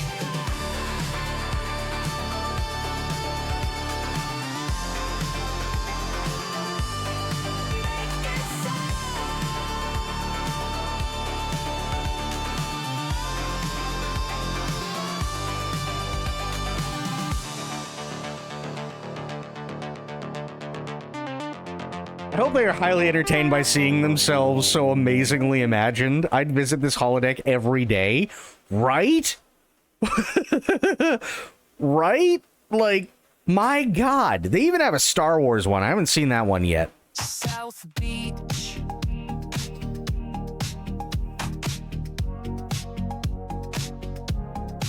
Sundown.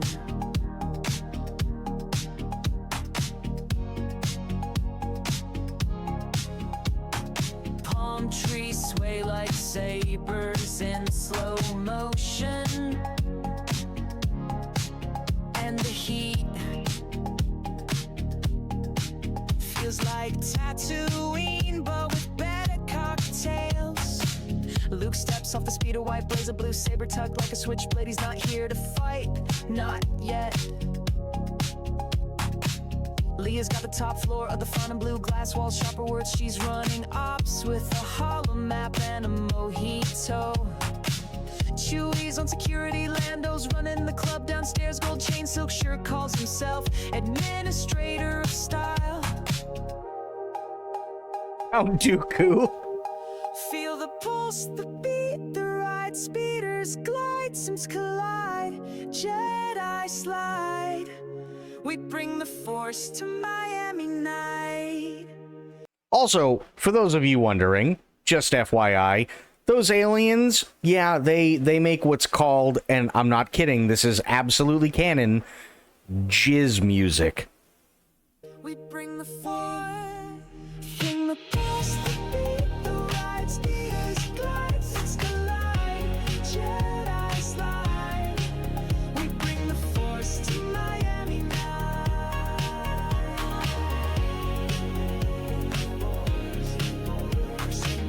Vader shows up in a black Cadillac, windows down, breathing like thunder behind designer shades. He doesn't talk much, but when he does, even the tide listens.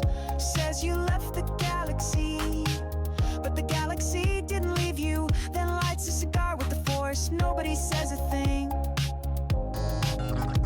C-3PO runs a hotline for droid rights. R2's DJing at the back of a warehouse party. Only rebels know about, no flyers, just static on the right channel. And you follow the bass. Feel the pulse, the beat, the ride. Speeders glide, hits collide. Jedi slide. Feel the pulse, the beat, the ride. Speeders glide, hits collide. Jedi slide. Jesus, Qui-Gon got ripped. Bring the force to Miami night.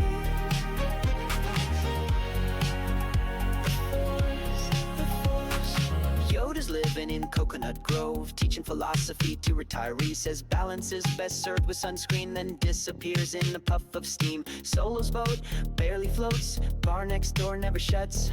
Deals with Jawas, takes the pot, claims he taught Lando that strut. No Sith, no Jedi, just legends in linen.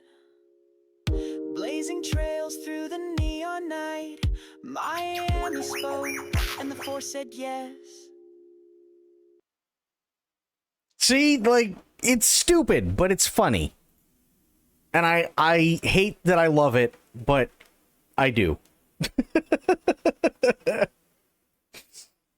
So, yeah, like, they are dumb, but that's what makes them so good. And like Spoiled said, she'd visit that holodeck every day. I would too. I'd totally visit that holodeck every day. My God. And they got tons of them too. I mean, like, this is the redneck stuff, right? The redneck ones were good. This is the 80s stuff, but they also have biker stuff and they have Vietnam stuff. So like up here, Star Wars, Return of the Napalm. And they have it for Lord of the Rings. And they also do Game of Thrones in biker, which is actually really well done. Harry Potter Cowboy Wizard. I'm scared.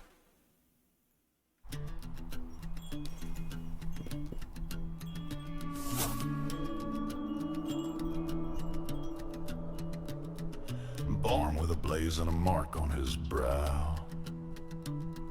Folks said the kid ain't from round here now. Raised by fear on a no-magic farm, but carried the fire in his mama's charm. Then the sheriff came with a long white coat, said, time to ride, son. The dark ones float. Wand on his hip, scar in the sun. Rides like a shadow, won't ever run. Spells in the dust, heart full of flame. They all still whisper the cowboy name. That's the boy who rode with lightning.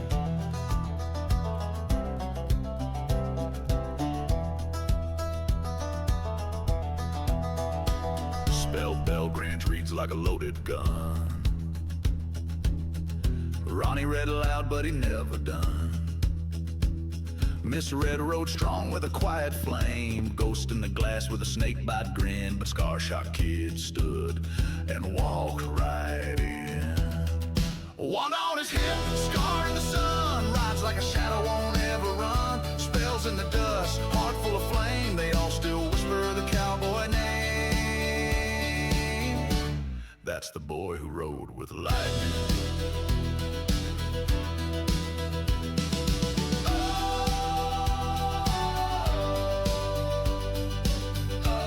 And to be fair, they do a great job. They really, really do. So I'll tell you what, because I already shouted out the other guys before. There you go, because I'm going to subscribe to them, because I think these are all funny. I really, really do. So yeah, go subscribe, go show them some love, all that good stuff. Okay, Gamescom stuff, or not Gamescom, Future Game Show stuff is over. Yeah. Oh, actually, no, wait, hang on. They did do one more thing. This might be kind of cool. It's the Blood of Dawnwalker.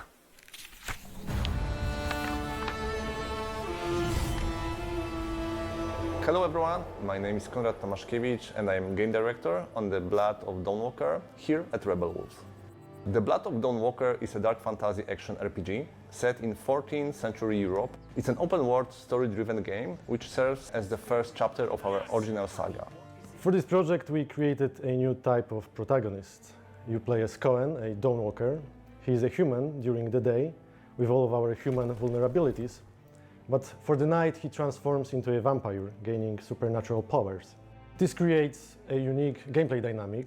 We call it a dual gameplay loop, and I'm pretty sure the players will find it quite refreshing. Cohen's main goal in the game is to save his family, as they were captured by Drensis, a vampire lord that currently rules over the valley. He has only 30 days and nights to achieve this goal. And what happens if he runs out of time? Well, it surely doesn't end the game. His family may suffer some consequences, but we will let the players discover what exactly happens in this scenario. Wait, are you?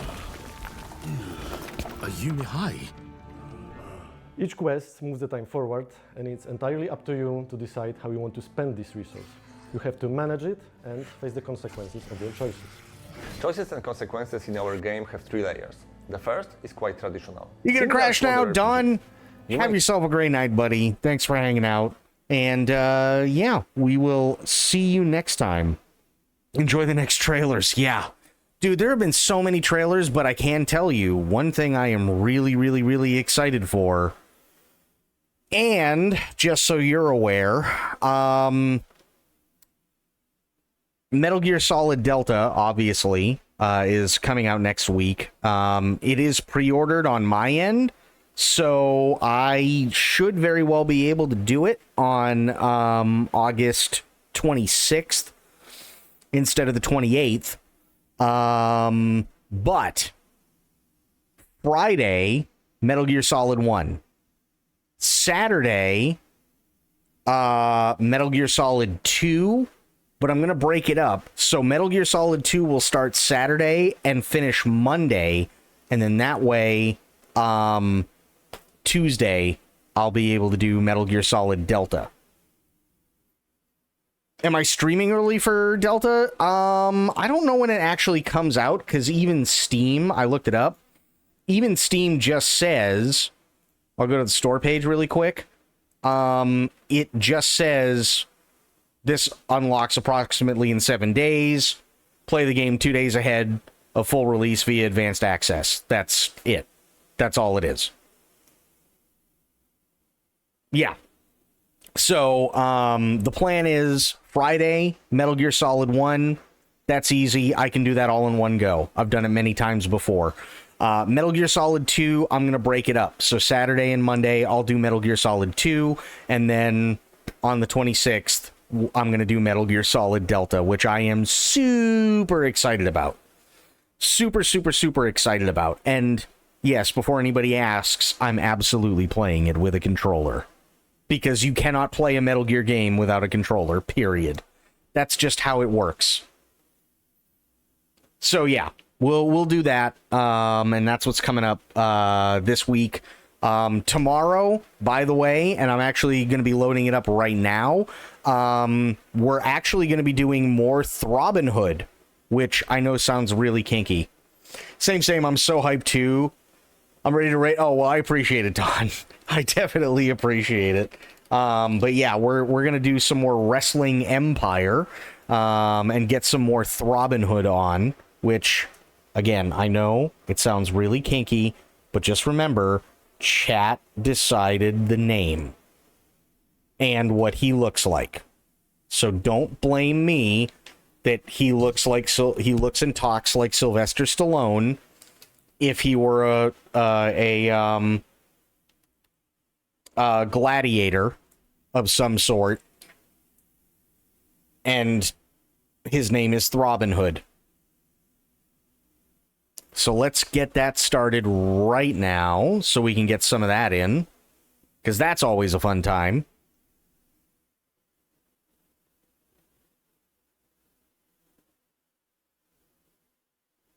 And then chances are we'll probably be doing this basically all night tomorrow night.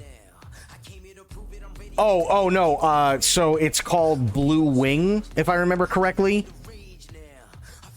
But it's very, very similar to Star Fox. It felt very, very close to Star Fox 64. Oh yeah, that's right. I'm back in wrestling school because I told my boss to go fuck himself. But that's okay. I'll get into a new place. I ain't worried.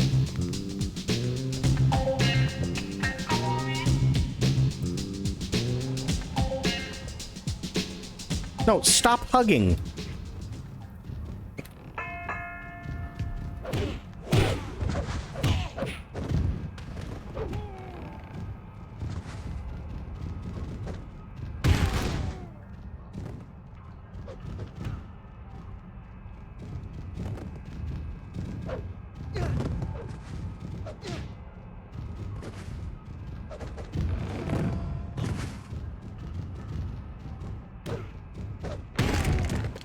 There we go.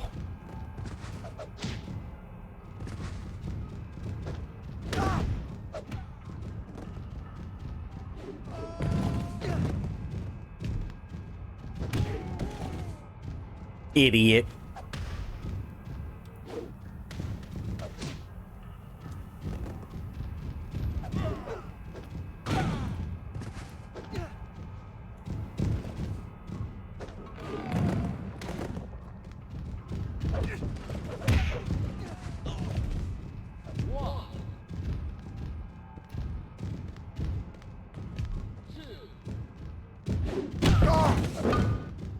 Ow! He just hit me with a bottle. There we go. Screw you, bro.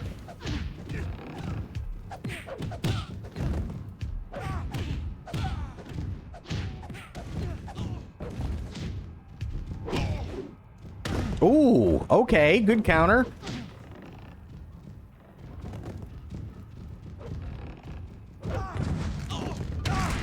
Right.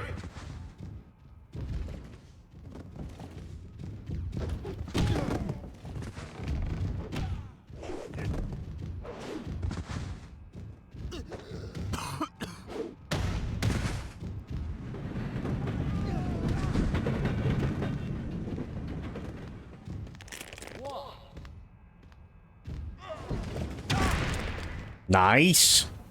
I'll take it.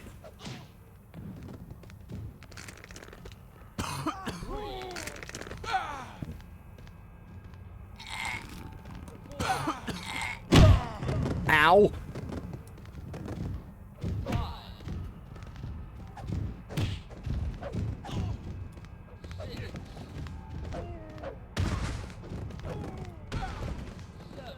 This guy's an idiot. He's gonna throw it.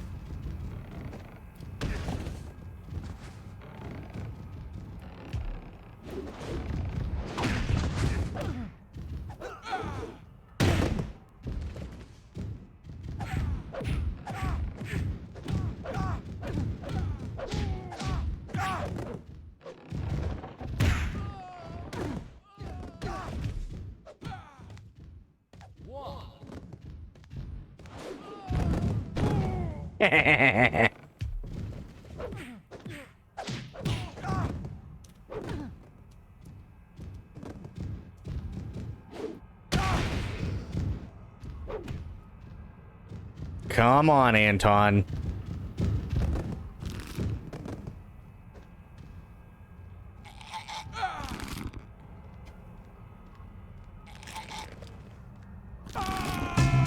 There we go.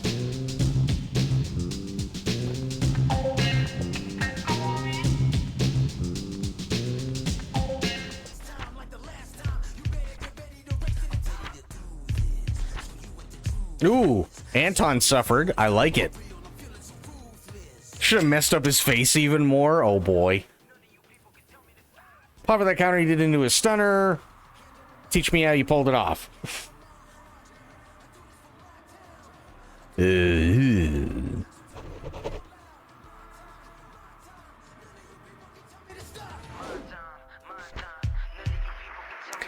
General Genocide. Jesus. And Jester have defeated Jay Enrico and El Giantina to become the new tag team champs of Super Lucha.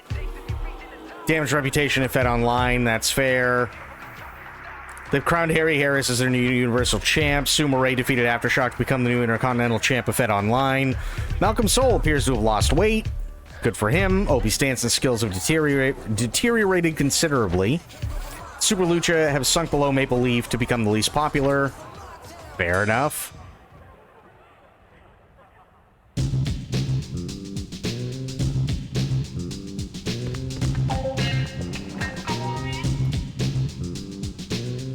What am I doing? Oh, Midwinter, you're so screwed, buddy. Supposed to be out here cutting into the promo, but screw that. I got something real to say. Oh, no. Truth is that Wrestling School is getting slaughtered in the ratings by Wrestling Revolution because it's a school. And you can blame Winston Barker for that. Everybody knows I should be the postgraduate champ. And for mismatches, the future of this company, we all know who should be the undergraduate champion. Oh, God. I'm probably going to be fired for this, but I don't care. The important thing is that the truth is heard for once. Okay.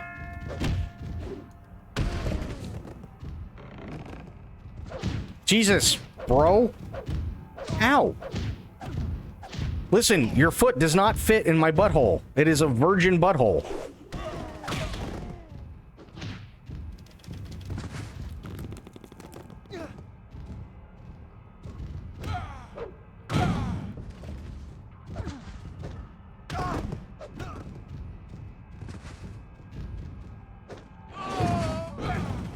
Have fun, idiot.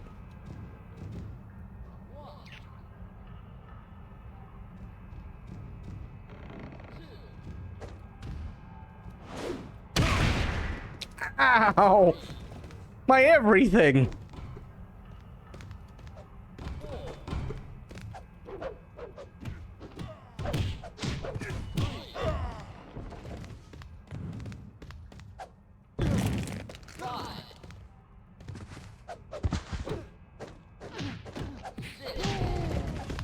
Idiot.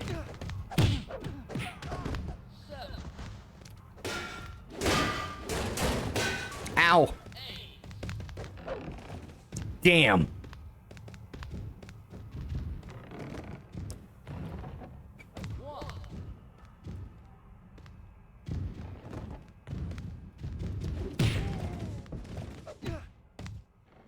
Come on.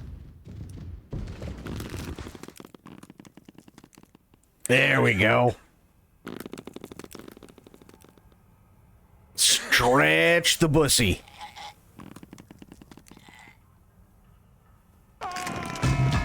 Got him.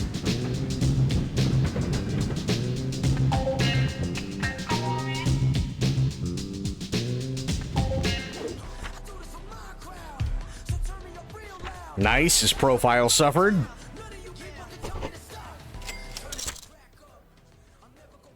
One victory over Midwinter doesn't mean anything. I'd like to see you do it again, Throbbing Hood. But, okay. Monica Marquez has renewed her contract with the Wrestling Revolution, will remain on the roster for the next 9 weeks.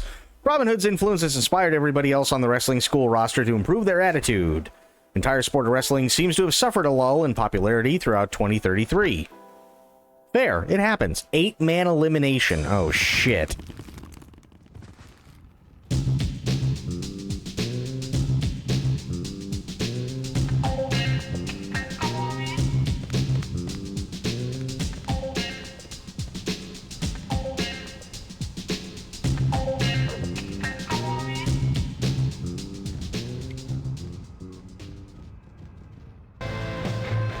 Yeah, we don't. Okay.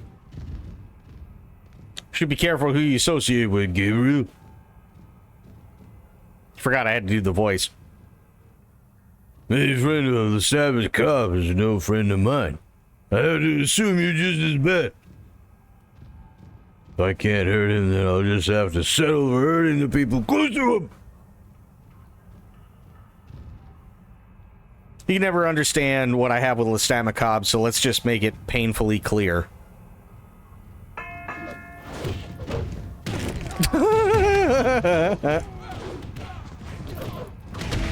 Right.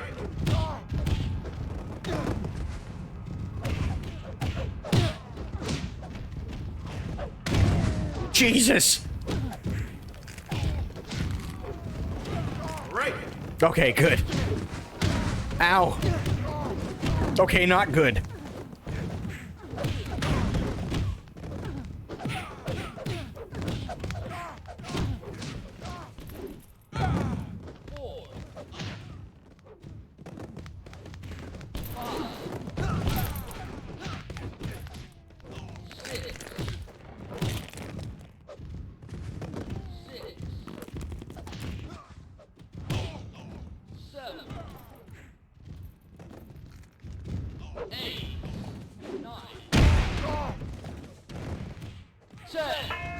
Nice, that's one.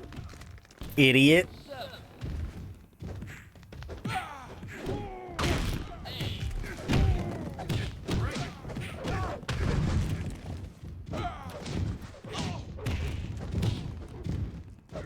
I'm just gonna stay out of the way.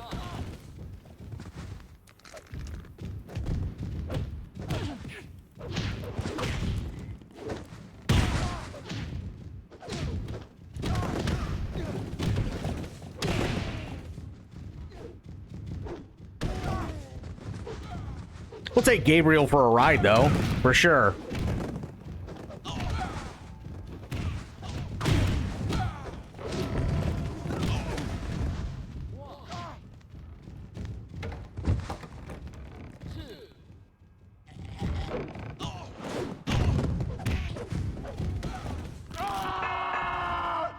Nice. Only 6 remaining. I like it.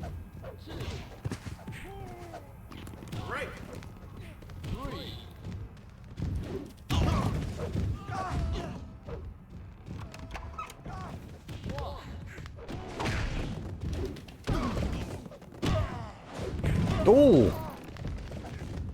Ow, on the belt, too.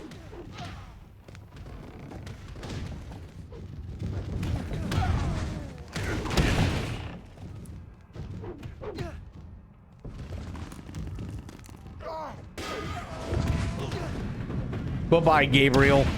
Idiot. Oh, God.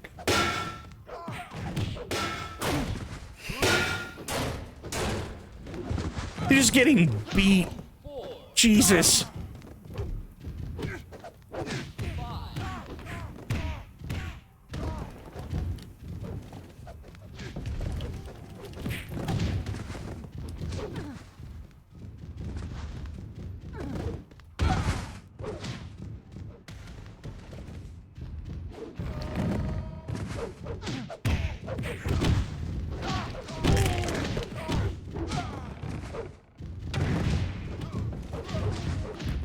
Ow, ow, ow, ow.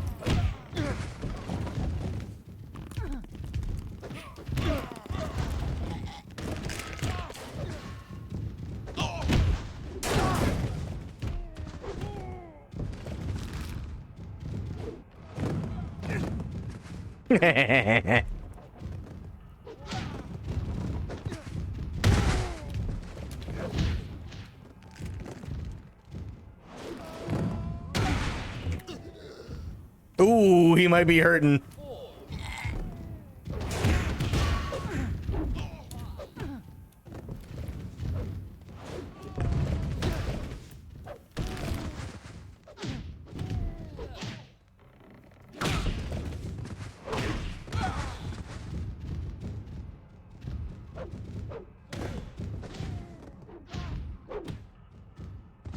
Come on, Gabriel. You're not done.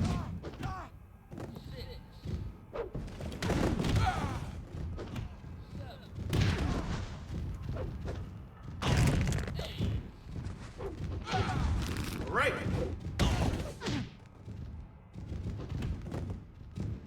Right.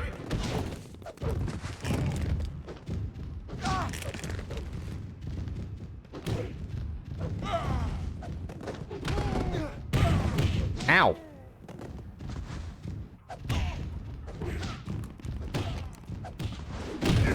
Oh God, all these guys are just getting their asses kicked.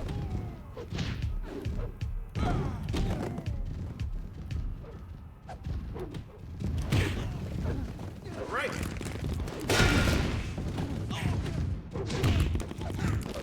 Scream. Aw, damn it.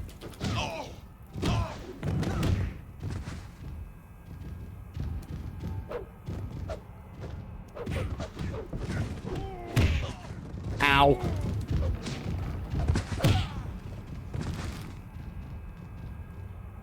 Right. I missed.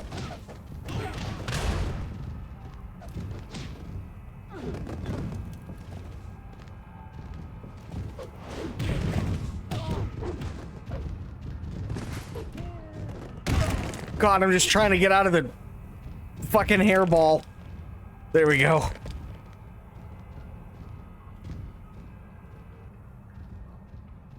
Come on, get up. Please get up. You son of a bitch.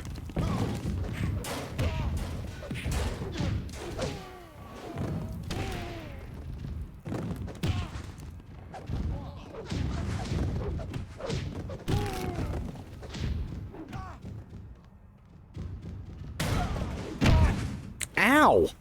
Cock?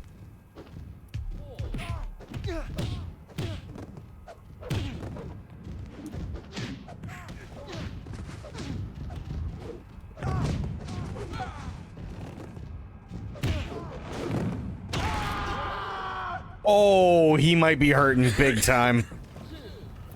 I might have killed him. Right.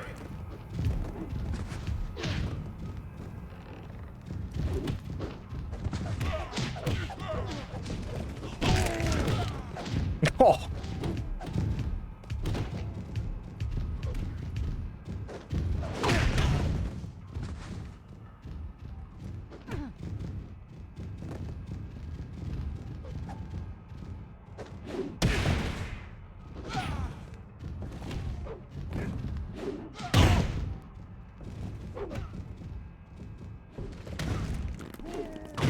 Right.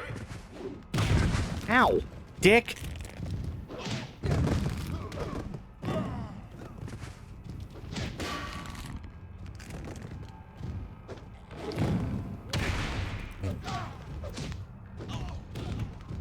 Nice.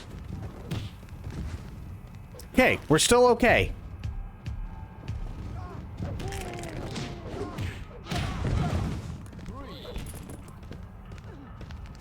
That didn't go as planned, but sure. I'm pretty sure this guy in the kilt is just dead.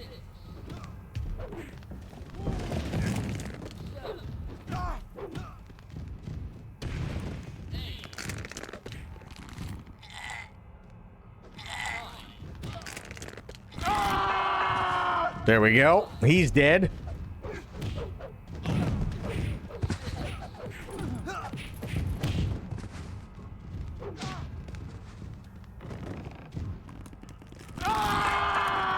Nice.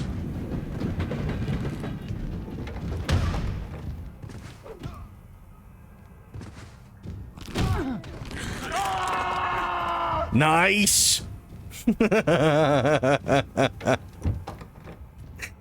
Damn. Is Crash Cougar okay? I don't think he is.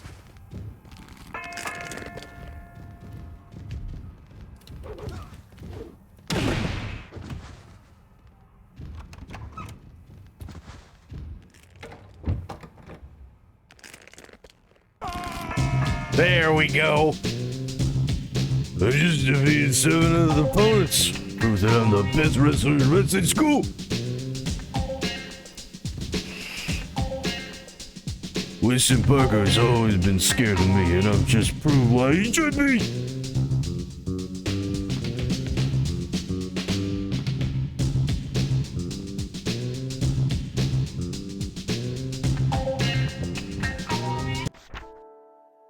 Nice. Samson has reached the limit of wrestling school's popularity. Crash Cougar severely injured his head in that match and will be unable to wrestle for the next 8 weeks. Even then, he may be a shadow of his former self. Tacking that one up to a casualty. Buddy Buchanan's profile has suffered after failing to win. Robin has reached the limit. Yep. Vendetta's profile suffered. Gabriel severely injured his neck in that match and will be unable to wrestle for the next 2 weeks. Even then, he may be a shadow of his former self. That's 2 casualties. Hell yes.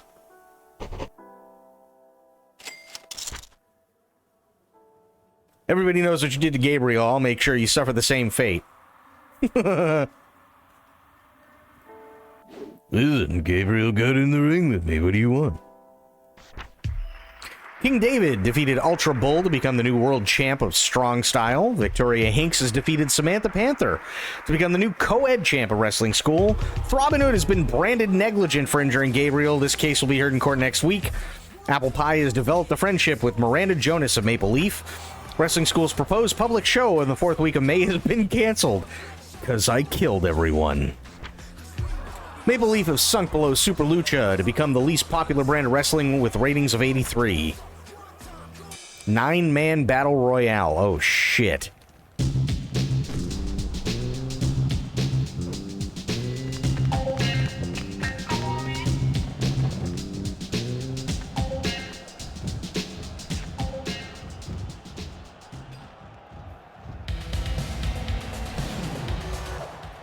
Midwinter's a pussy. You're not a real fighter, Cracker. The rules of this place are keeping you alive. Well, you can't hide behind a referee this time because we're gonna fight. No holds barred. Now I got pigtails. The only time a referee has ever held my hand is to declare me the winner. Next time somebody holds your hand, it'll be a medic checking for your pulse. Oh, I know who I'm gonna kill.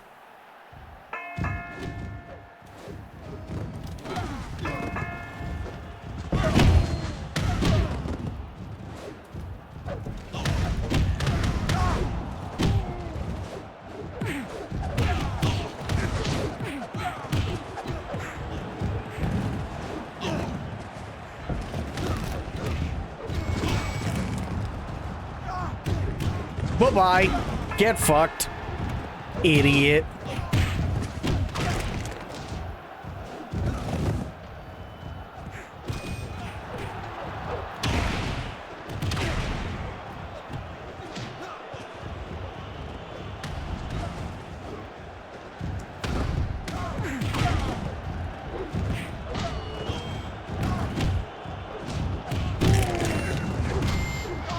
Oh, God.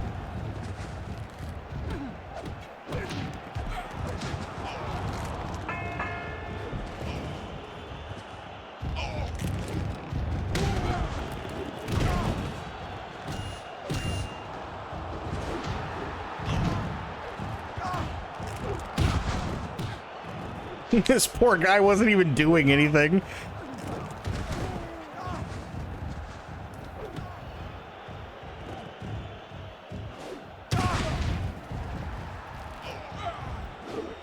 Oh.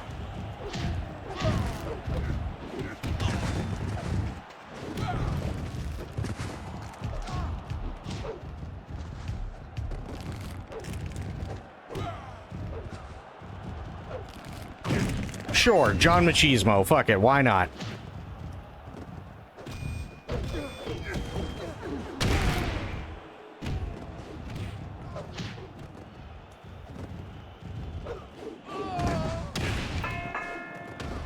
Nice. All right, the herd has been thinned.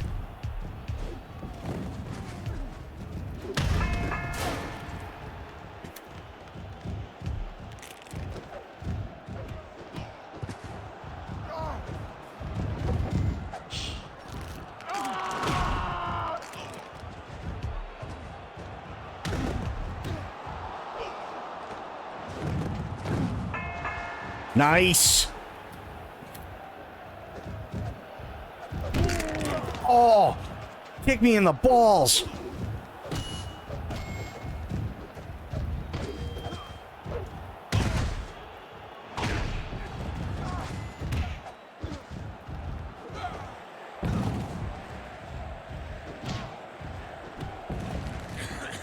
It's not what I wanted.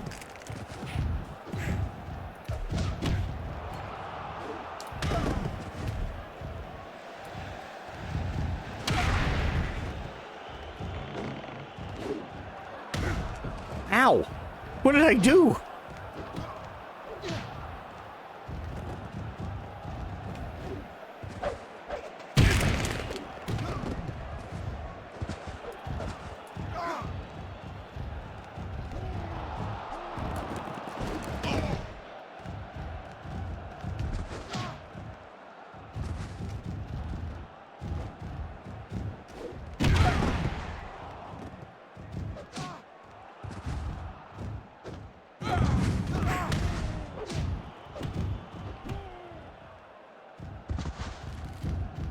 Yeah, fine, fuck it, let him do something.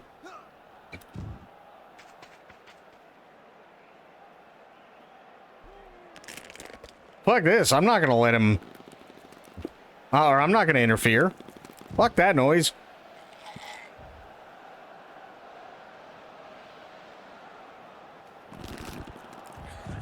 Just break him.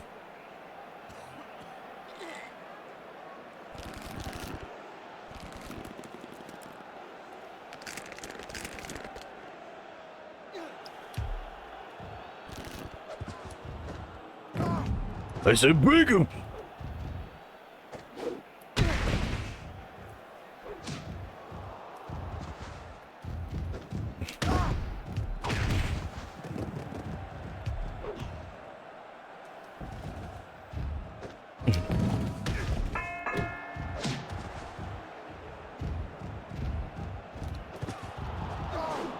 No!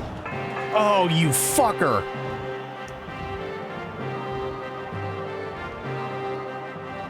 Oh, you son of a bitch. Damn. Reach the limit. Yep. That encounter established Cracker as a face. Did anybody get injured? No, nobody got injured, and I got fucked.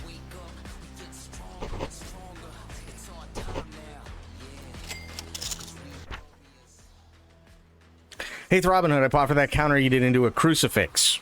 Well, I didn't do a crucifix. I think you teach me how you pulled it off. Yeah.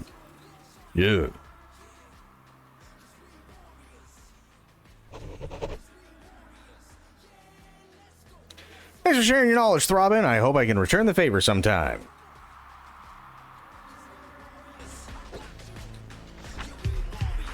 Cast defeated Jordan Hangtime to become the new inner champion of Wrestling Revolution.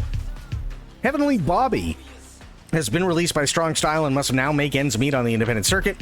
Midwinter and Heavenly Bobby have defeated Gabriel and Splitters McGuigan to become the new group project champs of Wrestling School. Gabriel's feud with Throbbin Hood appears to have lost momentum and is no longer over with the fans. Russell Haystacks appears to have lost weight. 51-year-old now weighs 354 pounds. His status is being compromised by the limitations of Wrestling School. Taking each other to hell and back, Hood, and I've had enough of it. Why don't we bury the hatchet so that we can both get back to concentrating on our careers? Alright.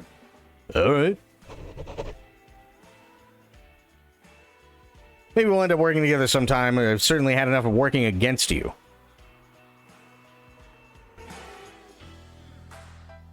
Oh, my court case, huh? This court is convened to hear the case against Throbbin Hood. Gabriel, you press charges, so could you explain why we're here? Throbbin Hood's responsible for my injury and shouldn't get to walk away from it. Gabriel injured himself in my presence. There's no right to blame me. After hearing what you have to say and reviewing the evidence, this court rules in favor of Gabriel. Yeah, we knew that was coming. Robin Hood, you went too far with Gabriel and have yet to even show any remorse. I'm Mean Gene Okerlund. I order you to pay $2,312 in damages, and also stay out of the ring before you can do any more.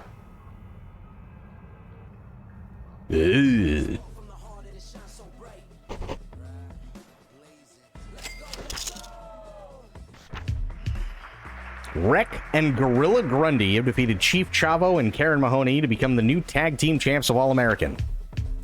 Sandman Tito has left Maple Leaf to pursue a career at Fed Online.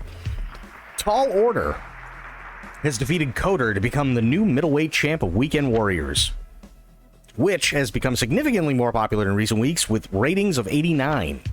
Samantha Panther has defeated Victoria Hinks to become the new co-ed champ of Wrestling School, and High Note's agility has improved considerably in recent weeks.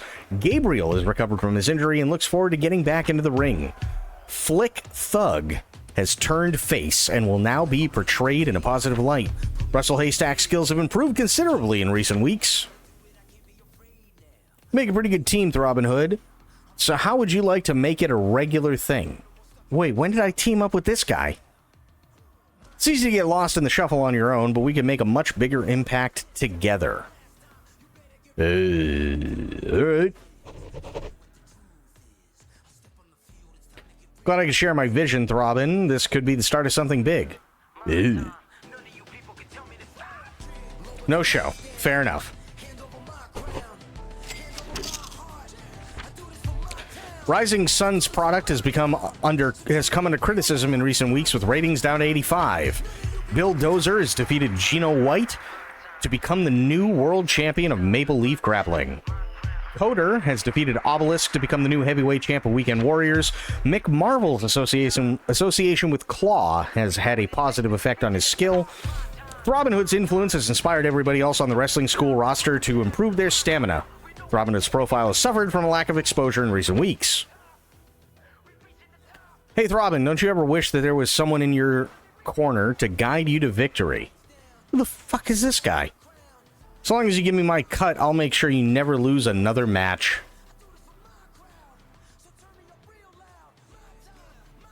I don't need any help. Well, perhaps we can work together some other time. I always got your back if you need it. Nice.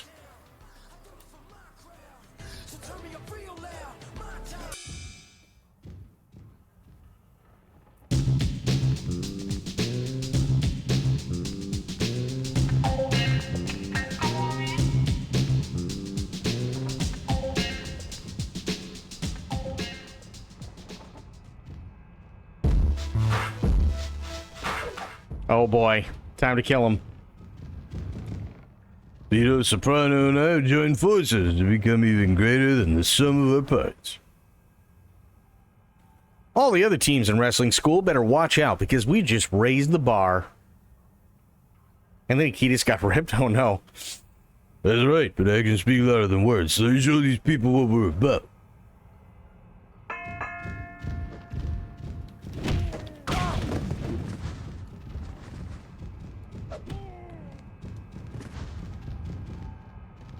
Yeah.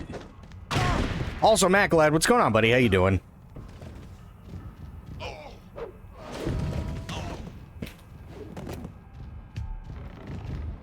Oh.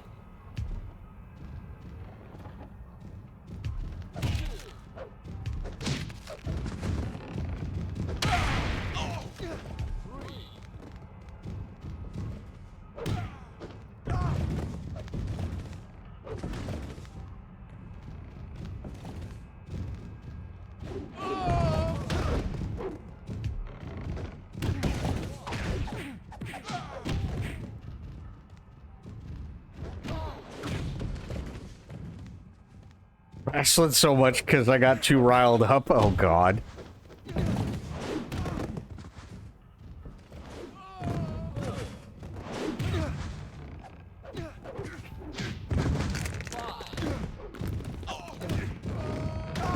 Oh, God. He got thrown into the ring. Jesus.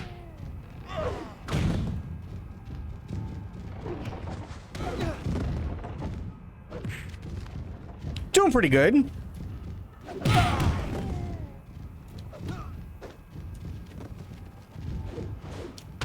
I'm excited because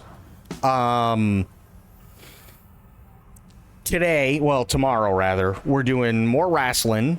Friday, MGS 1, and then I'm splitting MGS 2 down the middle, so MGS 2 on Saturday, MGS 2 on Monday, and then because I pre-ordered it, I have MGS Delta pre-ordered, I'm going to be doing that on Tuesday. So I'm stupid excited.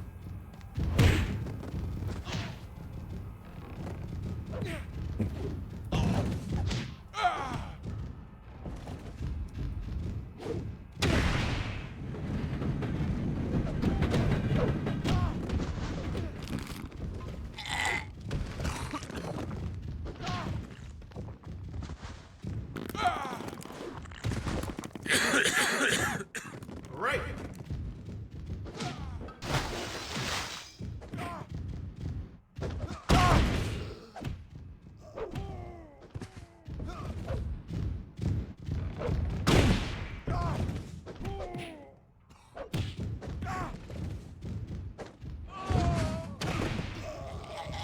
Oh yeah, he's hurting. Both of them are.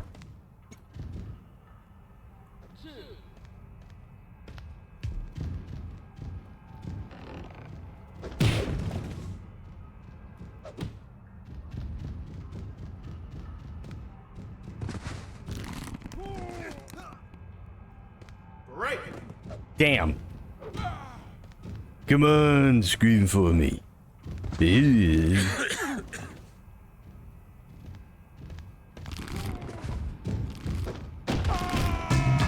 There we go.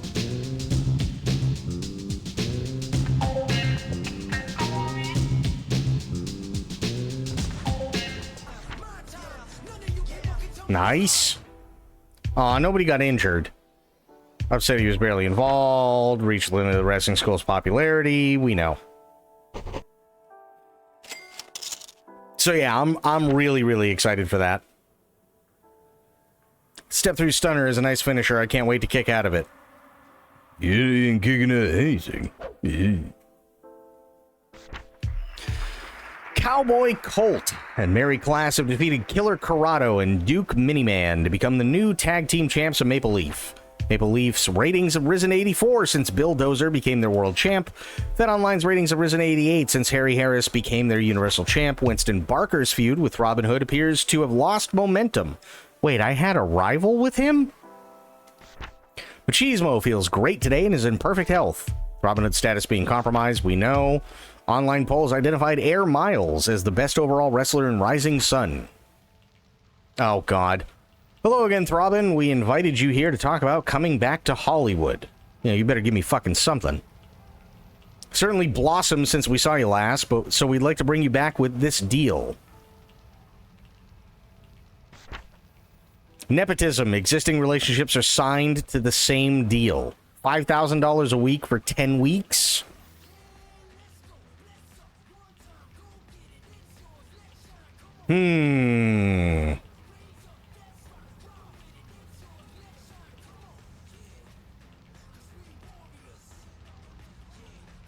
Yeah, I guess I could go for that. So yeah, we got through Gamescom. A lot of good stuff. We did Future Game Show earlier, which, to be fair, not so many good stuff. But decent. We ended up getting like 4 other games out of that, but we got a lot more out of Gamescom than anything. So yeah, just chilling, doing some wrestling.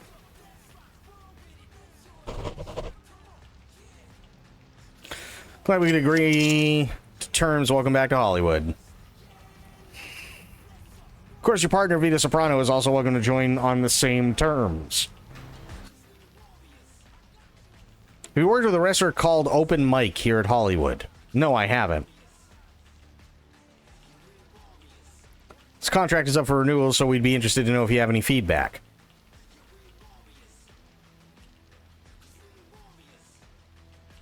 I mean, keep him. I've never worked with him. We'll be pleased to hear that. We'll do our best to keep him at Hollywood. So glad to see you leave wrestling school. Now you're Hollywood's problem. Okay. Another tag team, huh?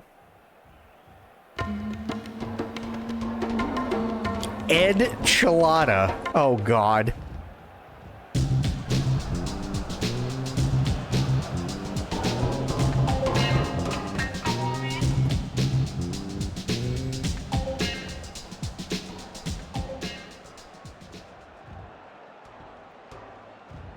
Hollywood will never be the same now that the era of throbbing hood has begun. This company's been crying out for someone like me to save it, so it's time for a revolution. Welcome back, Medicine. Only thing you've changed is the crowd from being an excited one to being a bored one.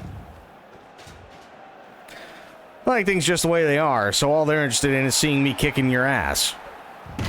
Oh!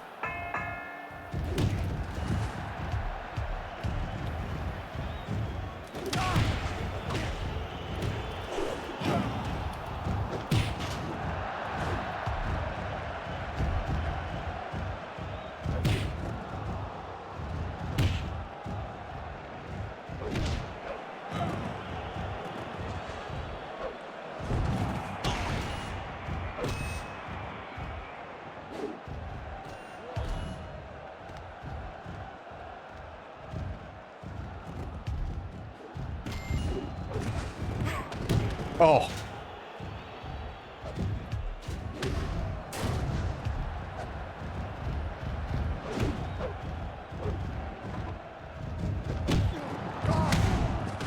Oh, God. There we go.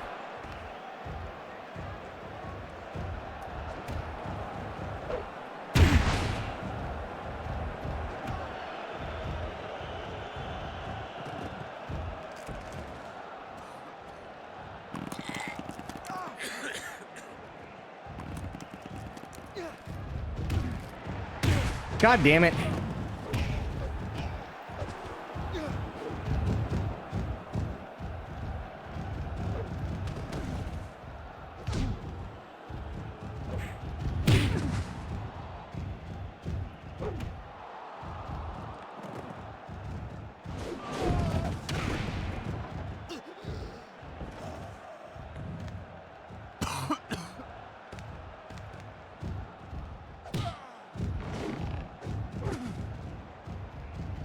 Right. Ow. No, get up, you idiot.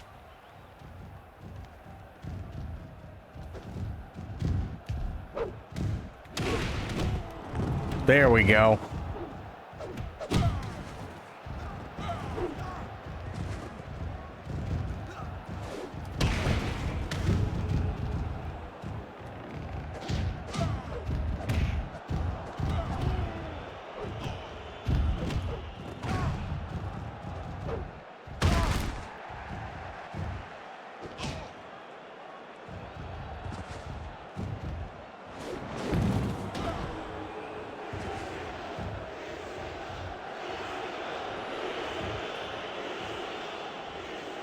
How you feeling, Medicine?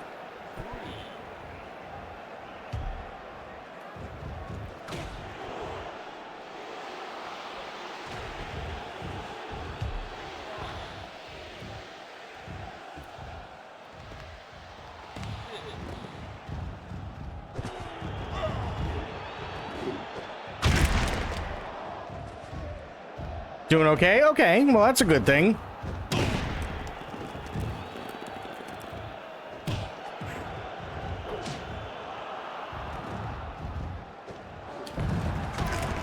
I'm not doing too bad. I'm actually just, I'm more excited for MGS1, MGS2, and then MGS Delta.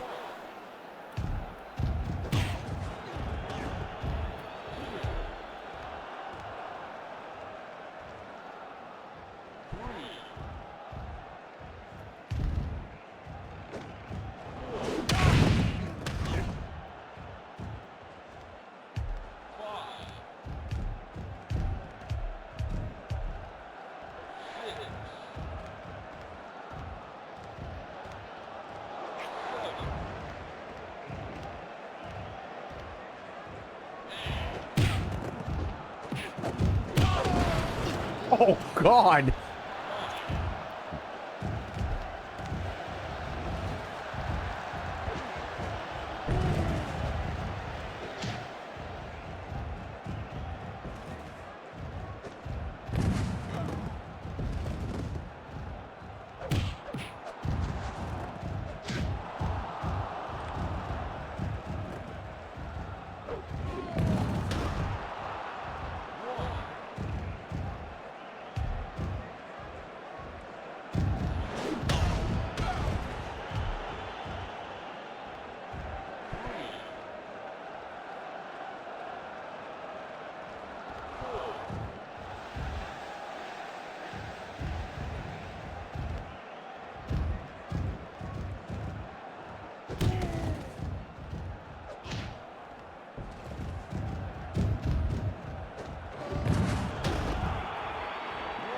Right on his head.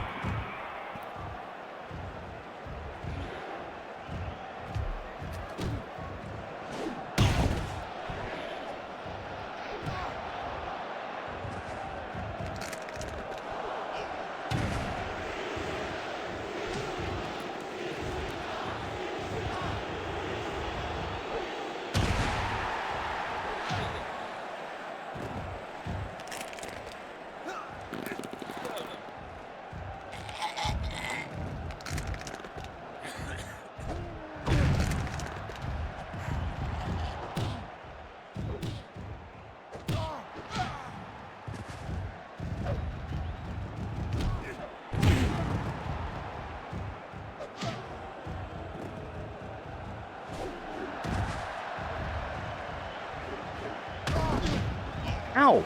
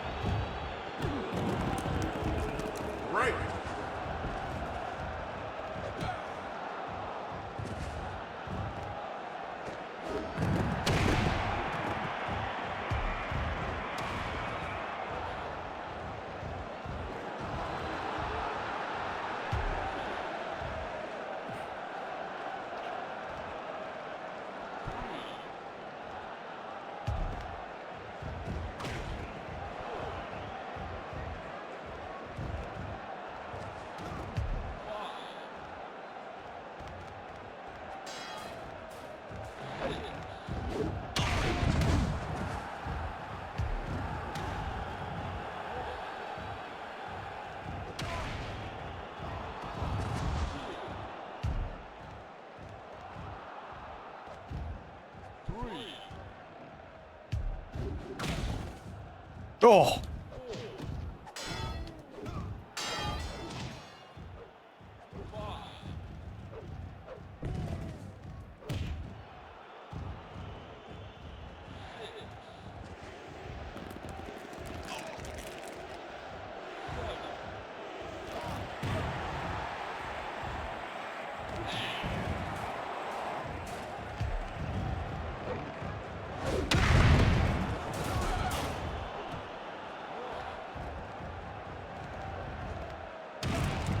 There we go.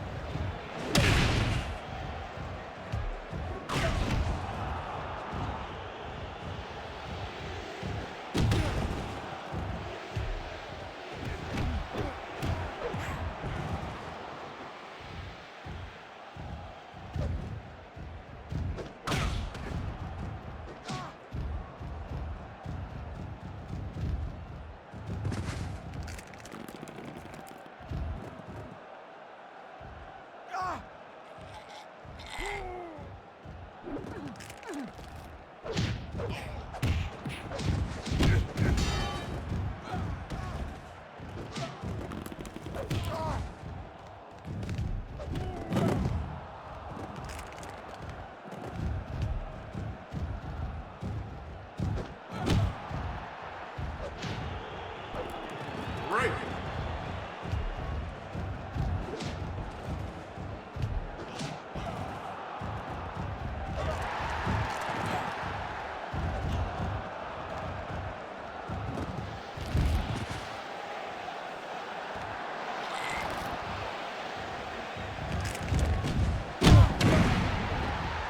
Oh, you motherfucker.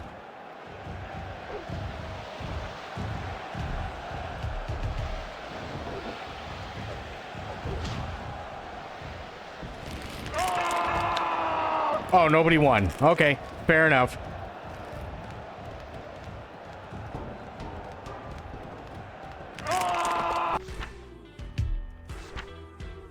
Was upset. That's fair. Enchilada status not been affected. Stamina rose to 77. Perfect gets in the way too much. I think that it adds character. Should have finished the job, Throbbing Hood. Now I won't stop till you're finished. Oh, really? Psycho Kid has defeated Dick Swagger to become the new heavyweight champ of Super Lucha. Mochi has defeated Stone Malone to become the new cruiserweight champ of Super Lucha. Android defeated Tall Order to become the new middleweight champ of Weekend Warriors. Yogi Beard has turned heel and will now be portrayed as a villain. Newbie Nate has developed a heated rivalry with Driver 88 of Maple Leaf. All-Americans' ESG score is improved after pretending to champion a fashionable cause wherever it is safe and convenient to do so.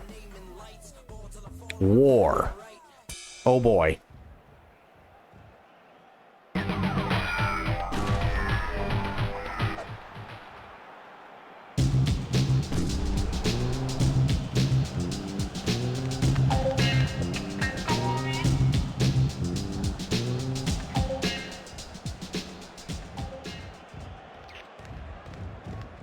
Oh god, they're making out.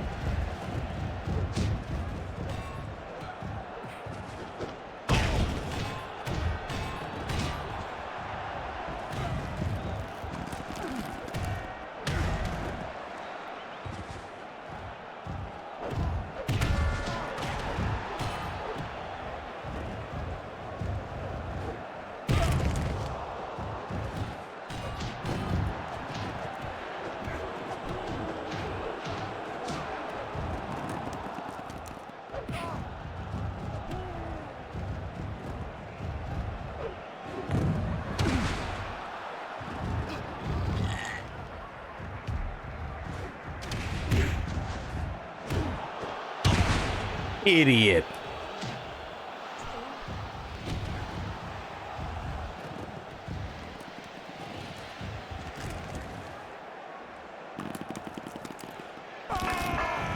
There we go. Get fucked, idiot.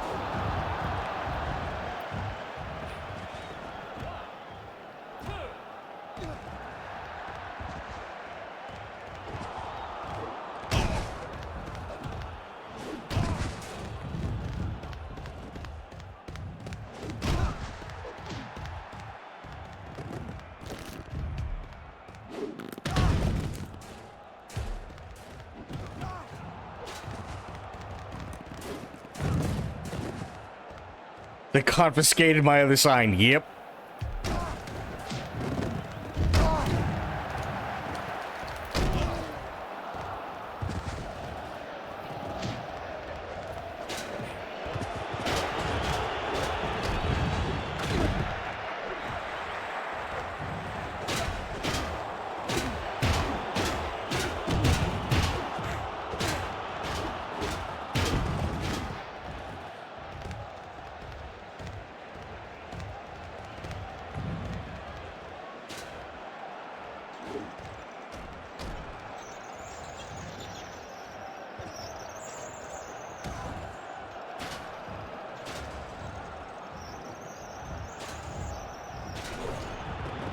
Oh god, I fell off my skateboard.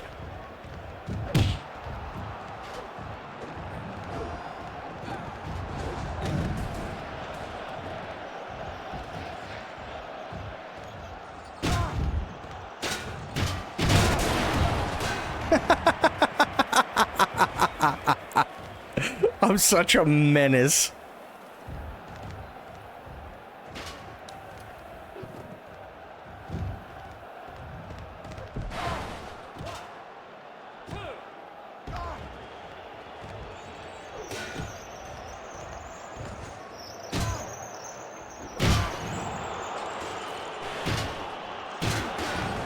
Ow!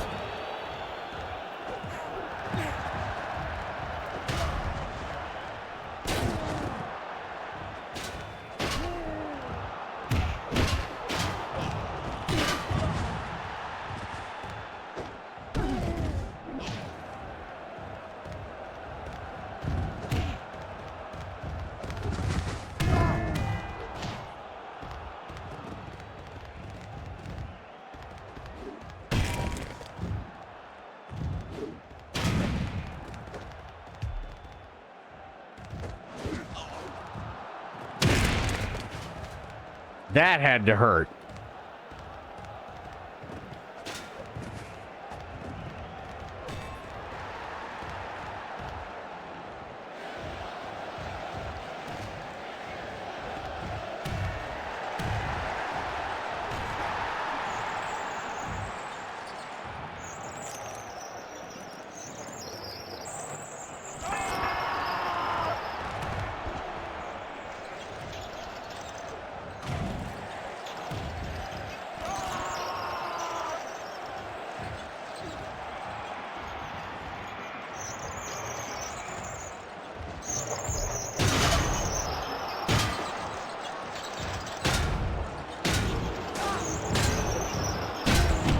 Oh.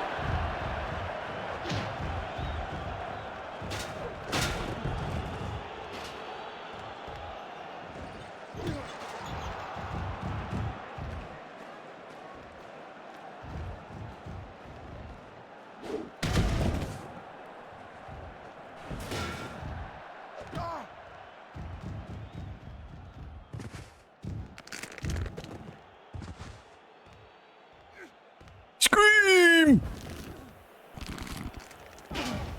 Ow.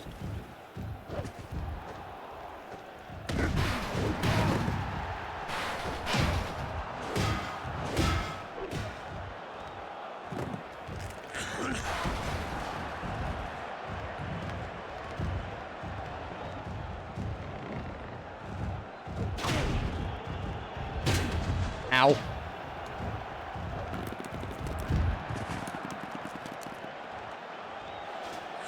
Come on.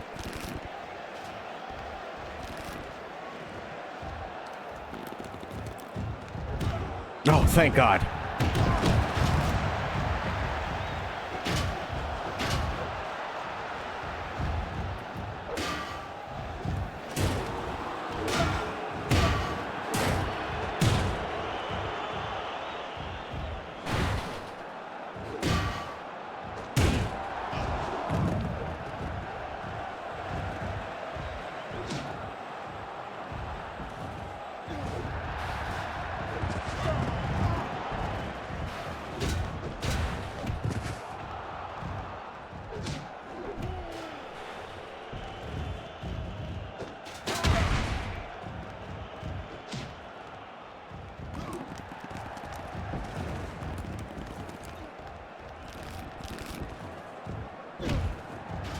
God damn it.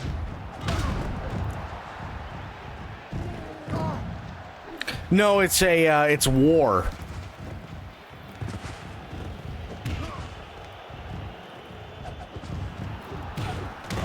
So it's basically just two tag teams with no rules, other than a count out or a submission.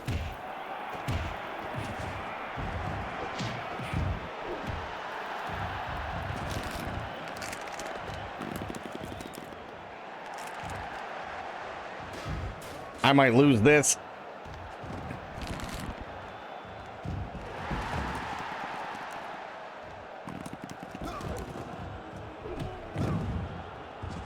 There we go.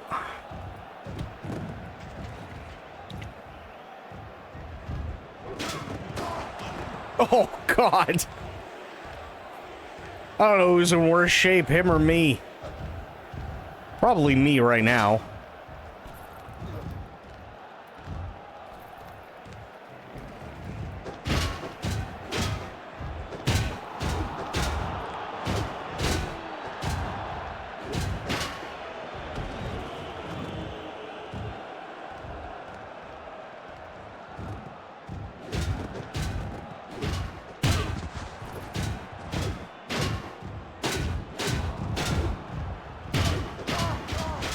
Ow.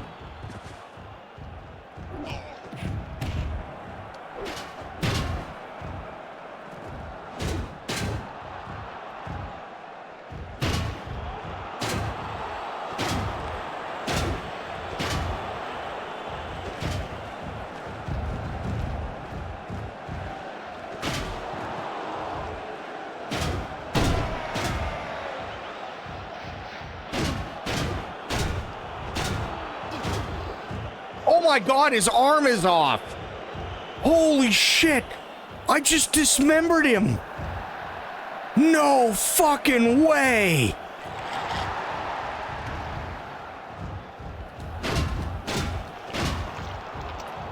And the ref is eating his arm meat?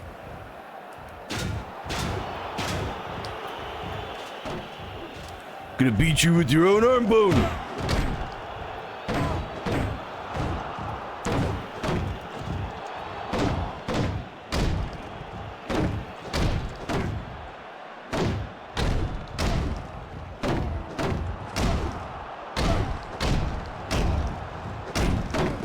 It's Mortal Kombat. It really is. Holy shit.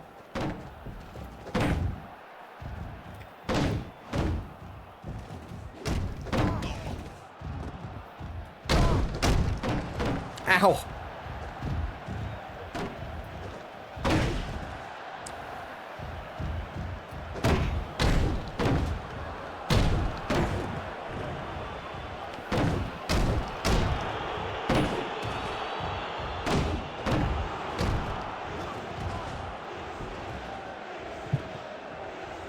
Holy shit, he doesn't have an arm.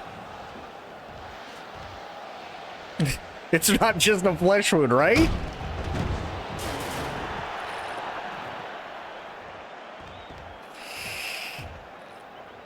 Literally just beating him with his own arm bone.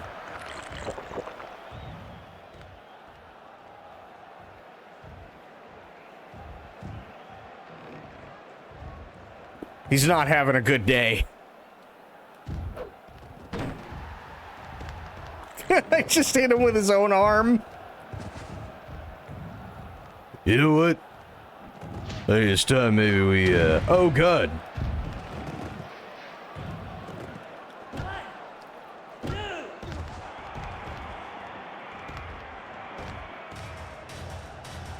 No, get down. Get down. For the love of God, get down.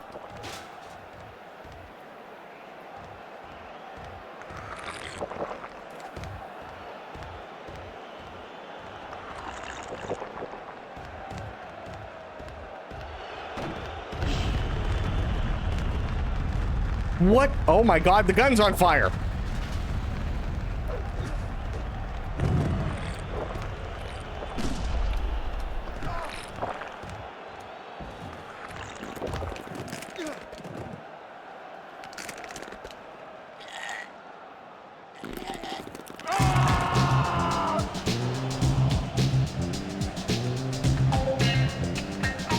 Jesus.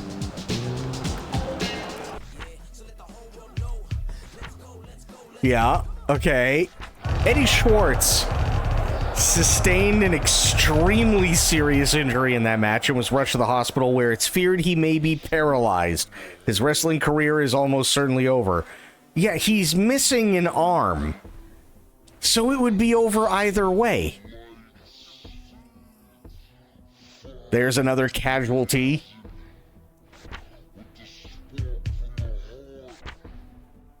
He can come back as Jax now. That was fucking brutal. That's the first dismemberment I've had. I'm scarred for life because of you. Now I won't rest until you share my pain. He's all fucked up. Holy shit. Harley Arm defeated Kim Storm to become the new Joshi champion of Rising Sun. Cabal has defeated Psycho Kid to become the new heavyweight champ of Super Lucha. Online polls identified Emma Winner as the most popular wrestler in the world. So fucking funny. Holy shit.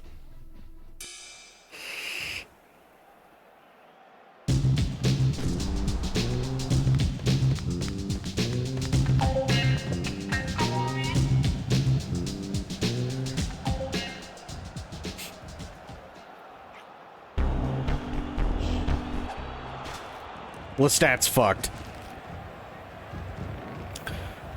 Wrestling is a business more than anything else, so it doesn't really matter who wins or loses. Bullshit. For instance, if you were to pay me 84, I can make... No.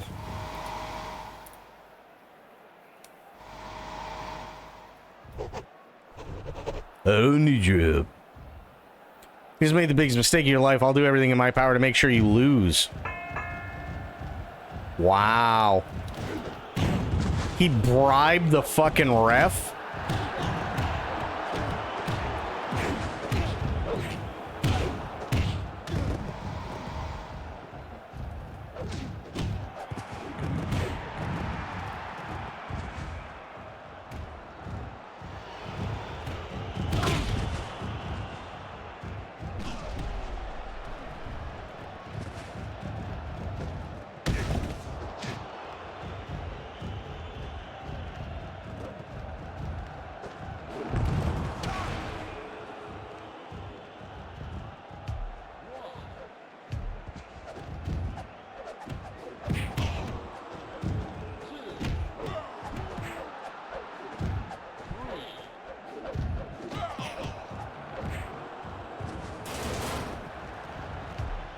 Now he's all mine.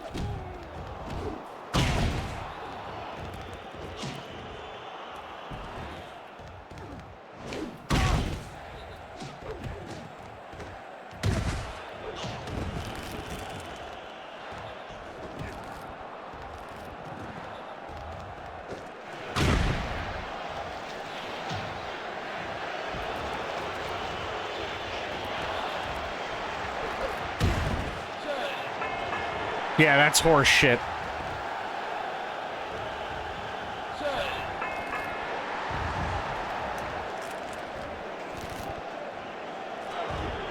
I was gonna lose either way, sadly.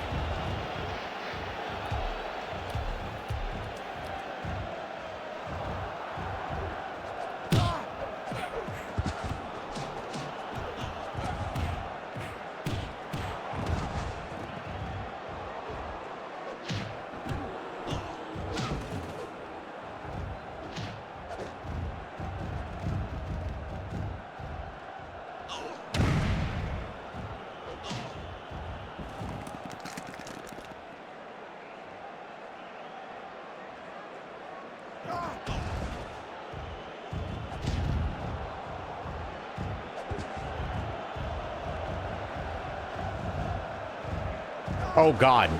There we go.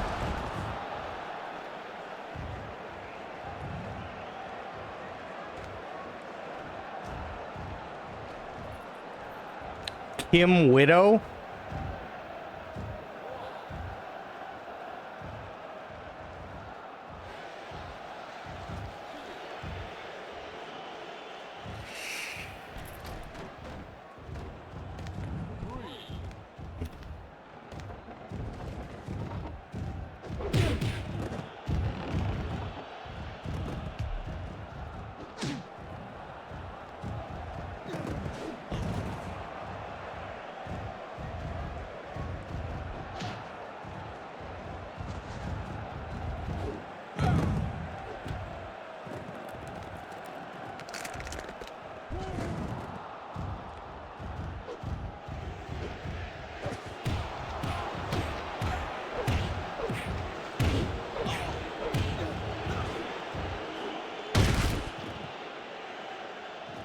Well, at least we're still kicking the shit out of him.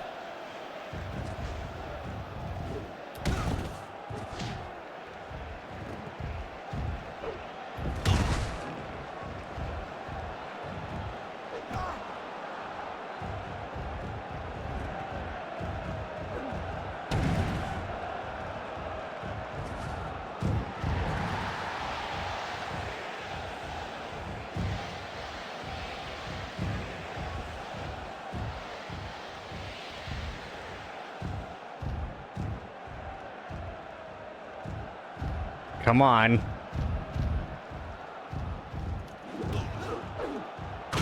Nice. Break.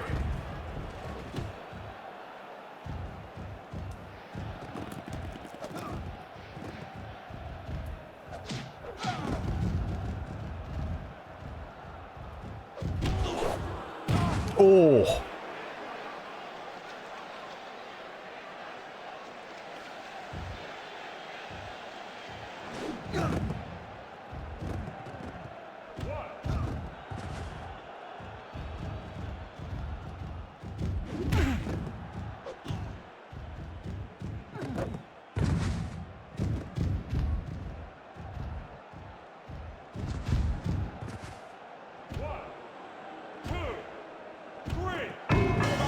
I'll take it. I don't know why you were refereeing this match, Kendo Crush, because you're obviously not qualified. You just made the biggest mistake of your life. If you mess with my career, I'll end yours.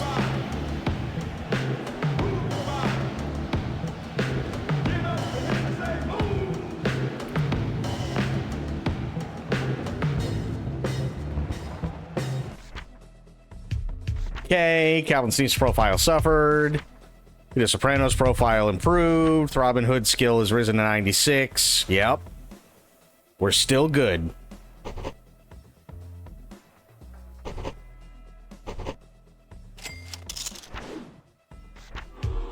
Sales of All American Wrestling's 2033 video game have been disappointing after they prioritized graphics over gameplay and gouged loyal customers with microtransactions. Taking each other to hell and back, Hood, and I've had enough of it. Well, yeah, you're missing it up. Why don't we bury the hatchet so that we can both get back to concentrating on our careers? You don't have a career. You're missing it up. And then I beat you with it. But sure, let's make peace and I'll see you in the subway. Maybe we'll end up working together sometime, and certainly end up working against you. I don't work with one-armed psychos.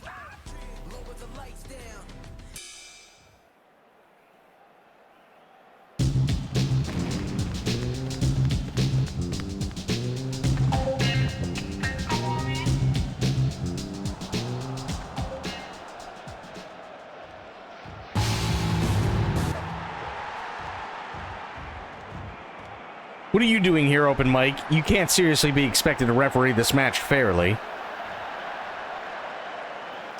I'm insulted. You think I can't put my feelings aside and be professional about this match after I just threw a microphone in your face? You better do the right thing, because if you screw with me, there will be two people getting their asses kicked.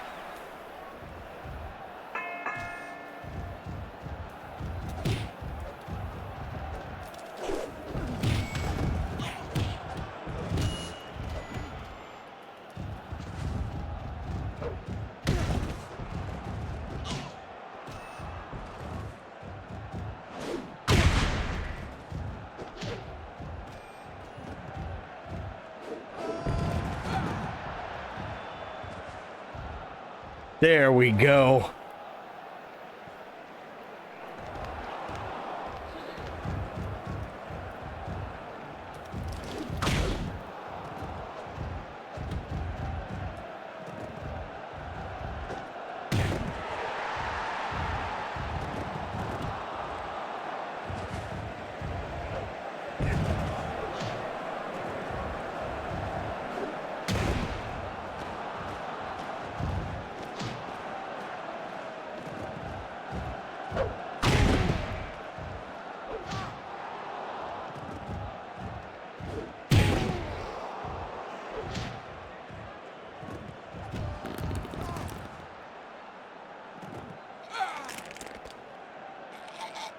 All you can do is scream.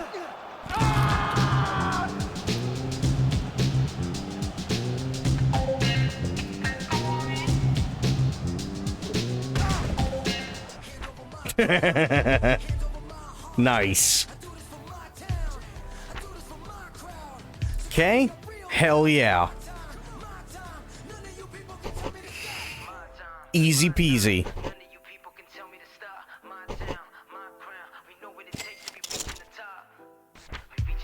Neil Tequila has defeated Hugh Jazz to become the new world champ of All-American. Sunshine has left Fed Online to pursue a career at All-American. Eddie Schwartz has undergone reconstructive surgery to replace his missing hand. Lestat Macabre has developed a friendship with Midnight. Strong Style have overtaken Wrestling Revolution to become the most popular brand of wrestling with ratings of 96.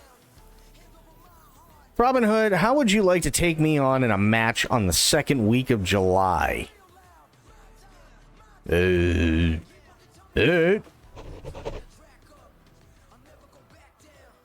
Alright, I'll see you on the second week of July. Make sure you're ready because I know I will be.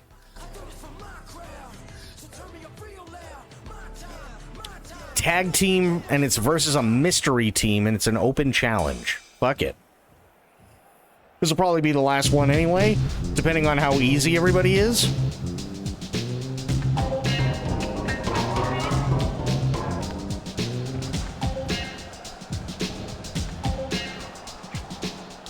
When you dominated this sport for as long as we have, you have to invent ways to keep things interesting.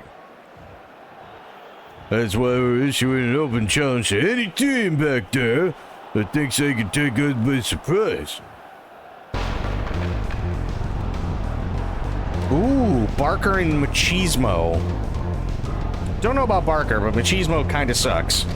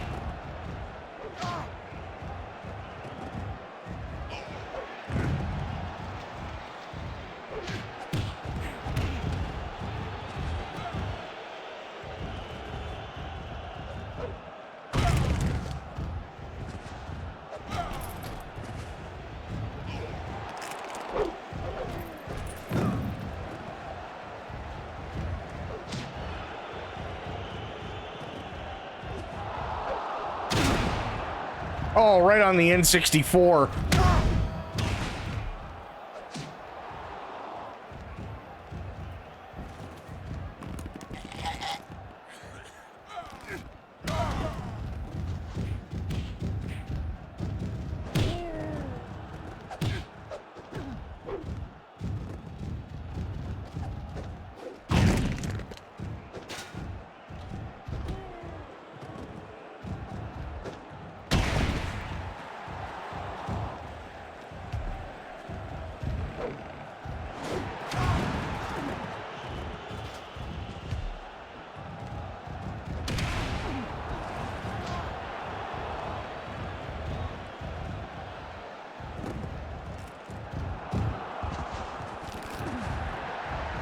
Damn it.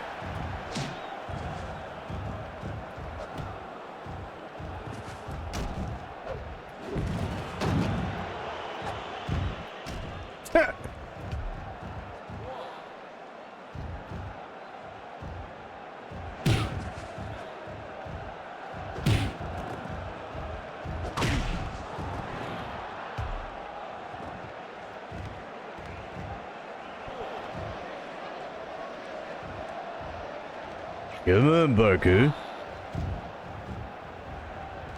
Slapnut. Oh, God.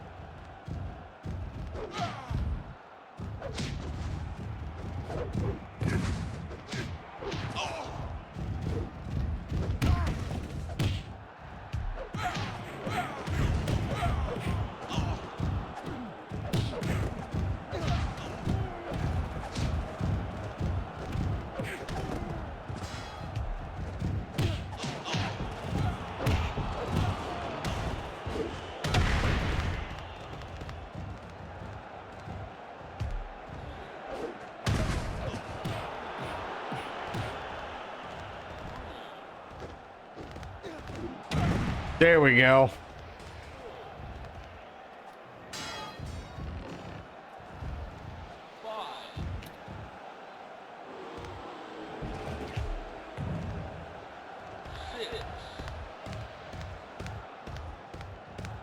Yeah, just keep running into the thing. That's fine.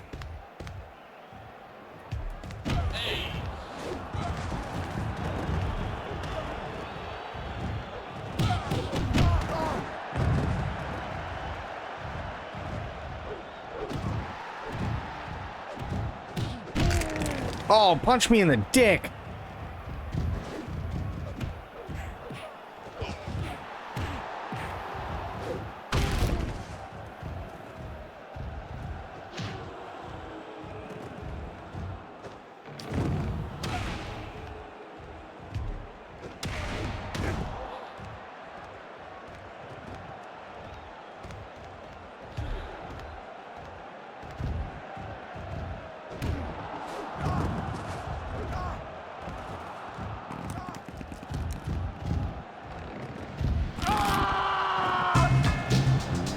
Nice. I just like to keep count. This is my 6th victory in a row. Chop and cheese for couldn't end my streak, and nobody else has what it takes either.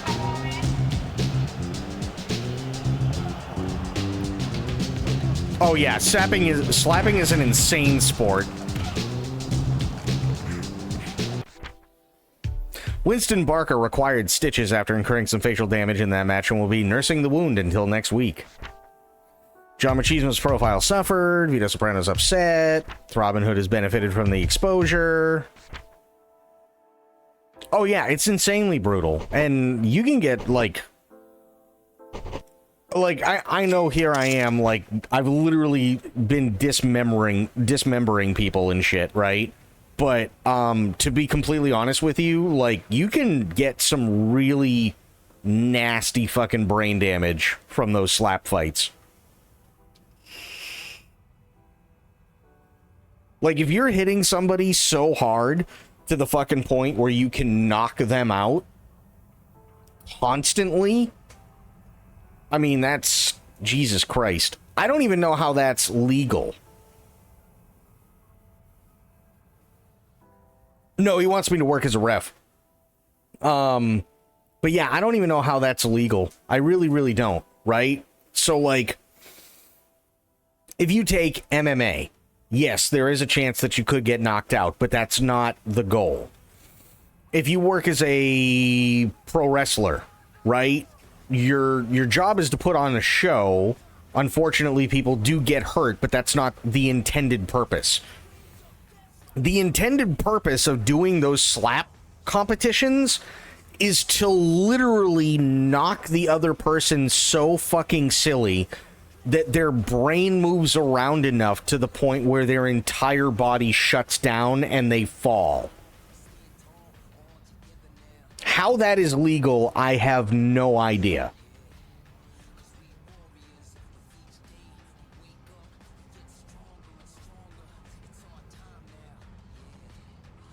You know what I mean? Like, It'd be one of those things where it's like, okay, if the point of arm wrestling was to literally rip somebody's arm off and use all your strength to rip their arm off to the point where, like, physically and literally rip their arm off to the point where they bleed out in less than a minute, that would be completely illegal. I really feel like those slap competitions would be reconsidered.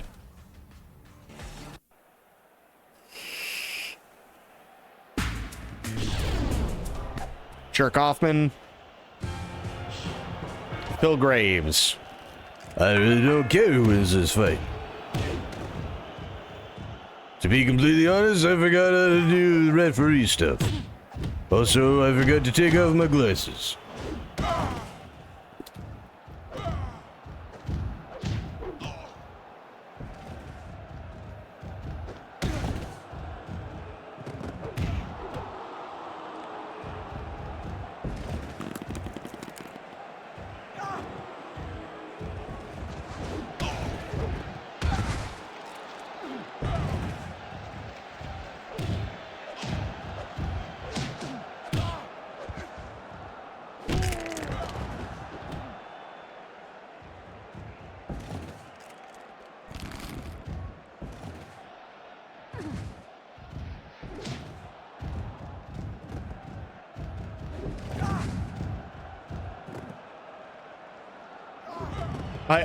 Oh God. Okay.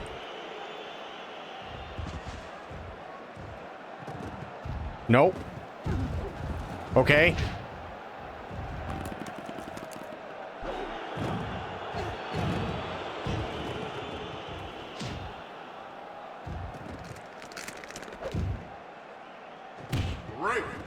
There we go.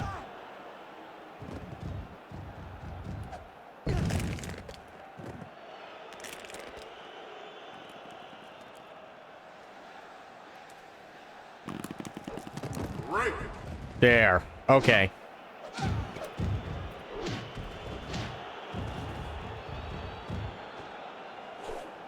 Ooh, nice.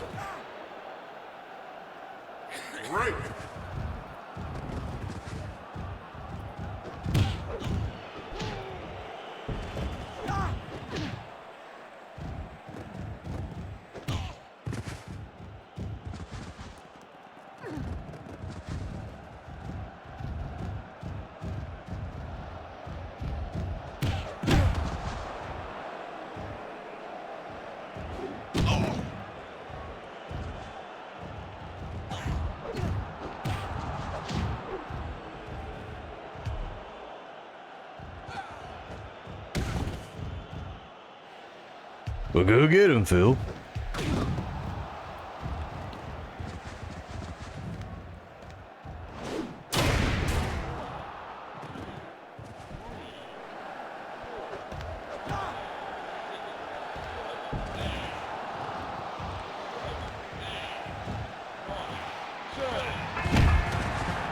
There we go.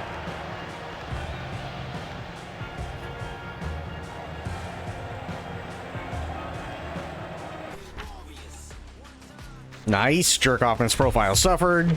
Sucks to be Jerk Hoffman. At the age of 54, Gorilla Grundy has retired from professional wrestling to pursue other ambitions.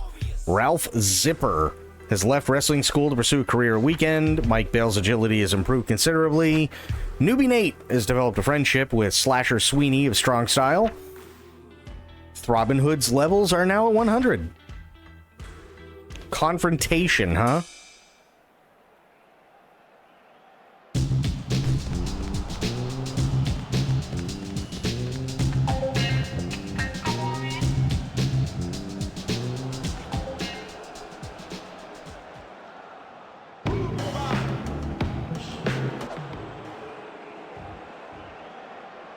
Robin, I'm tired of being mentioned in the same breath as you. It's time to change the conversation.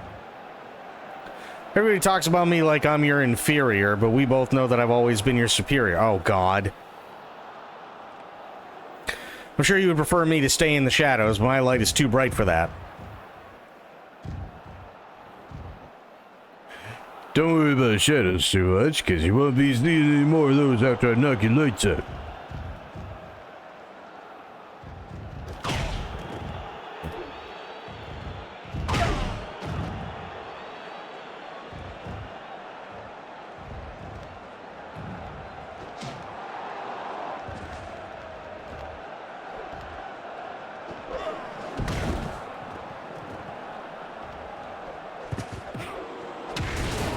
Oh.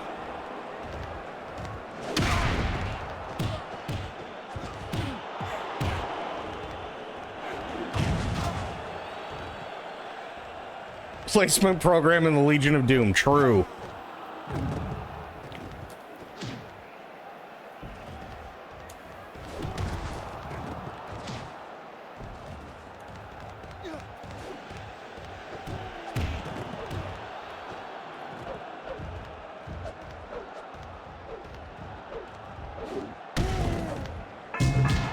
He knocked himself out.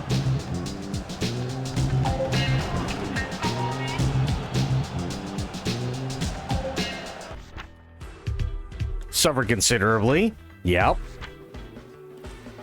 Get fucked.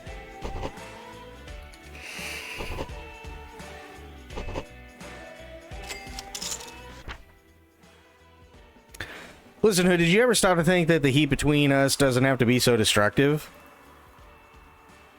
We had heat? Why don't we join forces and make everybody else feel the combined strength of our chemistry? Alright. Look forward to working with you, Hood. I've certainly had enough of working against you. I think I faced this guy once. Like, last year. All-American have crowned Splinter and Joel Hardon as their new tag team champs. Aaron Benson has been released by Weekend and must now make ends meet on the independent circuit. Graffiti Aniston has left wrestling school to pursue a career at All-American. Rex Kwando's skills have deteriorated. Oh, shit. Rex is still around.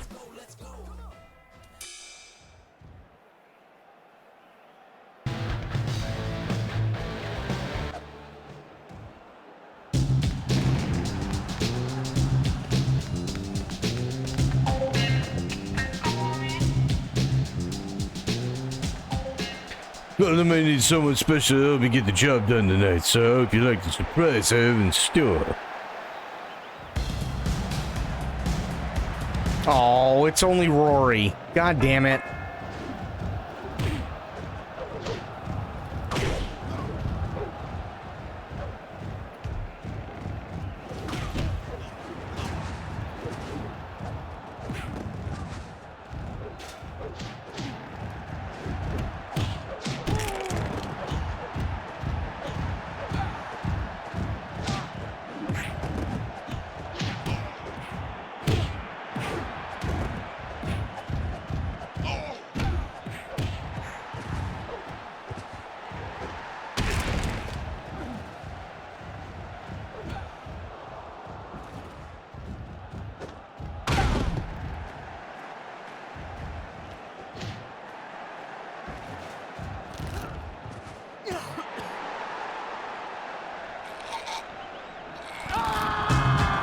Got him.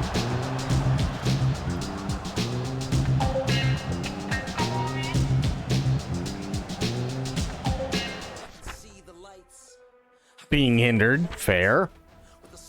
Yep. Jerkoff's profile suffered. Slapnut's profile suffered.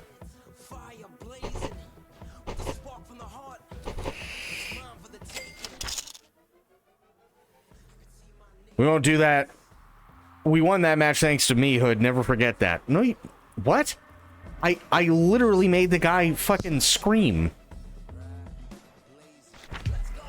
Cameron Cools defeated Cass to become the new inner champion of Wrestling Revolution. Les Miserables and El Giantina have defeated General Genocide and Jester to become the new tag team champs of Super Lucha. Blockbuster has developed a friendship with Tall Order of Weekend Warriors. Pedro De Niro's strength has improved considerably in recent weeks. Hey, Robin, don't you ever wish that there was someone in your corner to guide you to victory? So long as you give me my cut, I'll make sure you never lose another match. No.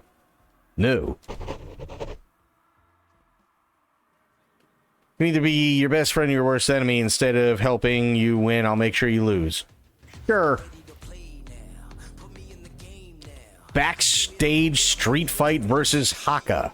All right.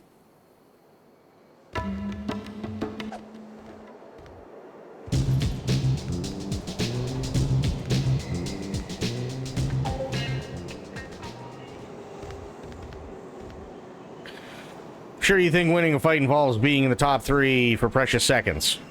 Or to being on top for 3 precious seconds. When you win a real fight, the loser doesn't get up ever again. That's true.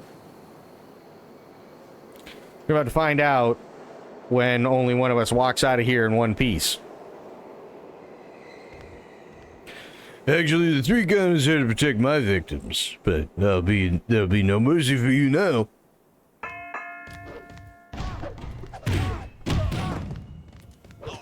Oh, no.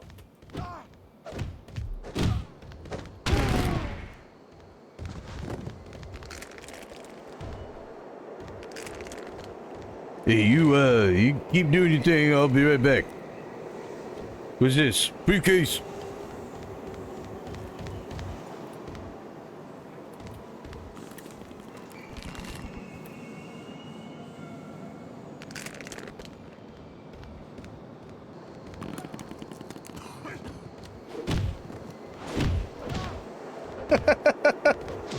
Mouse still hasn't arrived? Oh no.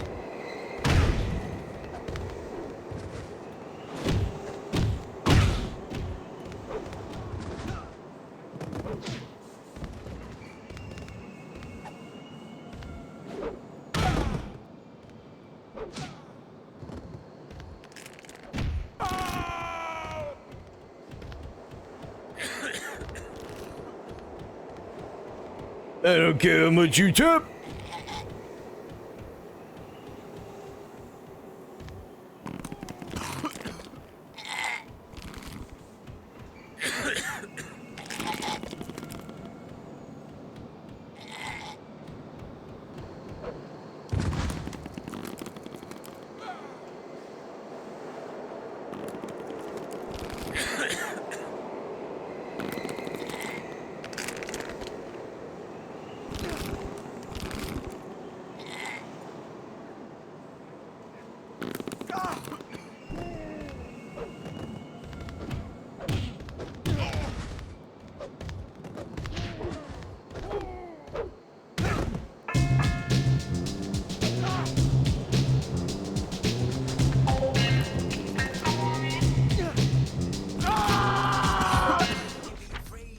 Nice.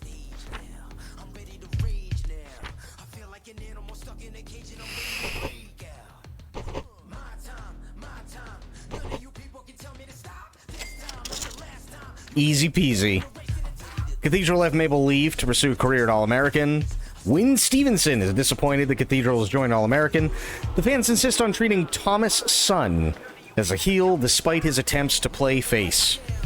Ian Tence's skills have improved considerably. Oh, okay. Do an interview here. Pleased to be joined in the studio by Throbbing Hood of Hollywood. Good thing Terraria is playable with a pen stylus? Absolutely. If you had to guess, what percentage of your matches would you say you've won throughout your career so far? I'd say it's got to be in the 80s or 90s. I'd say 87. That's exactly right, Throbbing Hood. You obviously pay attention to every aspect of this sport. You seem to have the heat with Haka, so tell us how you feel about that rivalry.